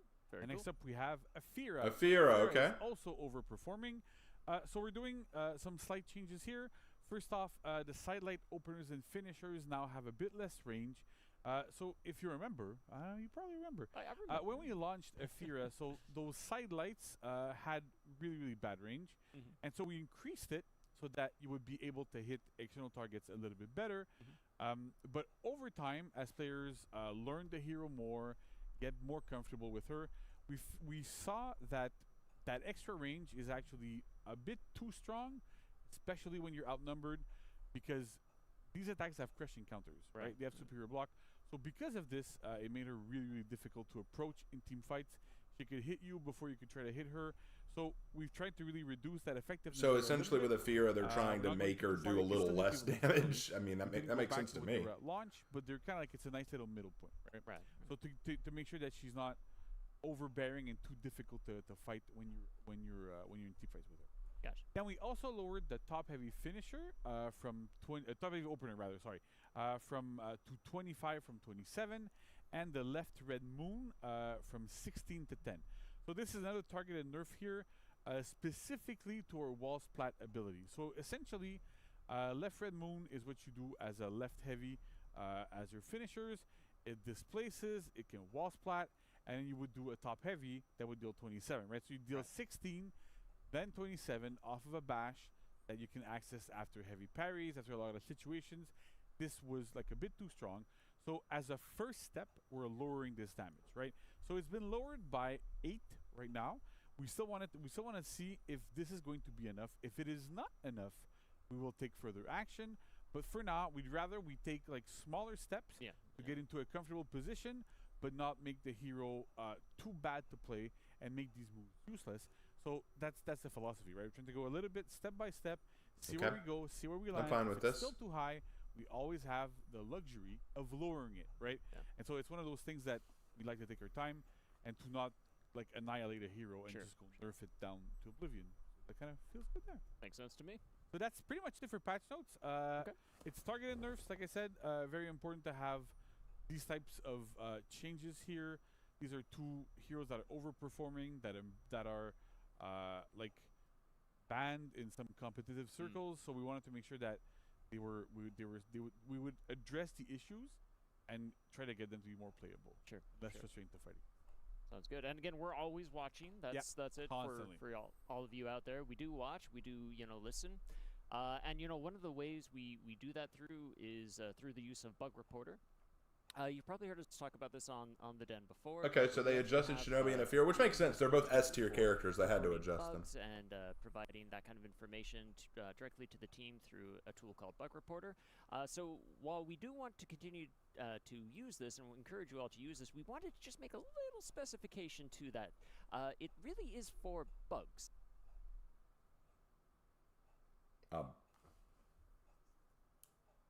Issues that we there we go. See a lot of his audio cut out for a second there. Bug Reporter, it's not bad to give feedback. We don't want to discourage anybody from giving feedback. Definitely not. Yeah, for sure. And we just really want to kind of encourage you to use like more of our social media channels or places like Reddit or other forums to kind of go and provide your suggestions or your feedback or things like that. And keep Bug Reporter mostly for bugs. Again, we do have teams of people who go through and review that stuff, and we want them to make sure that they're focusing on the important aspects, so we can find the best fixes for the game and really improve the quality of the experience overall. So again, please, Bug Reporter for bugs, and any other kind of feedback or suggestions you may have, just continue to engage in our social platforms, our forums, all of those kind of fun things. I think we're even on what are we on? Some Twitch. Brian always knows. Everything. We're on everything. Ton of platforms. Yeah. That's great. So and if people are wondering, like, do we ever see these bugs? Yeah. I can say from experience, we have a wonderful person on the team called Sam, who regularly sends me some of the bugs from the Bug Reporter to look at, to go, okay, so is this a bug? How do we enter this? Like, what's going on right now? If it's like a one-time occurrence that, it's like a fluke, or if it's an actual problem. So we do see these bugs really often. We have a look at them. We analyze them. So what it is. When it's feedback, usually we do take the feedback, but we'd rather hit. Yeah, I would never. I mean, I wouldn't trust Reddit all the time, honestly. Again, we hope that just kind of helps clarify that a bit too. Also, when you use Bug Reporter as well, like again, this is a really great tool for us as a team, but it helps us more like when you add a lot of information. Pictures, screenshots, videos, links, stuff like that. It just helps us. So the more details, the more descriptive you can be, the easier it is for us to kind of investigate, track things down, find the best. All right, if you have to go later, bro, have a good one. And a final note too, if you use Bug Reporter, which again we encourage you to do, go back and check it every now and then, because sometimes honestly we maybe have questions for you.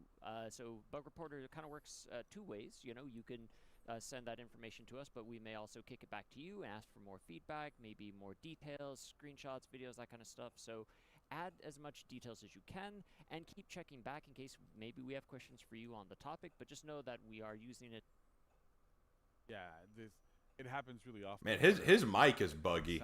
I would fix your mic, bro. It actually looks like a real problem. It's a real issue, but then we try to reproduce it. It can be really difficult. And it's a bit tricky. We're missing some information. So having that back and forth, that you took the time to enter a bug, we're super appreciative. And that if we come back to you, it's really useful as well, because if you really want those issues to be fixed, if we need more information, that means we really need it, and we can get onto it and actually fix it. Absolutely. Cool. So thank you for that. And thank you, JC, again, for being here today to again introduce the Varangi and help out with all of that and to go over the patch notes. So much appreciated. Thank you so much. Thank you. So stick around, though, because we're coming back with our wrap-up and outro, where we got some more awesome fun things to show you all. So don't go anywhere. We'll be right back. All right. And we're wrapping things up.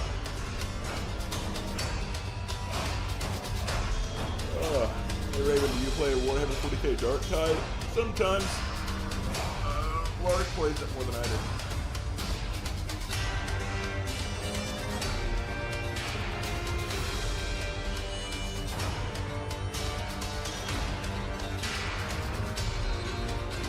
Alright, well let's see what they got in the wrap up, and then I'm gonna close it out.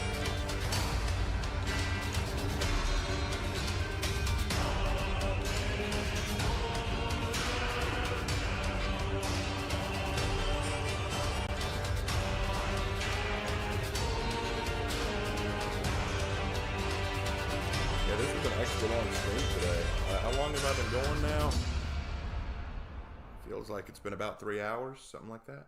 Maybe 4. I think I'm at 4 hours now. Maybe my longest stream.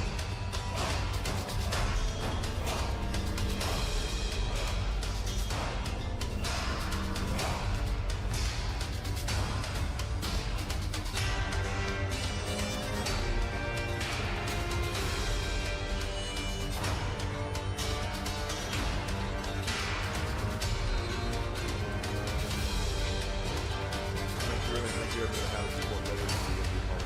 Hey Annie, we were happy to have you. We were so happy to have you be part of this. Love your man Havok. You're such an awesome guy. We're so glad to be able to see you on the stream. Anytime you ever want to drop by, don't be a stranger. Drop on by. Always doing fun stuff. Love playing with Havok. Love supporting him. Love supporting him. Again, a very happy birthday to you, even though it is belated. Ribbon, how long do you sit down in these streams? I've been seated this whole time.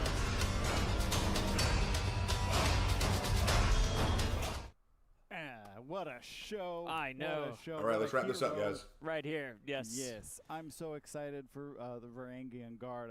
I've been wanting the community to see this for so long because as the person who reads all of the things, I've heard Armored Viking. When do we get an Armored Viking? When do we get an Armored Viking? And the answer is February 1st. There you go.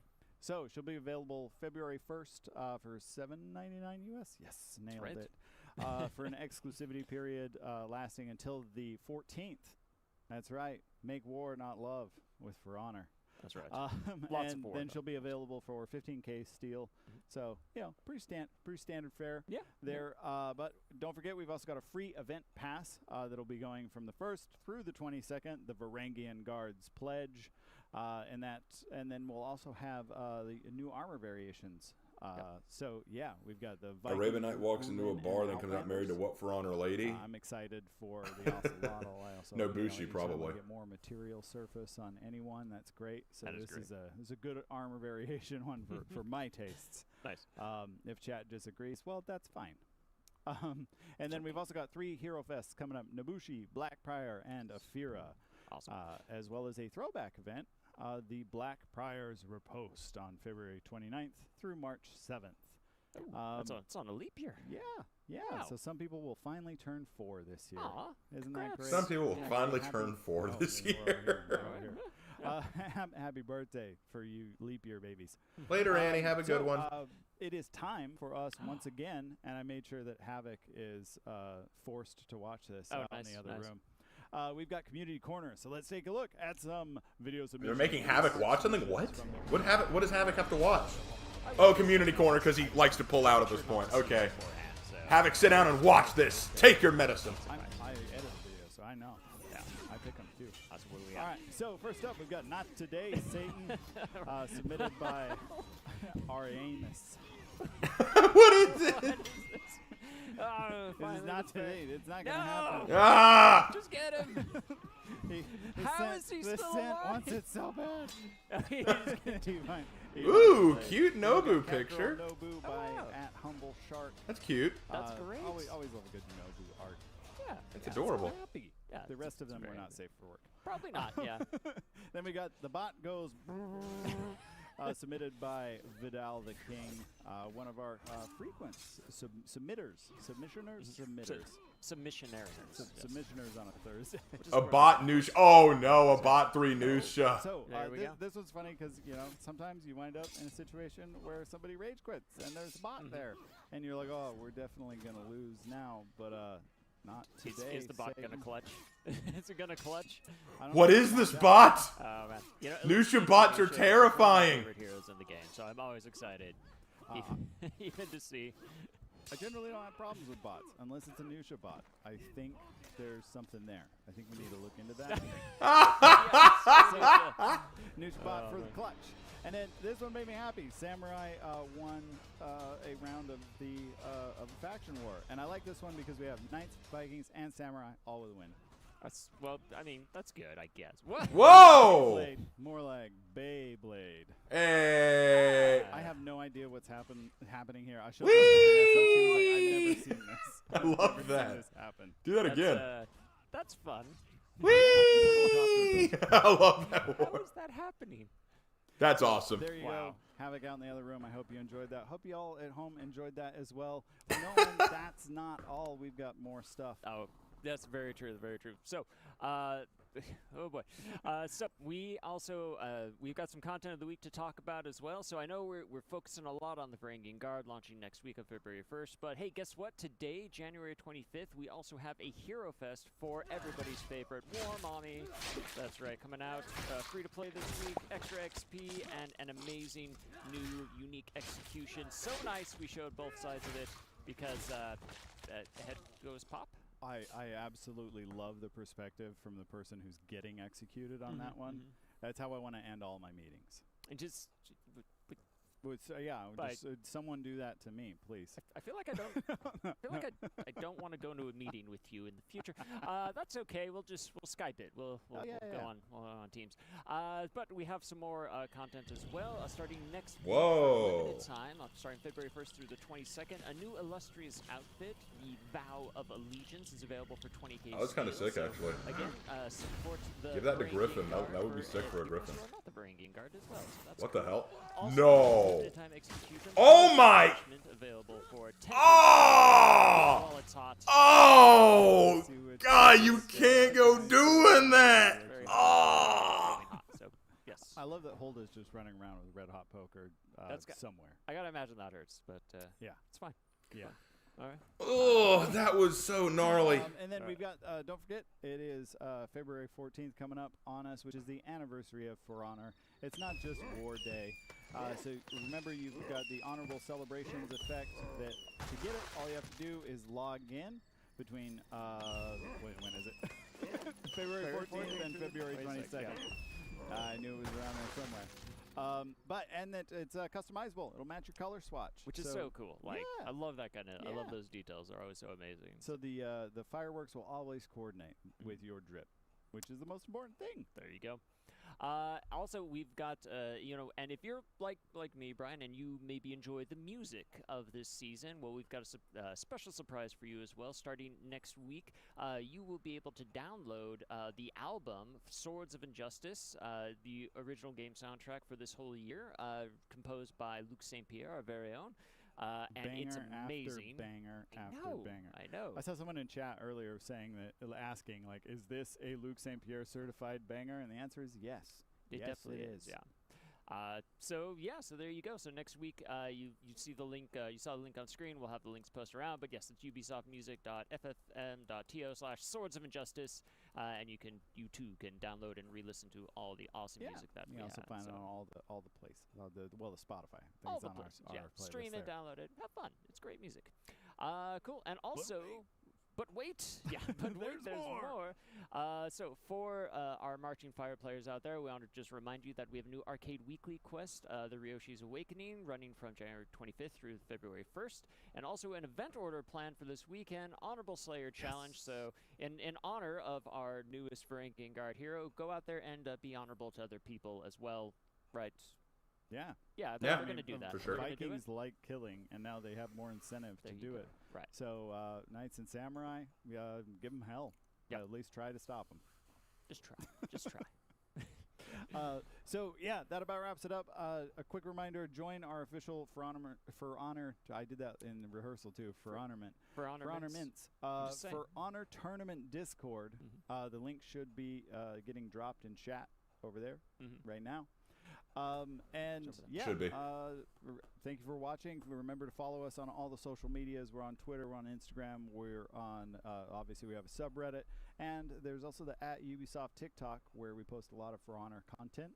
So if you like to see Shigoki moving that cake, follow the Ubisoft TikTok. Do it. Oh boy. But we're going to do one more thing as we end the show. We're going to raid Norgaz. And I think, Nolan. I rate him with For Honor Mints. Okay, I we're just going feel with like For Honor Mints. I don't know. All right. For Honor Mints. For Honor Mints. We're going to raid Norgaz at the end of the show. Thank you, everyone, for joining us. Thank you, Nolan, for hosting with me. Thanks, Brian. And thank me too. Yeah, thank you. Yeah. For whatever I did. Yeah. Anyway, and everybody we will behind see the scenes too. Yeah, we will see all of you on the next Warriors Den. Bye. Okay. Well, that about wraps that up. Let's switch back over to this. Well, guys, let me just say that was pretty awesome. I very much enjoyed that Warriors Den. Let me give you my final thoughts, and then I need to go because I need to get something to eat, and I need to think about how I'm going to do this summary video before the day ends. So, starting off, it was a great deal of fun. I'm very excited to see the new hero coming. I think the Varangian Guard hero looks absolutely amazing. The lore is a little questionable. I have some questions about it, but it's not unsalvageable. There are easy fixes to make the lore work just fine. And I think that the historian actually was banger on all notes. He actually got it pretty much right. The hero looks and feels pretty awesome. I know that some people are saying that it's very generic movesets. I don't know. I felt like it looked pretty solid. A very defensive style hero, very much going back to what I wanted to see from a heavy. I think that she looks and feels pretty solid. I'm glad to see something that unique. She's not just a chain spamming character like Ocelotl, which I think works. I like the idea of the temporary all guard. I think that's neat. Requires a bit of skill to play. I think it's going to be very fun to try it out. Love seeing Havoc going to town. I hate that he lost overall, but you know what? He gave it his best, and that's all anyone can ask of anybody. I'll definitely be talking to him about that later. I know that he'll be watching this stream later, I'm sure, to see our commentary. I hope you enjoy it, by the way, Havoc, if you watch this far. Because this article is fucking I like some of the cosmetic stuff coming on the way. I'm okay with most of the armor sets that they gave us. They're not great. They're not bad. They're just okay. I like them fine. I'm not going to sit here and go, ugh, they're ugly. They look fine. They're nothing serious. Little disappointed that we didn't get more patch notes. I would have liked to have seen some more nerfs and buffs given around. But granted, the two nerfs that we got were needed. Shinobi and Aphira are both considered S-tier heroes, and I feel like they do need a little bit of change to make them a little bit more balanced. So while I wanted to see more, what we got wasn't bad either. So I think that overall, those changes were necessary. I just would have liked to have seen more. Overall, I would say that the hero looks good. Very excited to try her out. Very excited to give her a rundown. I'll be making a Heroes in History on her. Don't you worry about that. I'll also be doing an executions graded. Once I get hold of her and get a look over the executions a bit more, it's going to be awesome. Hey, Slander, it's glad to see you. But overall, thank you guys so much for coming.